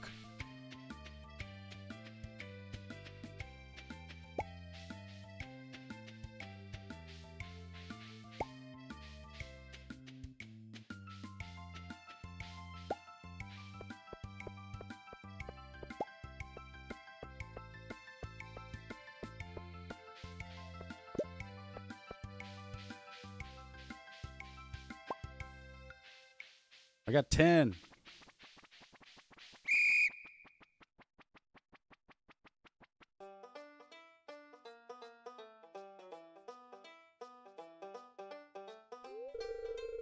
Look at all these eggs. Now, if only I could get you kids to pick up litter this efficiently, we'd have the cleanest town this side of GMC.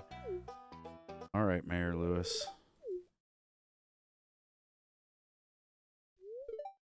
I win! Ha-ha, you little shits. Give me my prize.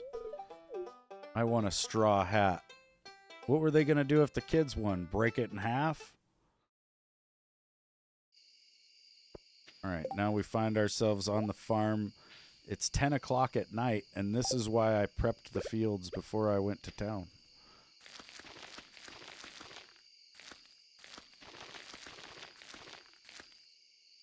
Because you barely have any time to plant these coming back.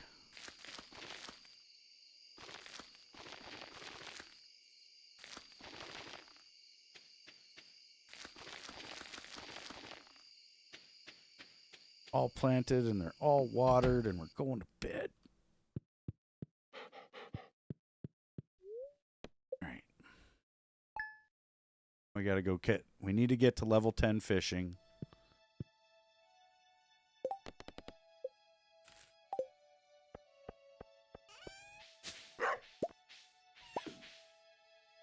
We need to water these crops.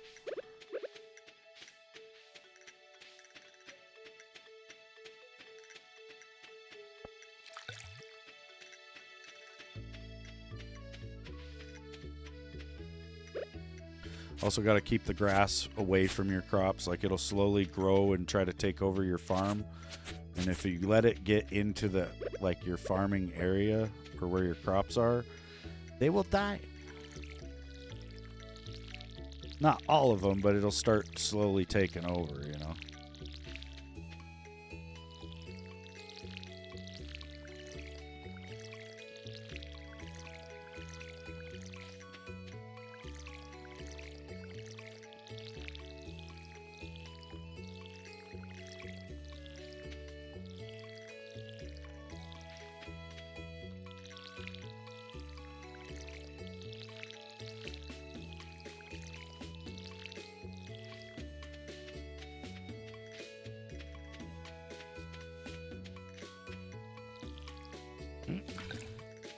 I watered the pond.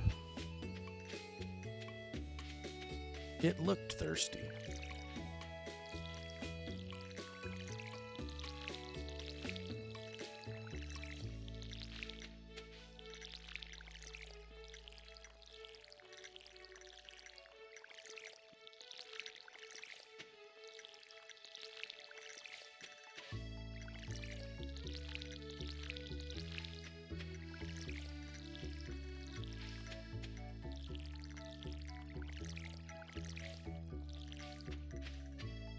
Right. That's watered. We need to go to the bar and buy some salads. My dog's stuck in the yard because he can't get out. It's all overgrown in there.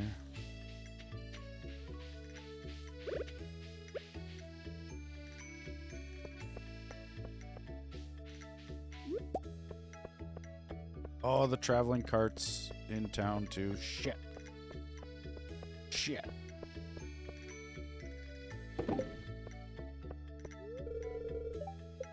I guess I'll go there real quick because the bar's not open. You didn't see nothing, Penny.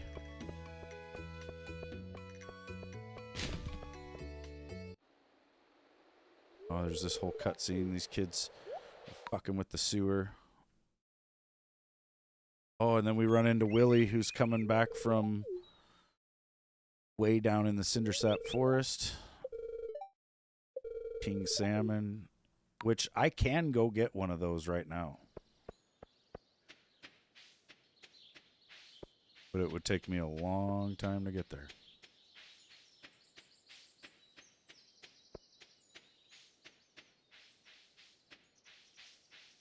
I should, though.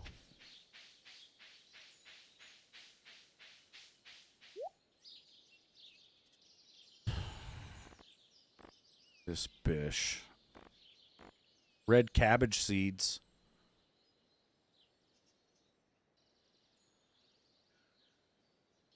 That's pretty cheap compared to the red cabbage. Like, you need one red cabbage for the community center. And normally she'll sell just the cabbage for like 1,000 gold. I would have to wait for summer to plant this, but I might as well grab it.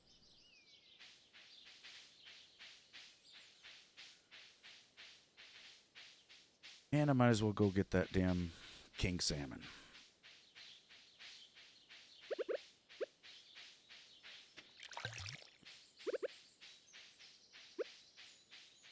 It is far. On my tile locked playthrough that I didn't finish, I was looking at having to spend about 5 million probably to get down here. 4-leaf clover, that's awesome. A leek. Eat that.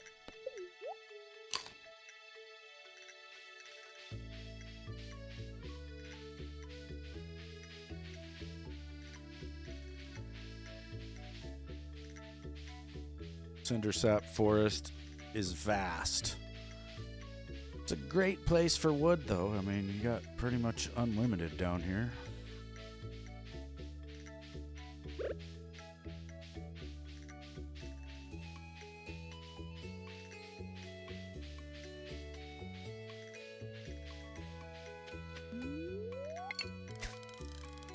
All right, king salmon, first try. Let's do it. Oh, it's a pike.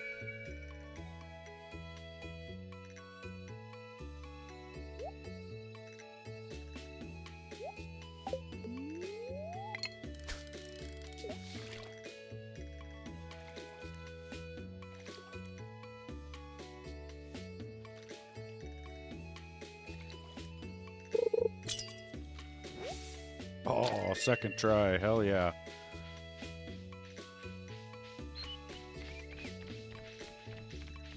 That's beautiful, man.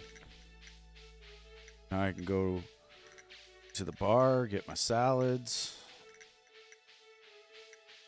go out to the bridge and do some fishing. I should probably turn in this guy. 4-leaf clover maybe goes on a different bundle that I can't do yet.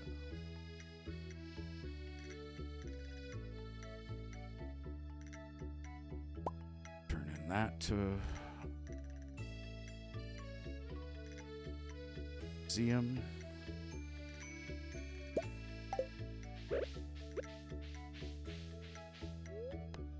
Joja Cola's out so I can go fast. Get a +1 speed boost from a Joja. It's only like 21 seconds though.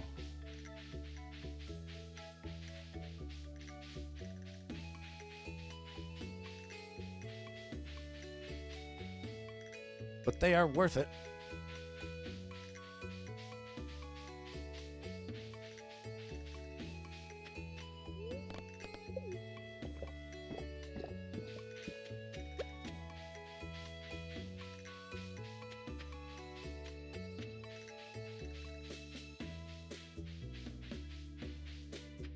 I bet Robin's axe is right here. I might as well grab that while I'm down here.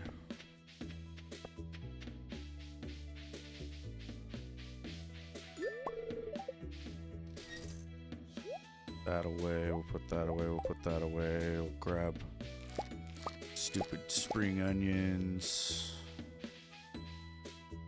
I'm in the shipping bin.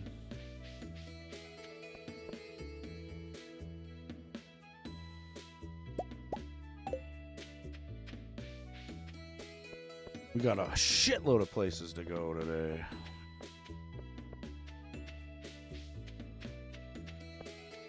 We can go to the bar last because they'll stay open. Maybe not last, but we're going to go up to community center first. You open that? Damn it.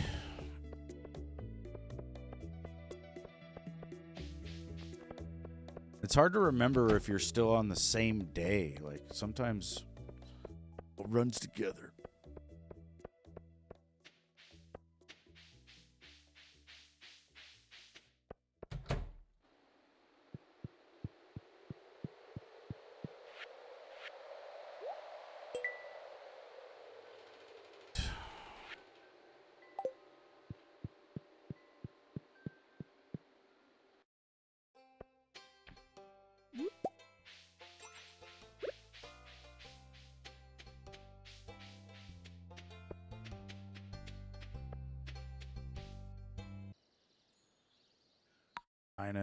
Or no, that's Willie looking at the stupid rock wall, I guess.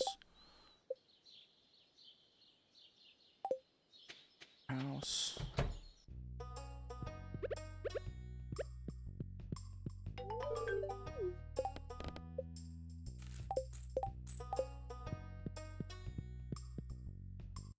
Like, I hadn't even done that yet on my tile lock playthrough because unlocking the tiles to get behind her counter was stupid.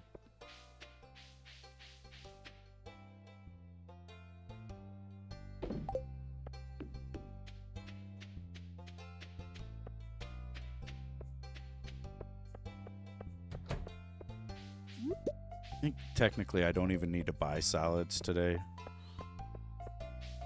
Because I got the one on me. Probably be all I need. Make sure I don't have any other artifacts.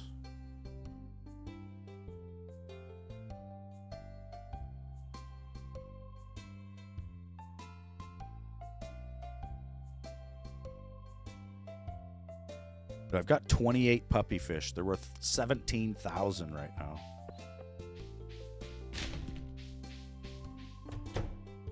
Just keep saving those.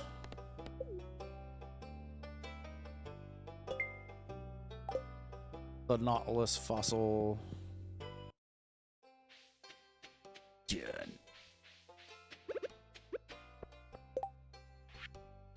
Let's see here. Fishing. I want to make sure. I can't remember when I can get the tuna. Summer. All weather. And I think the puffer fish is also summer.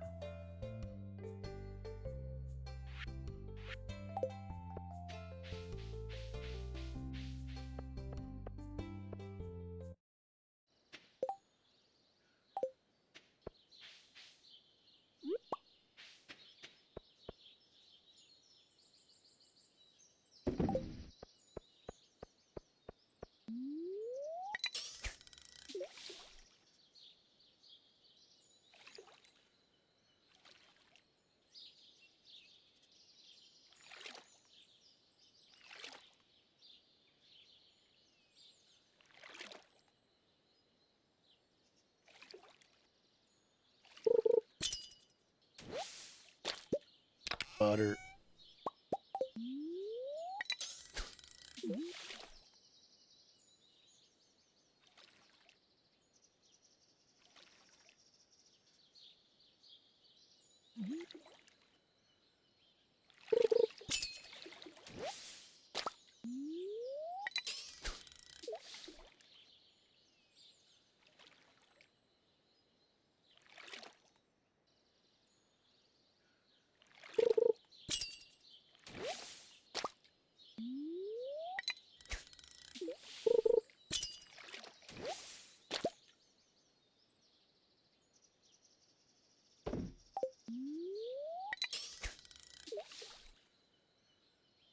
The springtime is the best time to fish this bridge because in the summer I think there's going to be rainbow trout and pike in this river. And that really cuts down on the amount of puppy and butterfish you catch. which is a serious amount of money.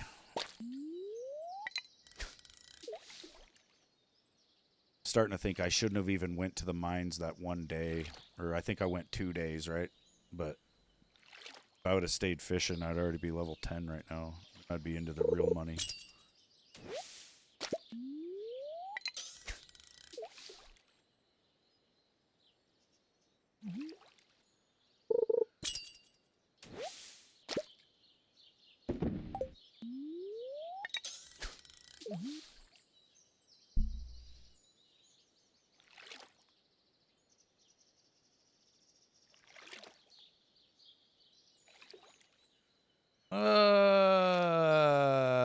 Yeah, some of it. Sometimes, no. It was cool because I learned a lot about the game from struggling, but it's also cool to not struggle.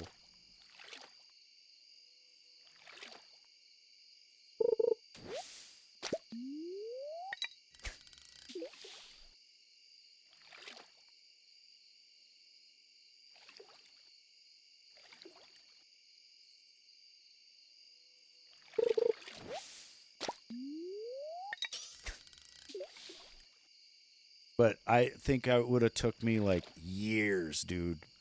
Literal years to play through that game like that. Or this game like that.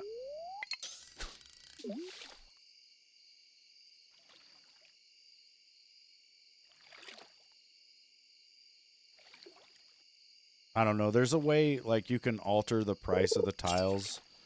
And I think you can set it to be like price chunks, basically. You know, like your first 100 tiles would cost 100 gold, and then your first 1,000. Like, you can set limits to each like spot like that. I don't know.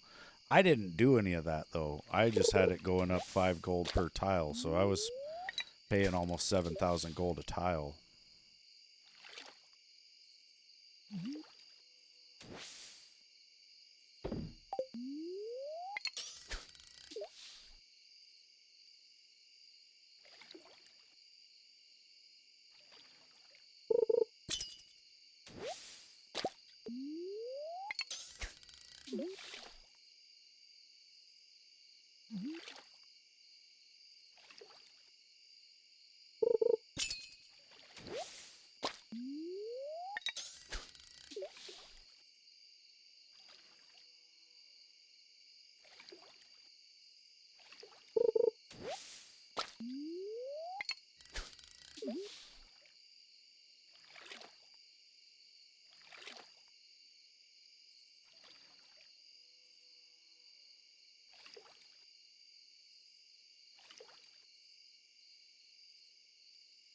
Man, I wonder if we're gonna get to the point where the left starts going back through like history and looking at what Israel did and like really going after all of it. Like,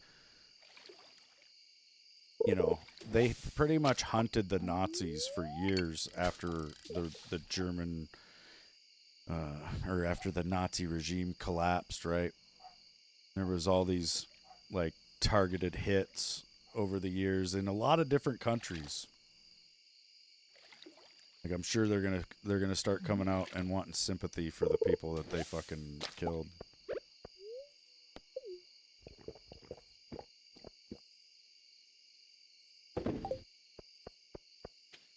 It's just crazy, dude. I'm sitting here thinking about what that guy tried to do this weekend.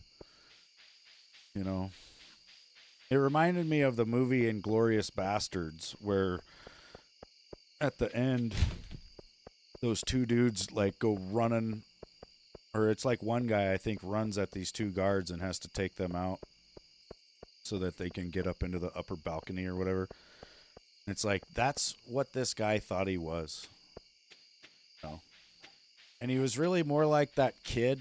There's another video of a kid like dealing with the cops and he goes to run and they taser him and he just planks over immediately.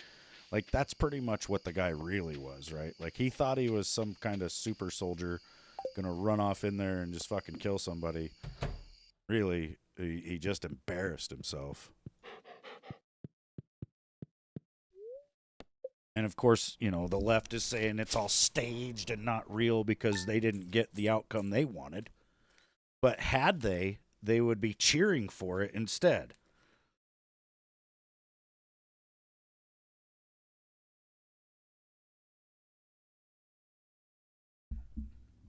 What if the ultimate plot twist is that some IDF guy actually pulls it off?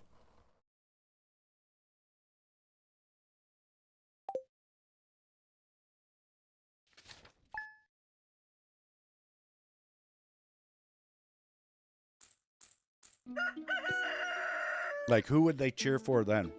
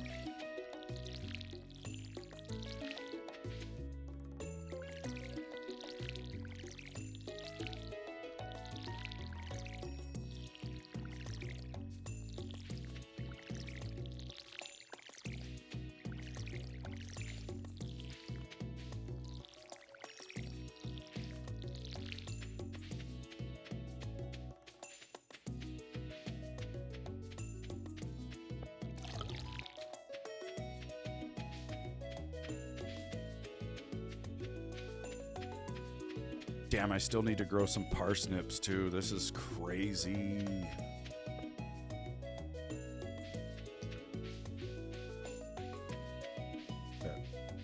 Green bean for the spring crop. Should probably get like 20 parsnips. I need a bunch of salads. Die. And he wants a smallmouth bass, and he's not gonna get it. Claire, fuck off. I need to get in the store. Bitch. I wonder if he sells quality or just basic fertilizer. That's perfect. Oh, shit, though. I can't afford it. I wonder if I can make it. I can. Hell yeah. Okay. How much sap do I have, though?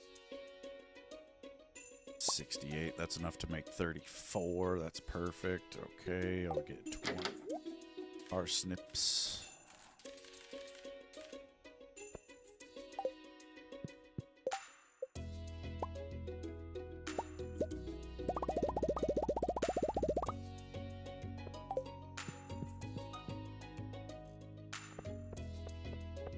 Tomorrow it's gonna rain.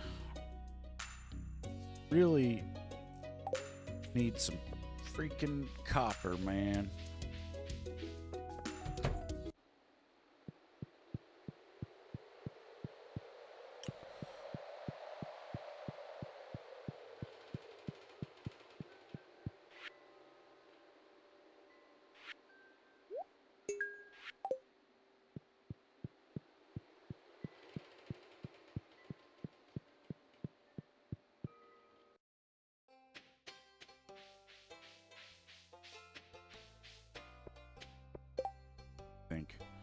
If I could get the copper I need fairly quickly. Oh, I need the salads though. Shit.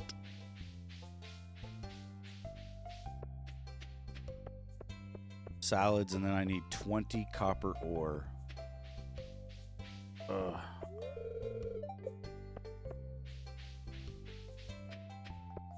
need to restart the day because of all this running back and forth. That's the thing. I don't even really have a set plan, you know. You'd almost need that, right? You need to like play this start several times and have a really good idea of what you're going to do each day.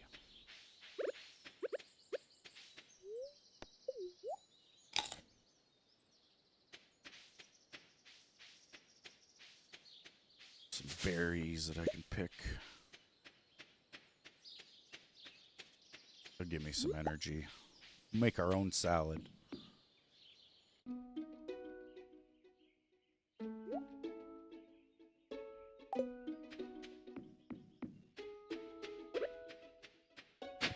Yes, I needed that. Amber.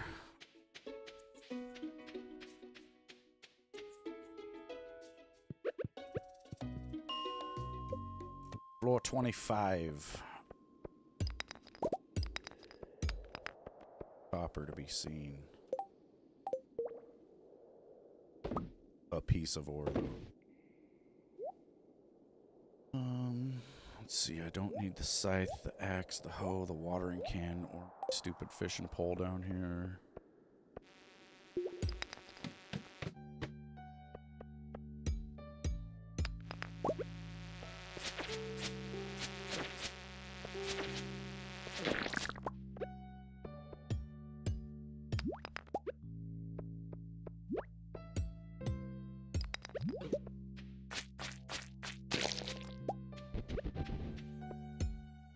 Frig off, Dougie. I don't need you to teach me shit.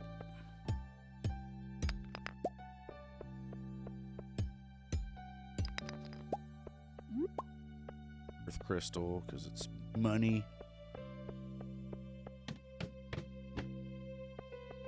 We're at 12 copper ores.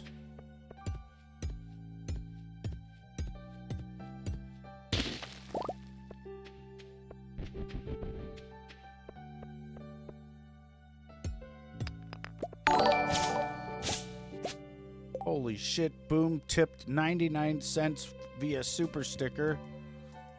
And it's like a skyscraper sticker, man. That's cool. Appreciate it, dude.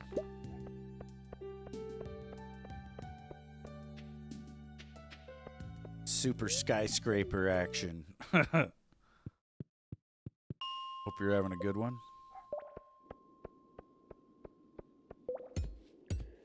I beat Windrose, basically, so now we're back to the Stardew Valley action.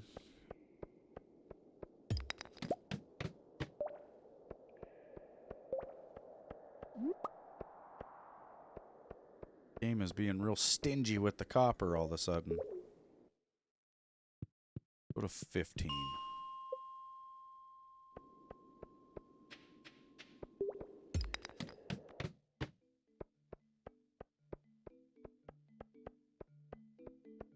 One node way over here.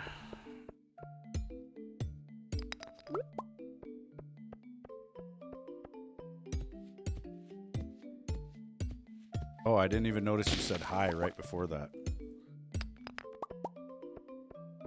I'm in the zone. Topaz over there, but I go for it.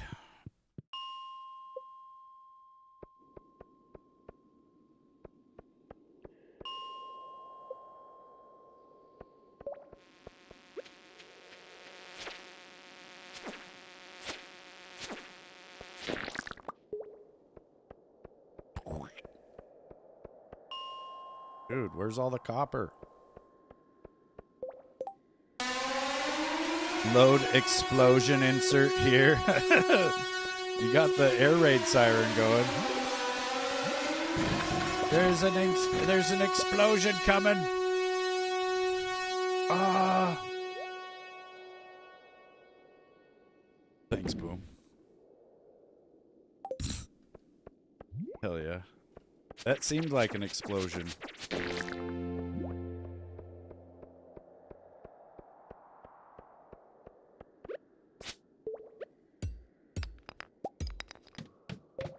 Explosions everywhere.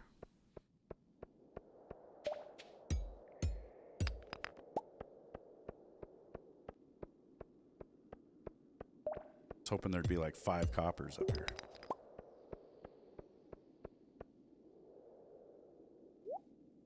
There's 10 in that chest. Where'd I put the other ones? Oh, they're smelting already, I think. Shit, I don't know how much copper I actually have then. I got rid of tile lock. I started over without tiles.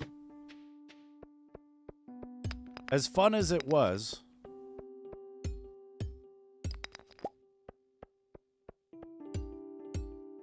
it was a real challenge.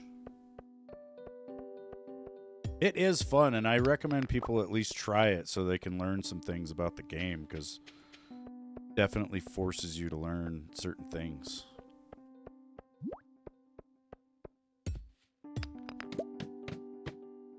Some copper.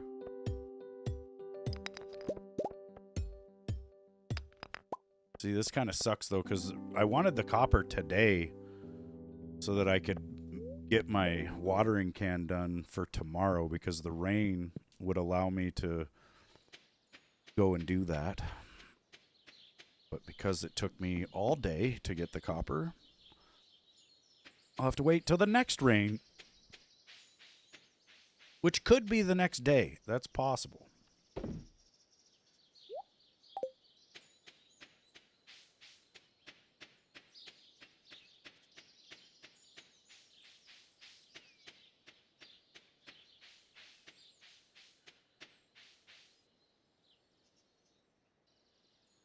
Put my tools. Tools. Just need that. A fishing pole. Back down over to the butter bridge.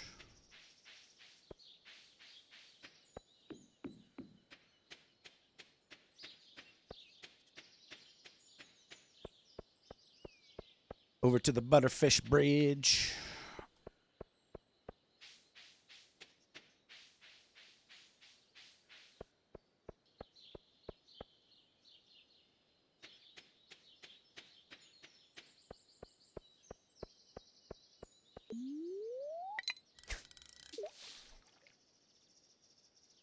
Yeah, it is.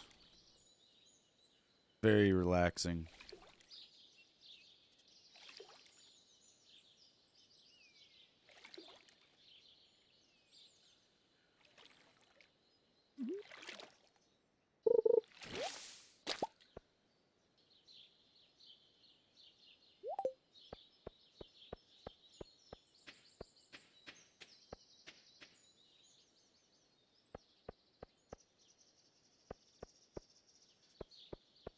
I need the salads.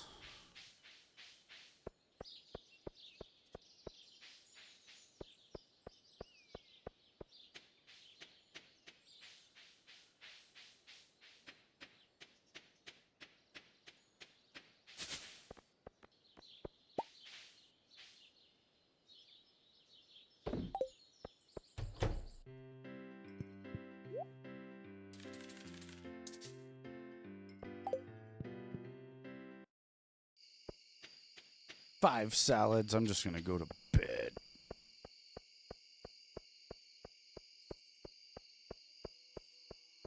I could eat a salad and then fish for like another 2 or 3 hours, but nah. Nah.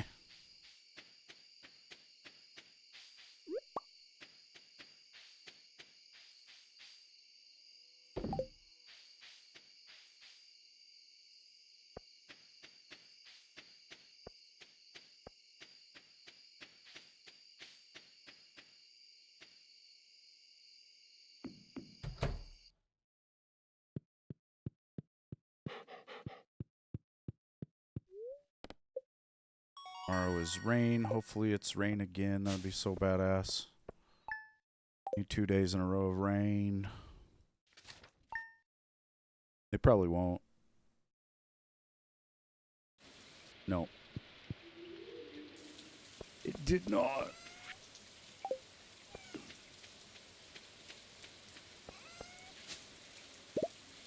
Holy shit, Blaze donated $5. Oh, good.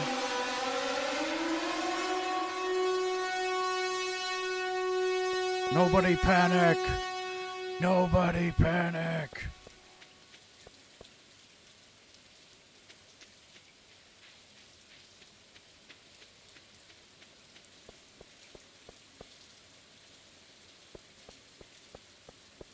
Alright, now we need to go fishing and try to get to level 10. Willie will pay top dollar for a farm fresh green bean. Listen, Willie, I don't got none of that. Yeah, thanks, Blaze. I appreciate it, dude. We're all just chilling on some Stardew Valley today.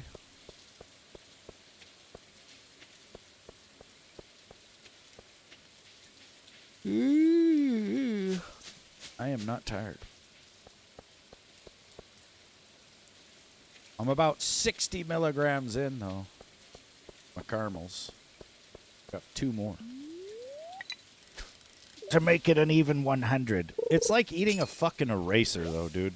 Well, what I imagine eating an eraser is like, because I've never ate an eraser, but this, it's got a very similar consistency to what I remember erasers having when I was a kid.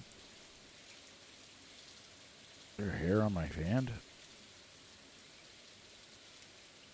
Like my pinky was growing a little hair. But there is, I guess, 20 milligrams worth of oil or something in that.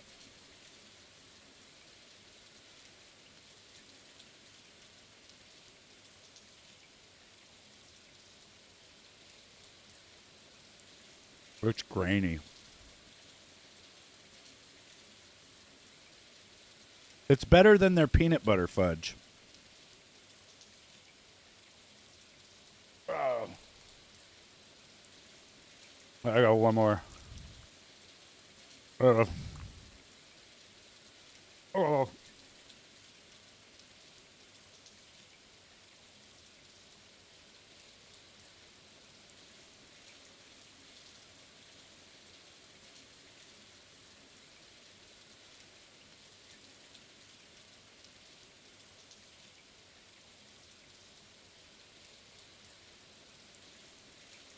Yeah.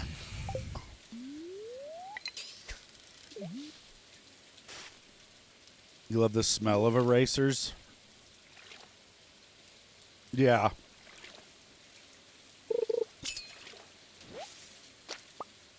Yeah, they smelled all right.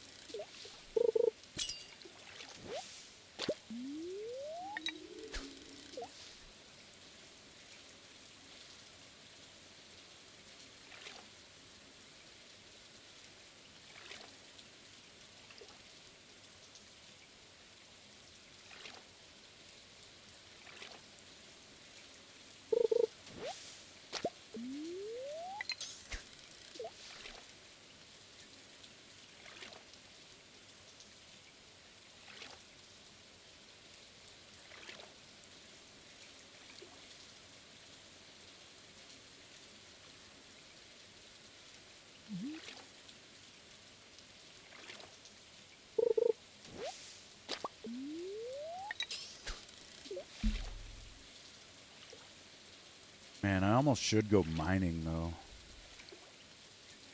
And I'm going to need the money, so I'm going to keep fishing. The mines are calling.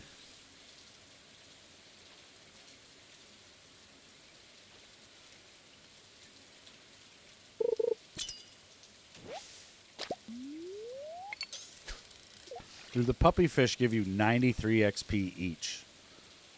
But if you're over in the, like, just on the other screen, basically, into town on that little bridge, you could probably catch a lot of, like, smallmouths and shit. And they give you, like, 30. Or even that shad was 57. Puppy fish are how you level up. But yeah, because it's raining, there's shad and catfish out here.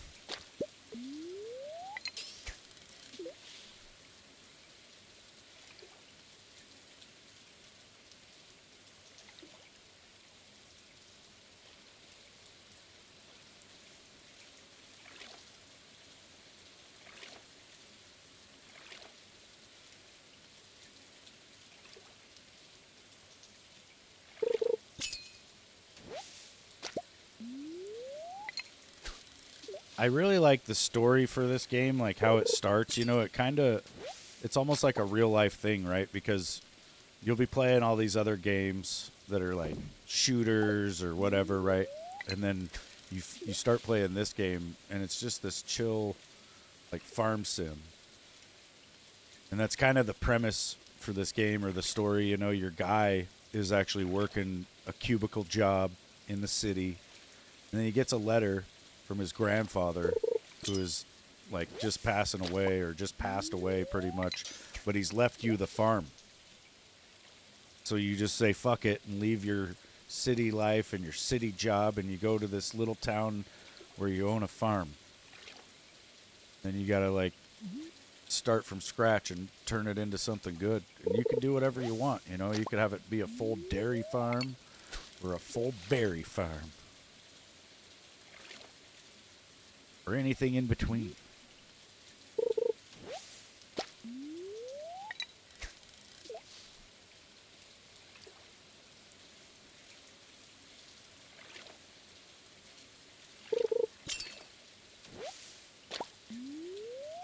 And like the way you got the townspeople, and you got to go around doing the missions for them and everything, that pretty much ends up being you needing to know these people, because all the NPCs have a schedule, and they're, you know, they go to various places for work or whatever throughout the day, or like some of them on rainy days don't even leave their house. I learned a lot of that from Tile Lock as well, because with Tile Lock I was very limited on where I could go.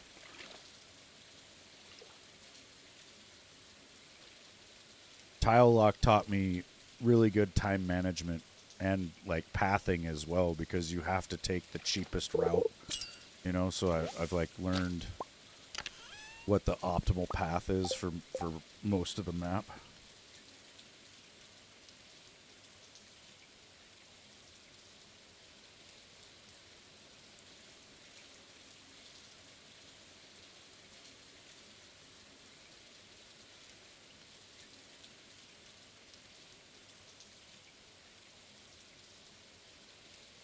Daughter was texting me. We've been watching this show called From, and the new season has started airing. But she didn't watch it on Sunday, and she's wanting to watch it tonight.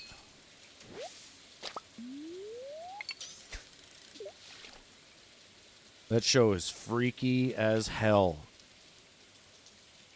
Now that we're in season 4, we're starting to learn things, right? But I swear to God, like the first 2 seasons, each episode, you're left scratching your head. Like, what the hell's going on? And then you learn more about what you don't know, right? Like the show sets out teaching you all this stuff that doesn't make any sense, or doesn't you just don't understand, right? Like you don't know what the hell's going on the whole time.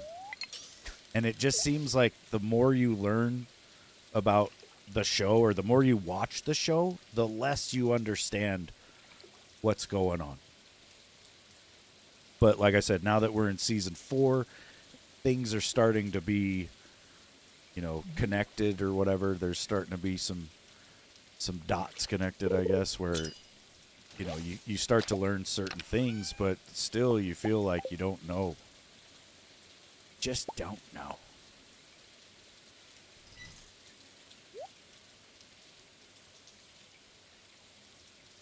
Don't need the extra skeletal tail. I don't need sonar bobber because I don't have the fish mini game.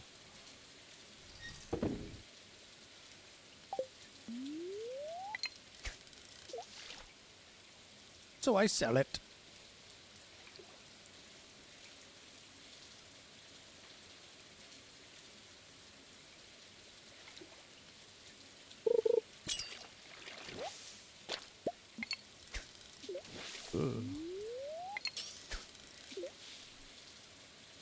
Probably just need like 10, maybe 15 more fish. We should be able to get it by the end of this day, I think.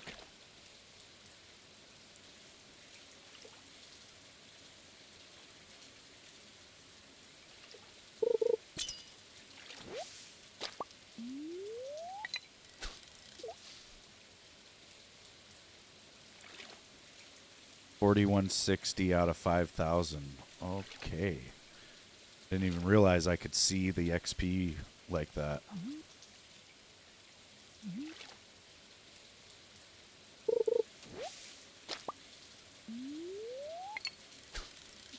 We got 3 XP for that stupid jelly.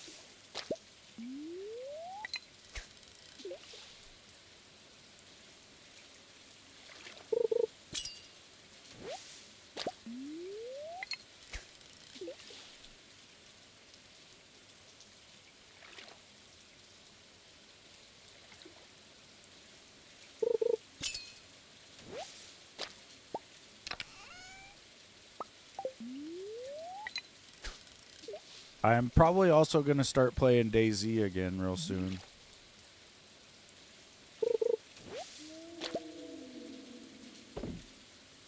I have been challenged.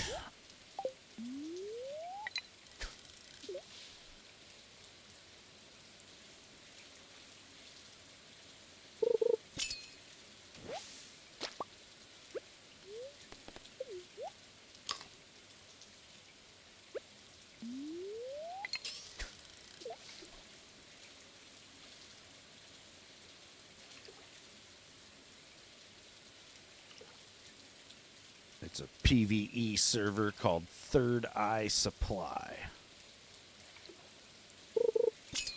Heavily focused on drugs.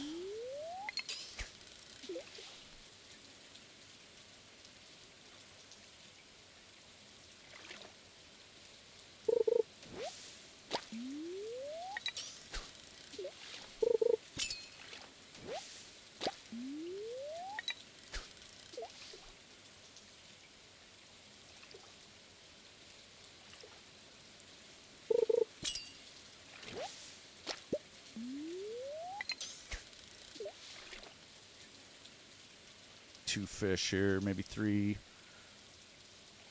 Get the 10.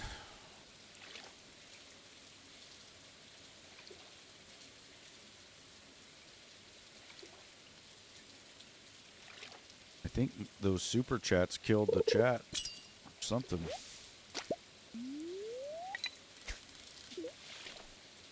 Or everybody needs to refresh. I don't know.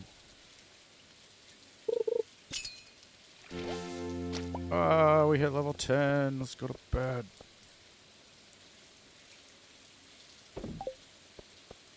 Run.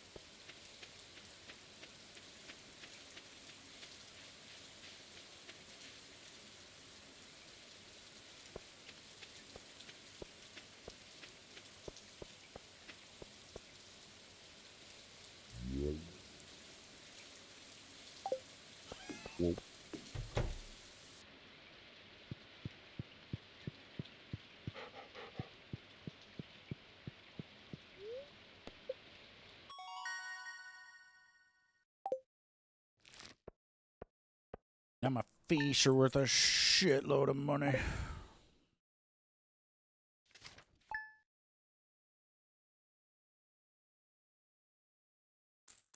Oh, good. It's raining tomorrow.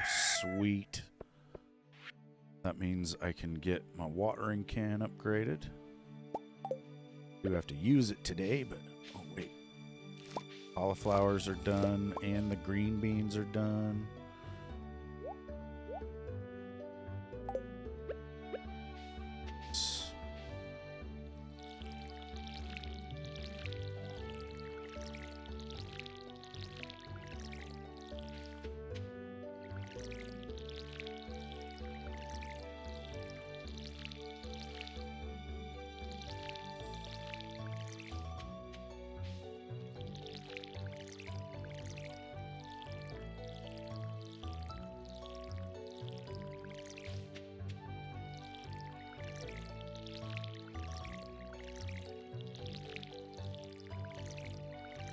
Also need to buy a fish pond.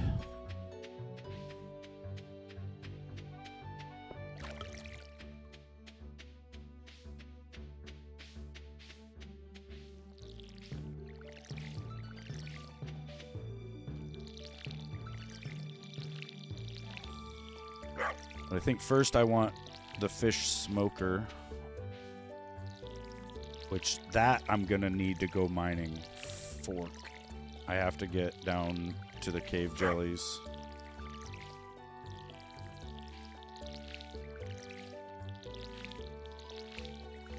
And I need another sea jelly because I tossed one into the river like an idiot.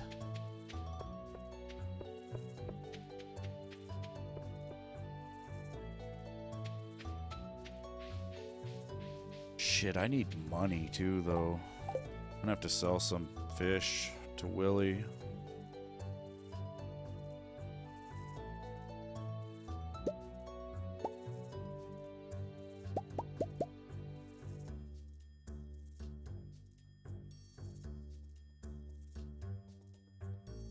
Yeah.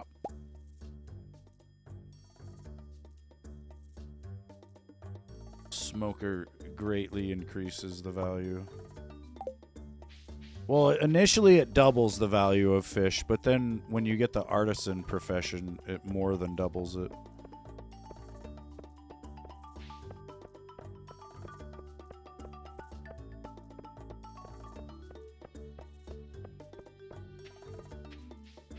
Yeah. Lots to do and not enough time.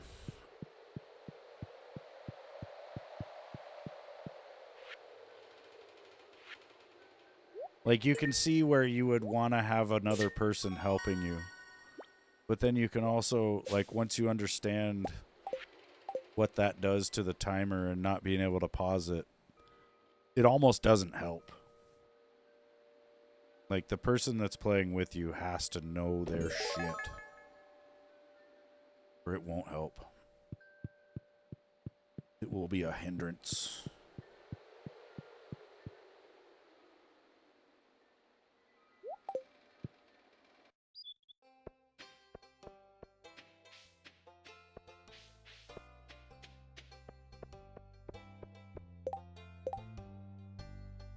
Andy wants an iron bar. You're out your mind, Andy.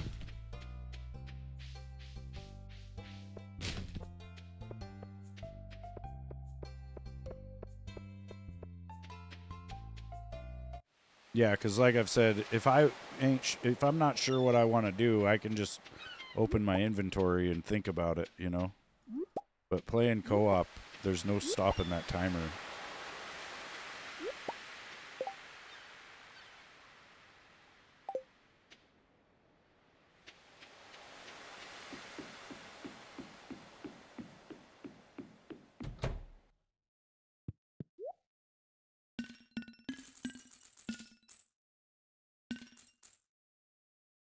See, I need 2,000 to be able to upgrade my watering can.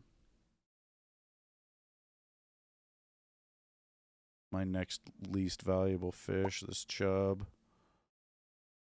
That'll do it. See, the fish smoker recipe is 10,000. And then you need 10 hardwood, a sea, a river, and a cave jelly.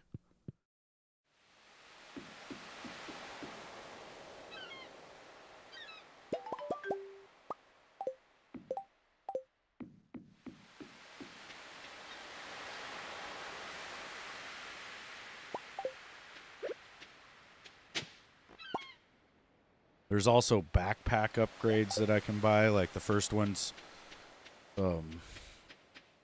2,000, and then the next one is 10,000. So I could go and spend my 2,000 that I have right now on a backpack upgrade. The only reason I'm not doing that is because I've got the ability to just have my chests anywhere, right? Like I can open them from here. Copper watering can. So now it says 2 days until watering can is finished being upgraded. And then since tomorrow is rain and I've already used my watering can today, tomorrow when it's raining it'll say 1 day, and then the next day it will be done and I'll be able to get it, and I won't have like missed any crops or any days of watering said crops. Donate that to the crab pot. Bundle. Put that in the fish box.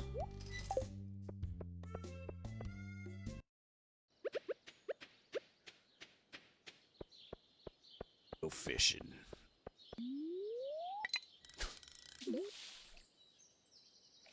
Now that I'm level 10, there's a legendary wolf hound fish or whatever in here. And I'll probably catch it real soon.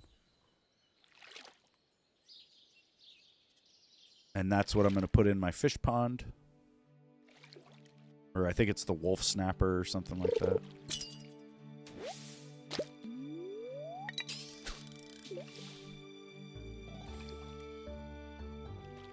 Or you could make a huge mistake and sell it. You know, you can sell that fish for 10,000, which, you know, if you're new to the game, you'd look at that and go, "Oh yeah," and just sell it, right? But if you keep it, put it in a fish pond, you'll be making that 10,000 about every week. Maybe even more than that, because it can produce, I think, 5 roe a day. It's just RNG. Sometimes you'll go a long time, you know, a couple days without getting any.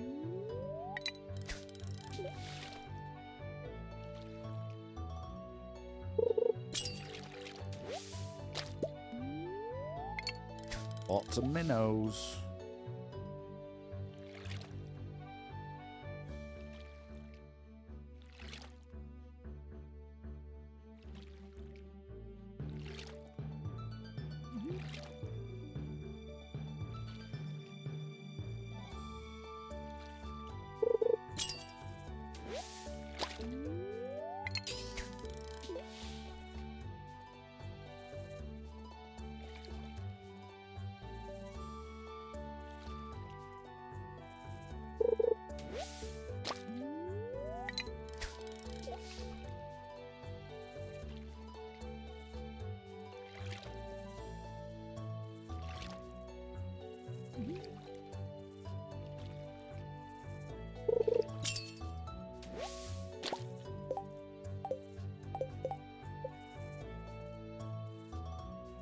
see, I can make a recycling machine. 25 wood, 25 stone, and 1 iron bar, which I don't think I have the iron bar.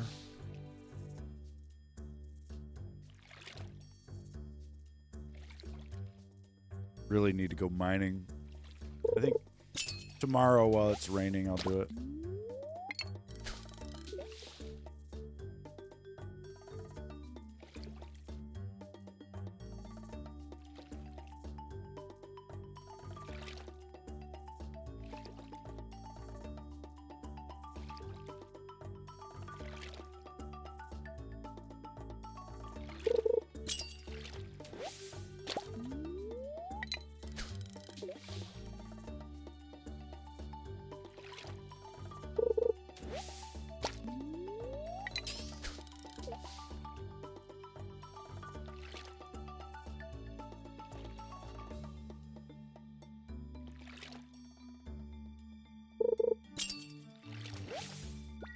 There's the wolf snapper.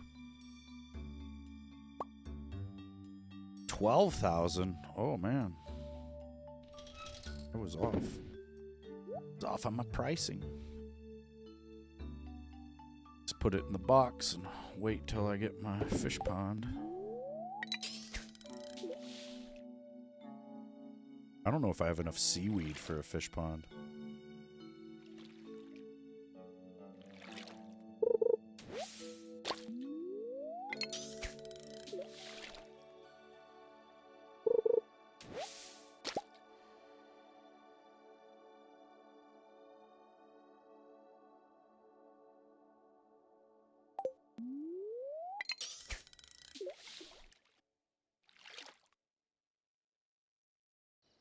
I'll go fish at the ocean real quick. Get my seaweed.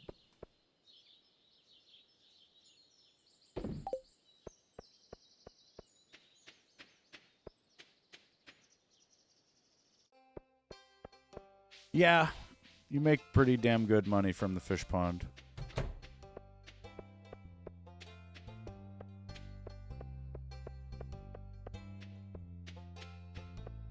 Well, the other thing is, though, I need preserve jars. It's like a... I'll show you.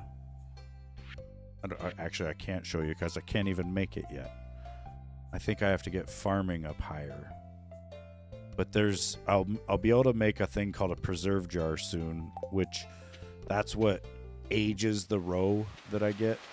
And I really need that to be able to get the most value.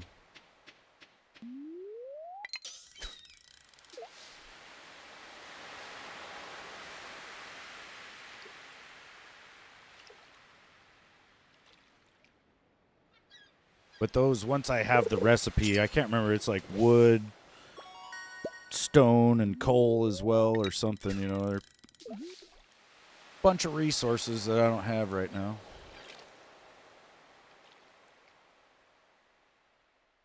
I can buy wood and stone from Robin for pretty cheap.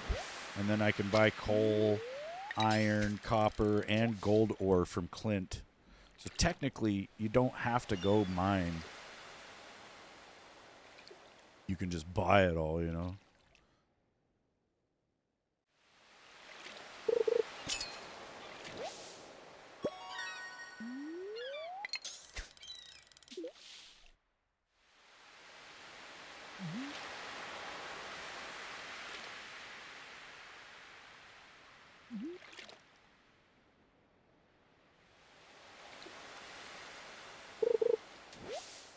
See, Wade.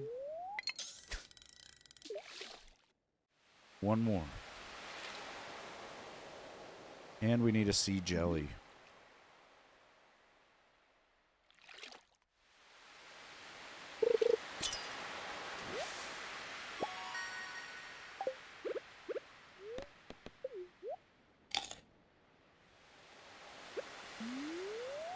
Also need the iridium rod, which is 7,500. I need both backpack upgrades. I'm gonna need some shit. Need to build a barn and a chicken coop, then upgrade those a couple times each.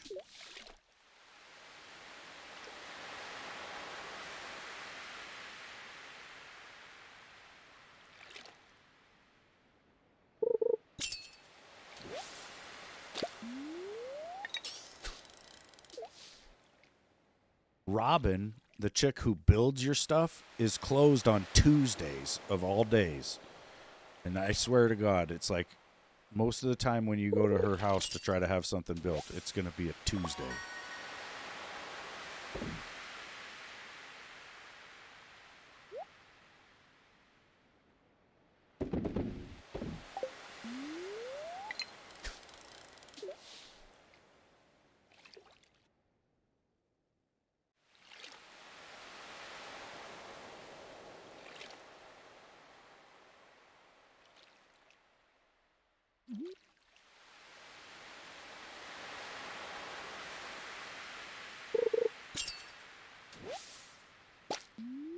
Freaking halibut. They're decent money, but you just don't need them for anything else. Not a bundle item. Not a seaweed, and they're not a sea jelly. Sea jelly.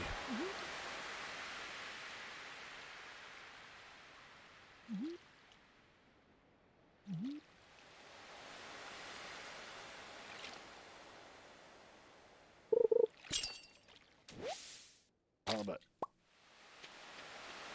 Screw it, I'm going home. Screw you guys. Home.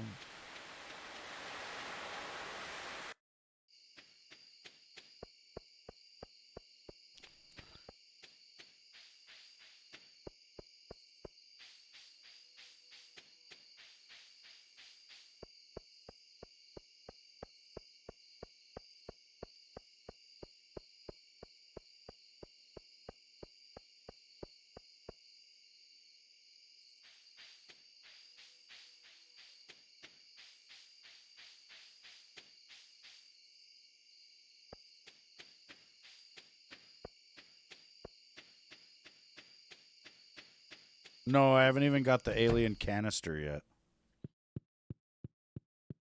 It's just rare as far as, you know, if it happens.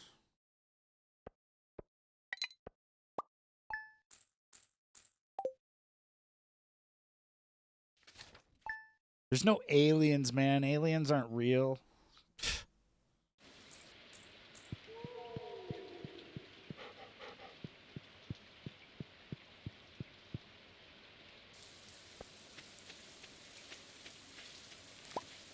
Ooh, I did end up with a green bean.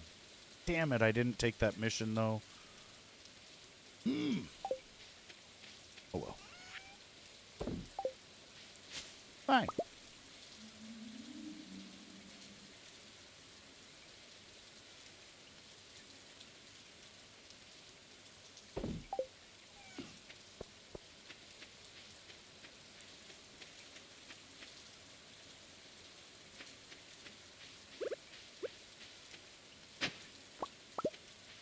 Jack be nimble, Jack be thick. I got a book that gives me 1 defense.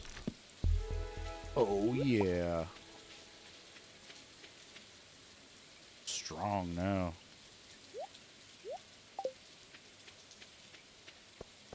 I think that's a strong possibility that aliens are humans. I think it's the most likely scenario.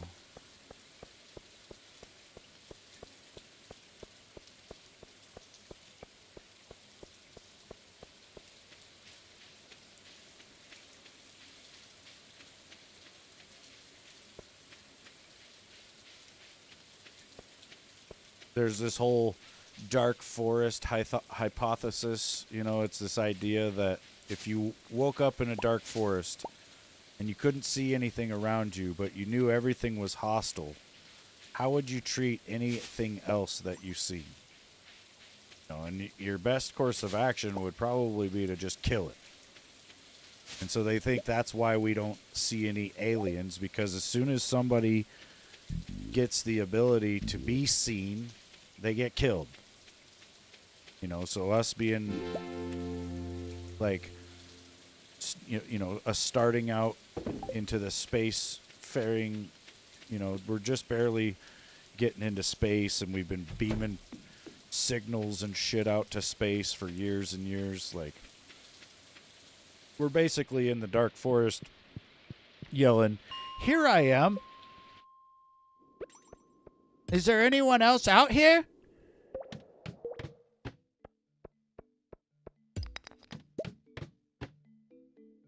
And then when you consider that, you know, it makes it seem like there really wouldn't be any other aliens either that would be able to travel the vastness of space. Like, if that's the case and no one can even pop up without getting smacked down, then to me, I think there is no alien, you know, spaceships just like traveling around out there. It's fucking humans time traveling, and they're just like, you know, they're somehow tethered to the earth, right? Like, they don't leave. Maybe they're interdimensional, you know, and that's part of the whole time travel experience.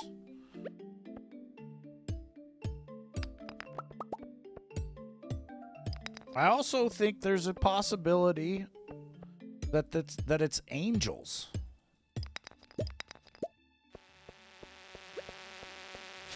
Keeping an open mind here, I really think that that's also a strong possibility. You know, when they try to photograph these objects, all they get is like a round orb. Or if they're moving really fast, they get what they call the tic-tac, which I think is just the same thing. It's a round orb, but it's moving so fast that even a camera filming, you know, at like super high shutter speeds is still going to see it in a blur, where it looks like a lengthened object, right? But either way, I think that if, you know, if it's angels, then they're just like representing themselves to us as a sphere, right? Like, we see a sphere because that's what they want us to see. Or aliens could even maybe do that, right? Like, maybe it's a whole fucking crazy looking TIE fighter, but it just to us looks like a round sphere.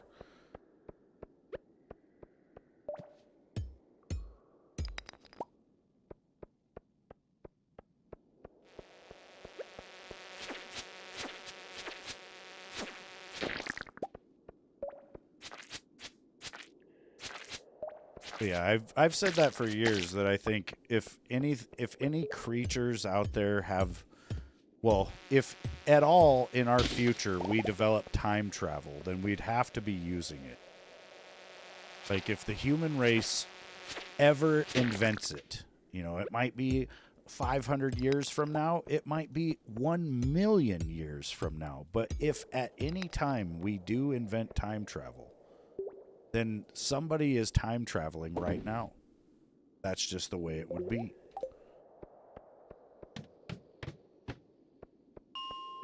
I also think humans would be the only thing that would be interested in us, because we are basically just like, we're monkeys with missiles and shit. We're barely anything.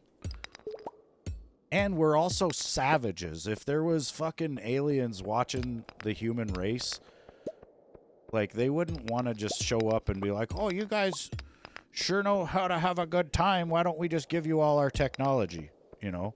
It'd be like going to the Sentinel Island and trying to give those people a helicopter. Like, they would end up killing themselves with it. They would never be able to understand any of the materials or how it was made. You know?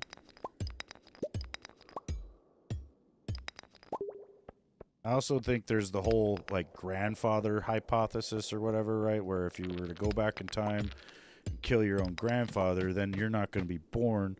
And so you fuck up your own future and your own timeline. So that's part of the alien thing, right? Like, the reason the aliens are so coy and they don't, you know, they don't show themselves to us,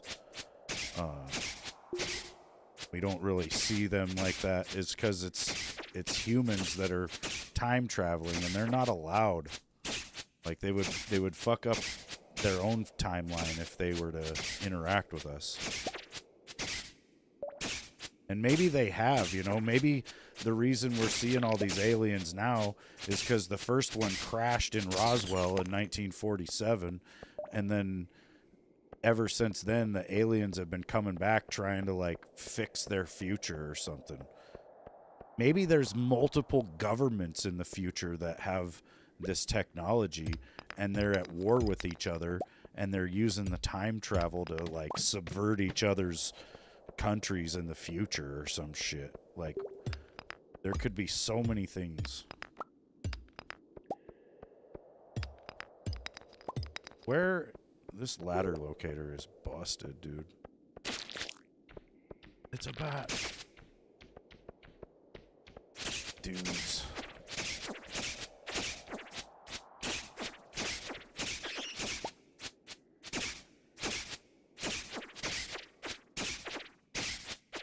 Barely hurting him.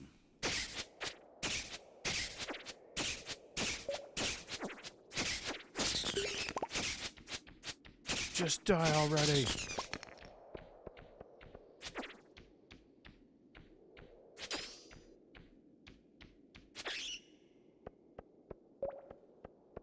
Yeah, I guess I'm on 36.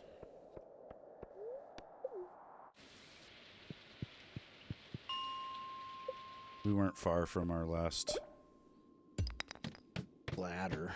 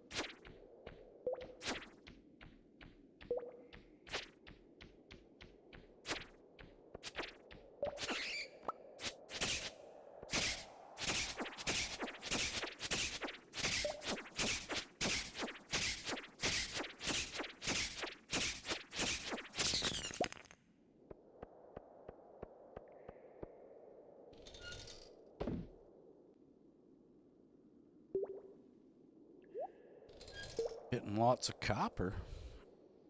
Where my bat wings are going. I swear I had more than 2. Been no bat wing.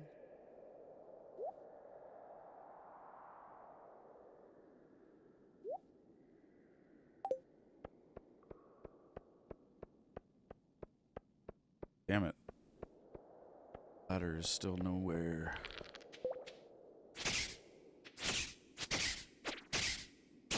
Sometimes on a floor you gotta kill every mob before the ladder locator will actually work.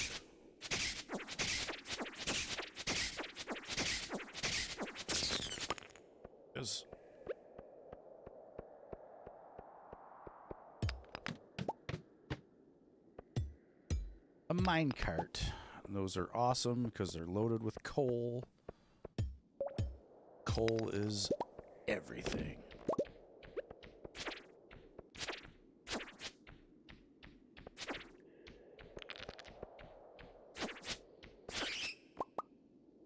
See the ladder. Fight these little gremlin golem things in here. Especially because I can't see them.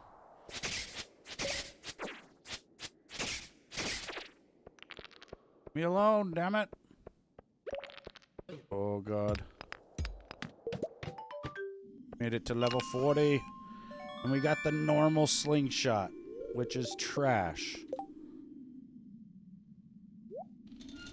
I'll keep it though, because I'm a hoarder, but only because of that. No other reason. Keep it. Yeah, now we're into the icy floors, and you can actually see in here, and we'll also get some iron. And there's dust sprites, which are almost as annoying as the other creatures, but not really. They can drop coal, which is badass.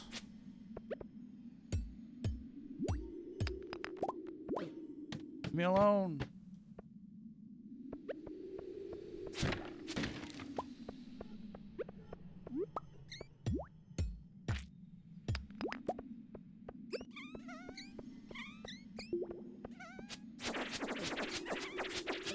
Oh, they're bum rushing me. Shitbirds.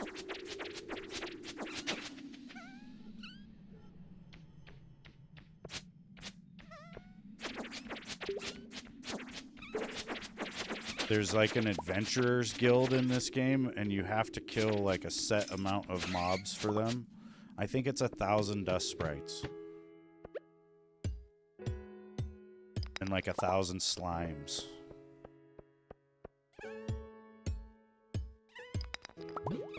Oh! Cave carrots. I'm gonna eat one of those. Oh yeah, so much energies. Not really though.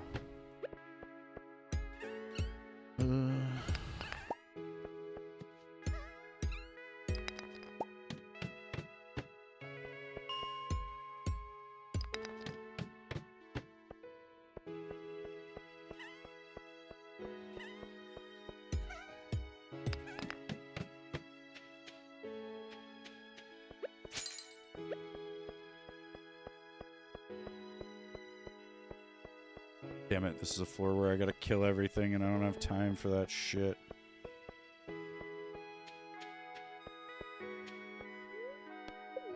Back to the house.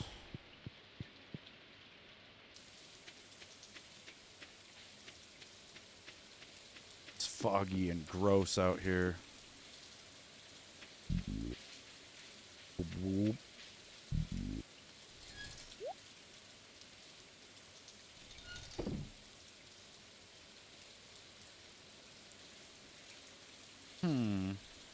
I need to take some of this shit out of here. Seeds. Whoops. Go to chest 3 with that. Oh yeah, I need to plant these fucking parsnips, dude. Oh shit. Oh shit. Shit. Might have to wait. Well, it would be smart to do it tonight because it's raining. I could hoe 20 plots of ground. Go. Where'd that?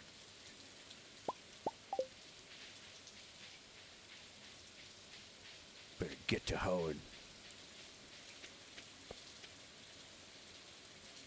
Yeah, I really could use a glow ring, man. Grab all this free food here. Free money.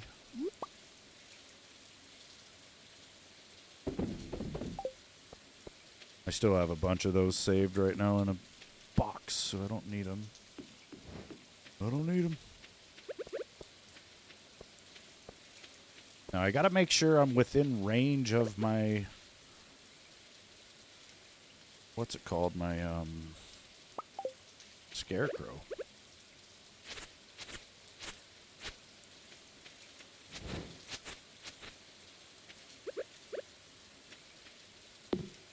Got acorn out of here.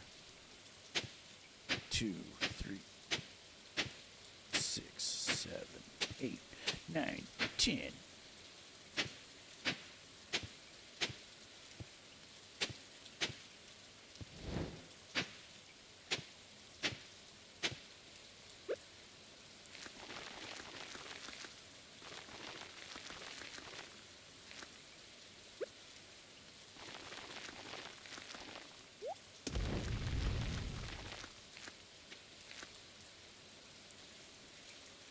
Fertilized, watered, planted.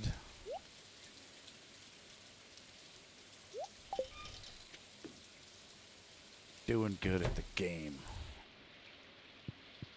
Dog's trying to sleep. Level 3 foraging, level 2 mining.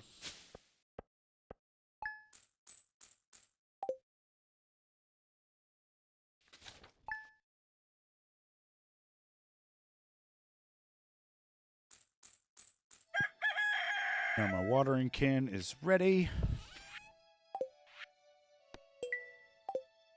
Jody wants a cauliflower. Got it.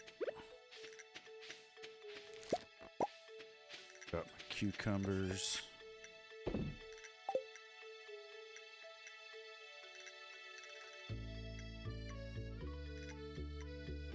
You've started saying, oh, good.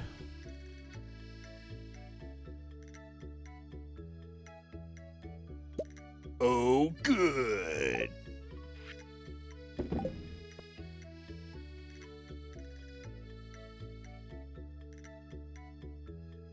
That'll happen. That will happen.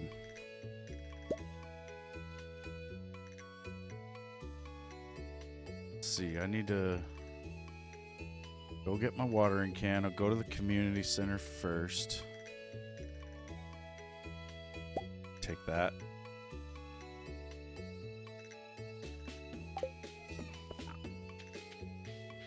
Ologist bundle, crab pot bundle.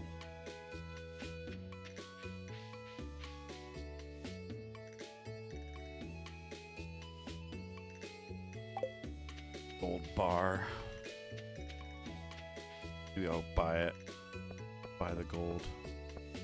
Nah, I'll just mine for it. I'm gonna be down there eventually. Yeah, the oh good thing comes from my time in the Marine Corps, right? Like the fucking drill instructors would say that shit all the time. If you're doing something wrong, they come up and be like, oh good, we just want to be fucking stupid. Like it has varying uses, right? You could say it as like if something's actually good. What the fuck am I doing in here? Yeah, Jody wants that. Damn it, I'm fucking this up. We just want to be nasty. Oh, good.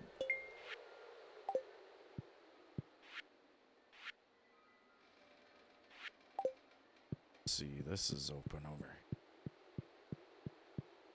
Got anything for blacksmith bundle, the adventurer bundle. Let's see, I've got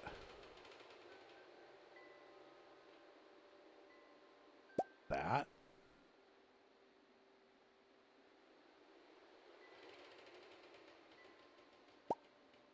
And that. Thought I had, oh yeah, I got earth crystal.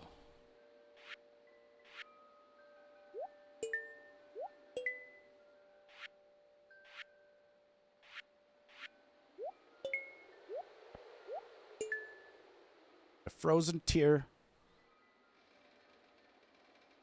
And a fire quartz. There has been an explosion of sickness here today. We have tested at least 20 kids, and they're all positive for strep. So you just know you're going to get it now? Well, you better quarantine yourself away from me. I don't want that shit.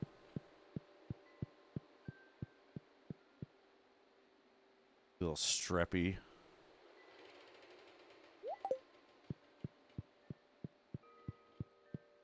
I bet you these kids did it on purpose. That sounds like some shit.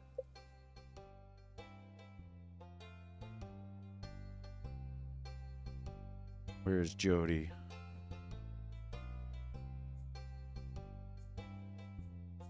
Jody.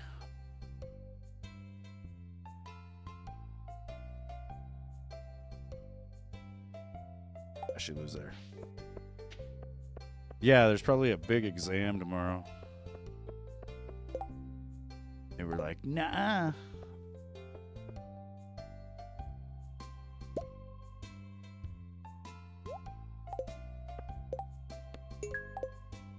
Haley wants a refined quartz. I'll give her a refined quartz.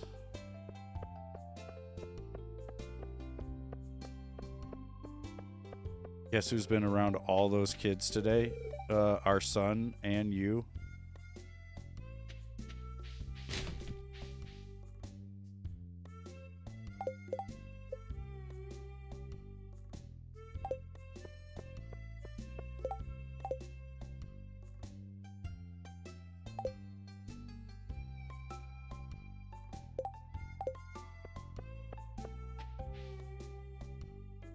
Yeah, I'm going to be dodging these two for the next week. Spin move. Get away from me.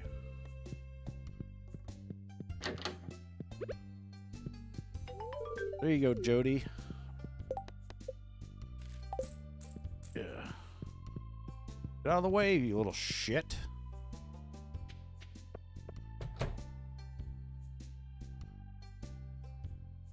Need that refined quartz. So I can give it to Haley. Oh shit, it's Friday. The fucking traveling cart lady's over there. Screw you, Haley. I got work to do. I probably need to go mining some more. Need that cave jelly and the ghost fish. Need Hootie and the blowfish. That reminds me of Key and Peele. One sketch where they see the one guy and they think he's Hootie. Goat cheese? That's not a large goat milk, though.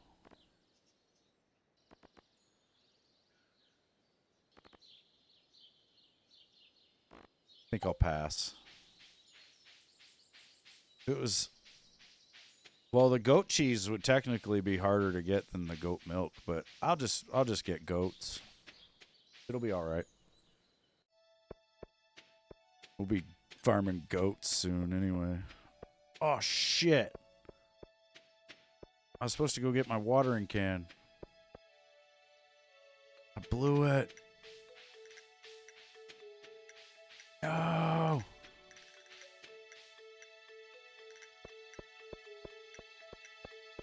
No. I'm just doing laps out here.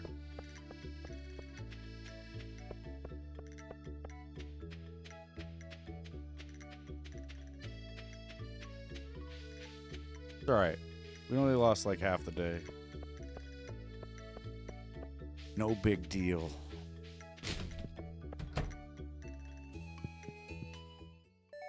Copper watering can in hand.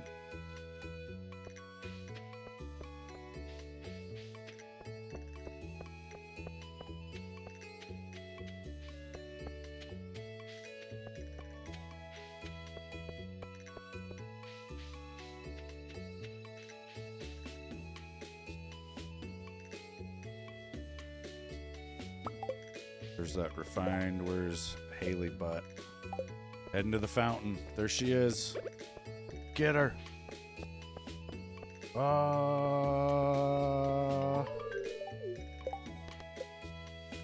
Got you, bitch.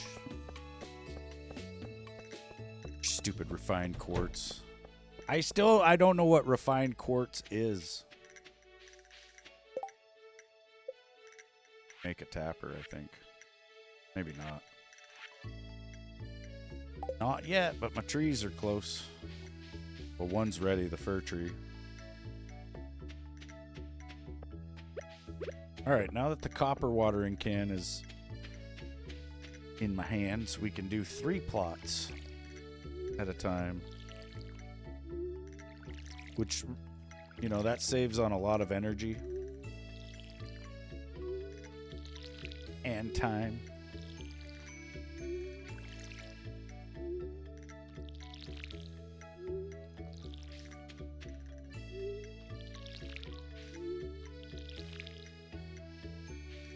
It sounds like quartz that's been refined. No way.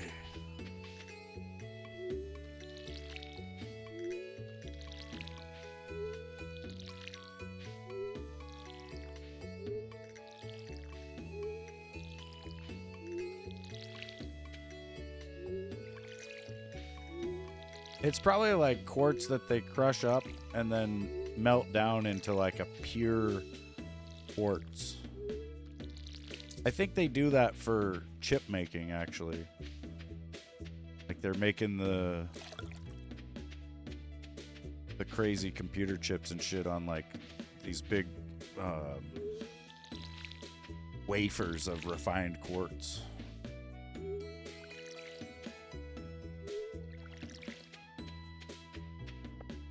Right. to the mines we go.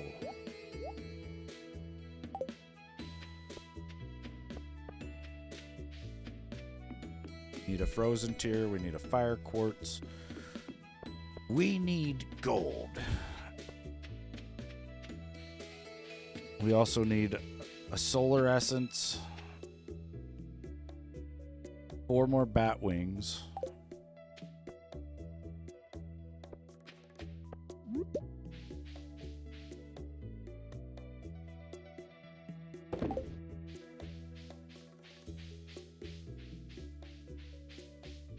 We need Batman's cape.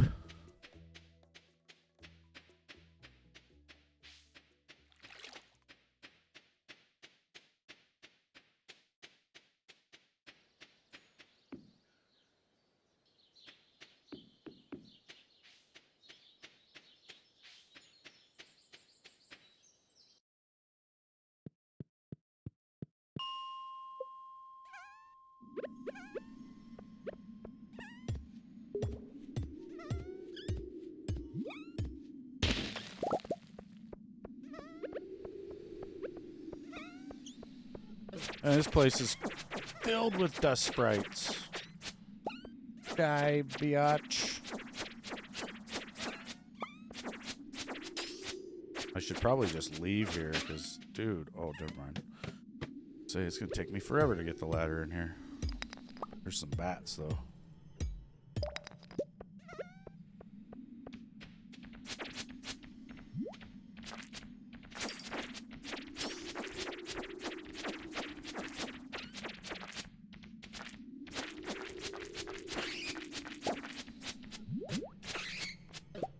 How you jerk?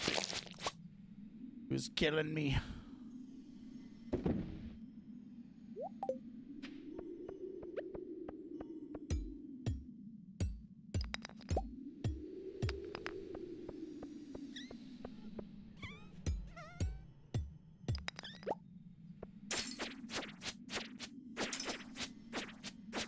Oh, there's a frozen tear.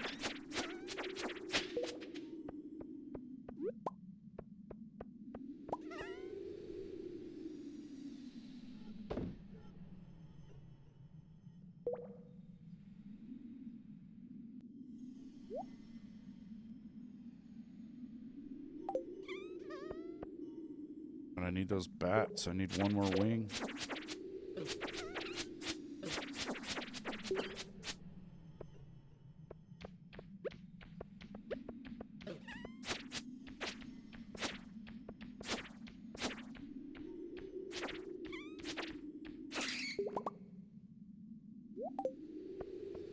Yeah.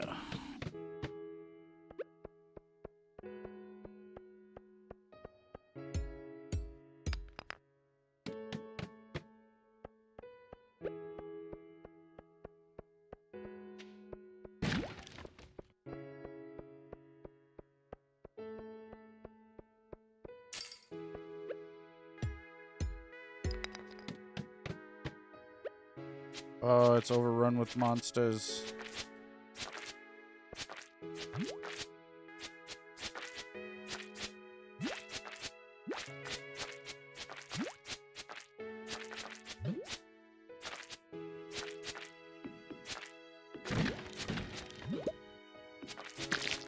And they take forever to kill. Gotta press them up against a wall so you can just hammer them out.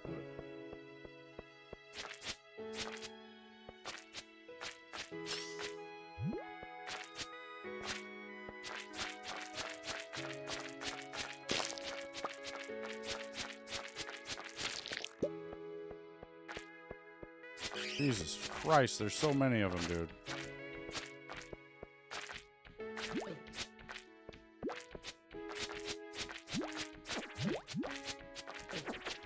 Oh shit, I'm getting tore up. They're eating me!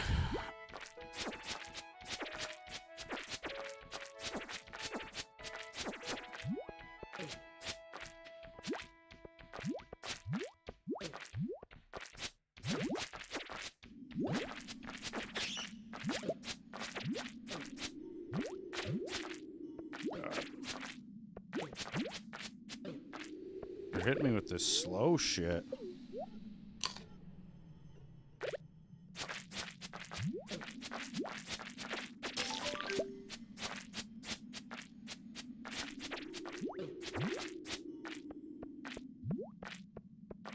Wasn't the ladder.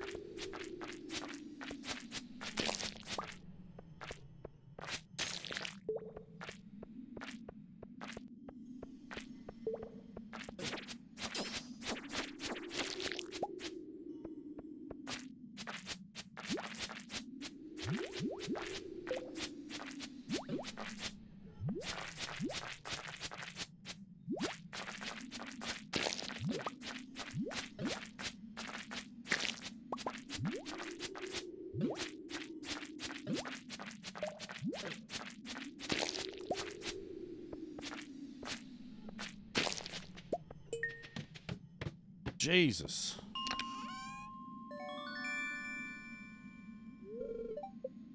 Took me all day.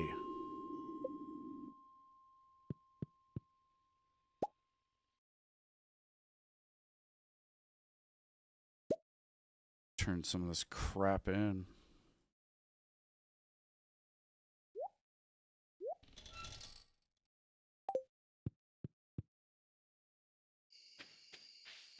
I can sell some shit in here.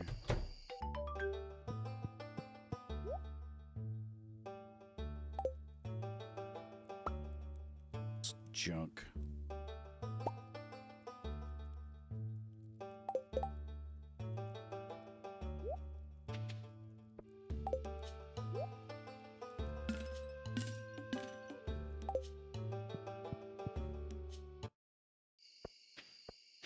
Perfect.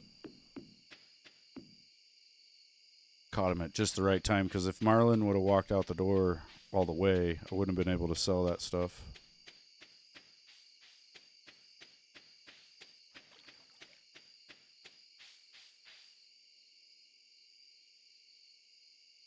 I see where Rach texted me and said she'll come over in a bit.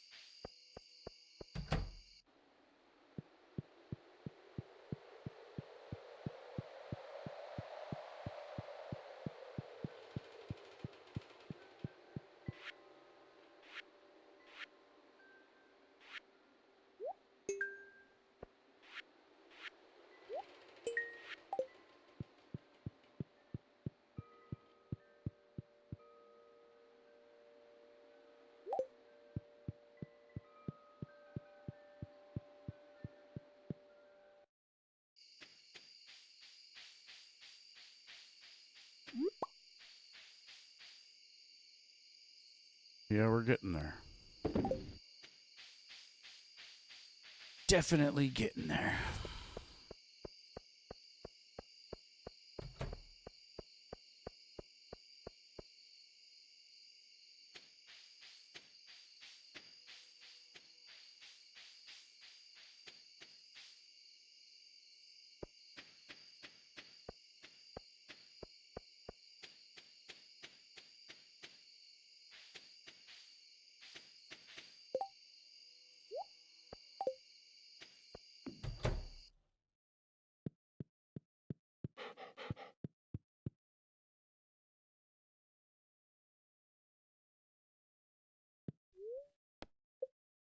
Yeah, dude, I think they're getting the fucking greenhouse in like an hour, which is crazy to me.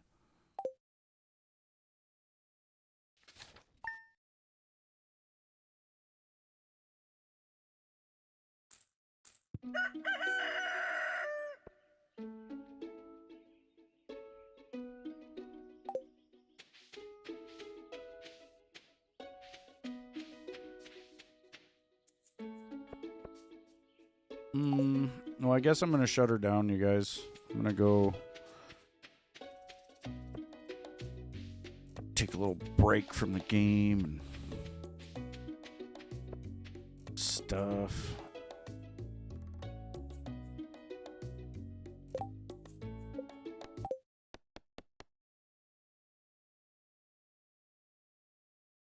So yeah, thanks for watching.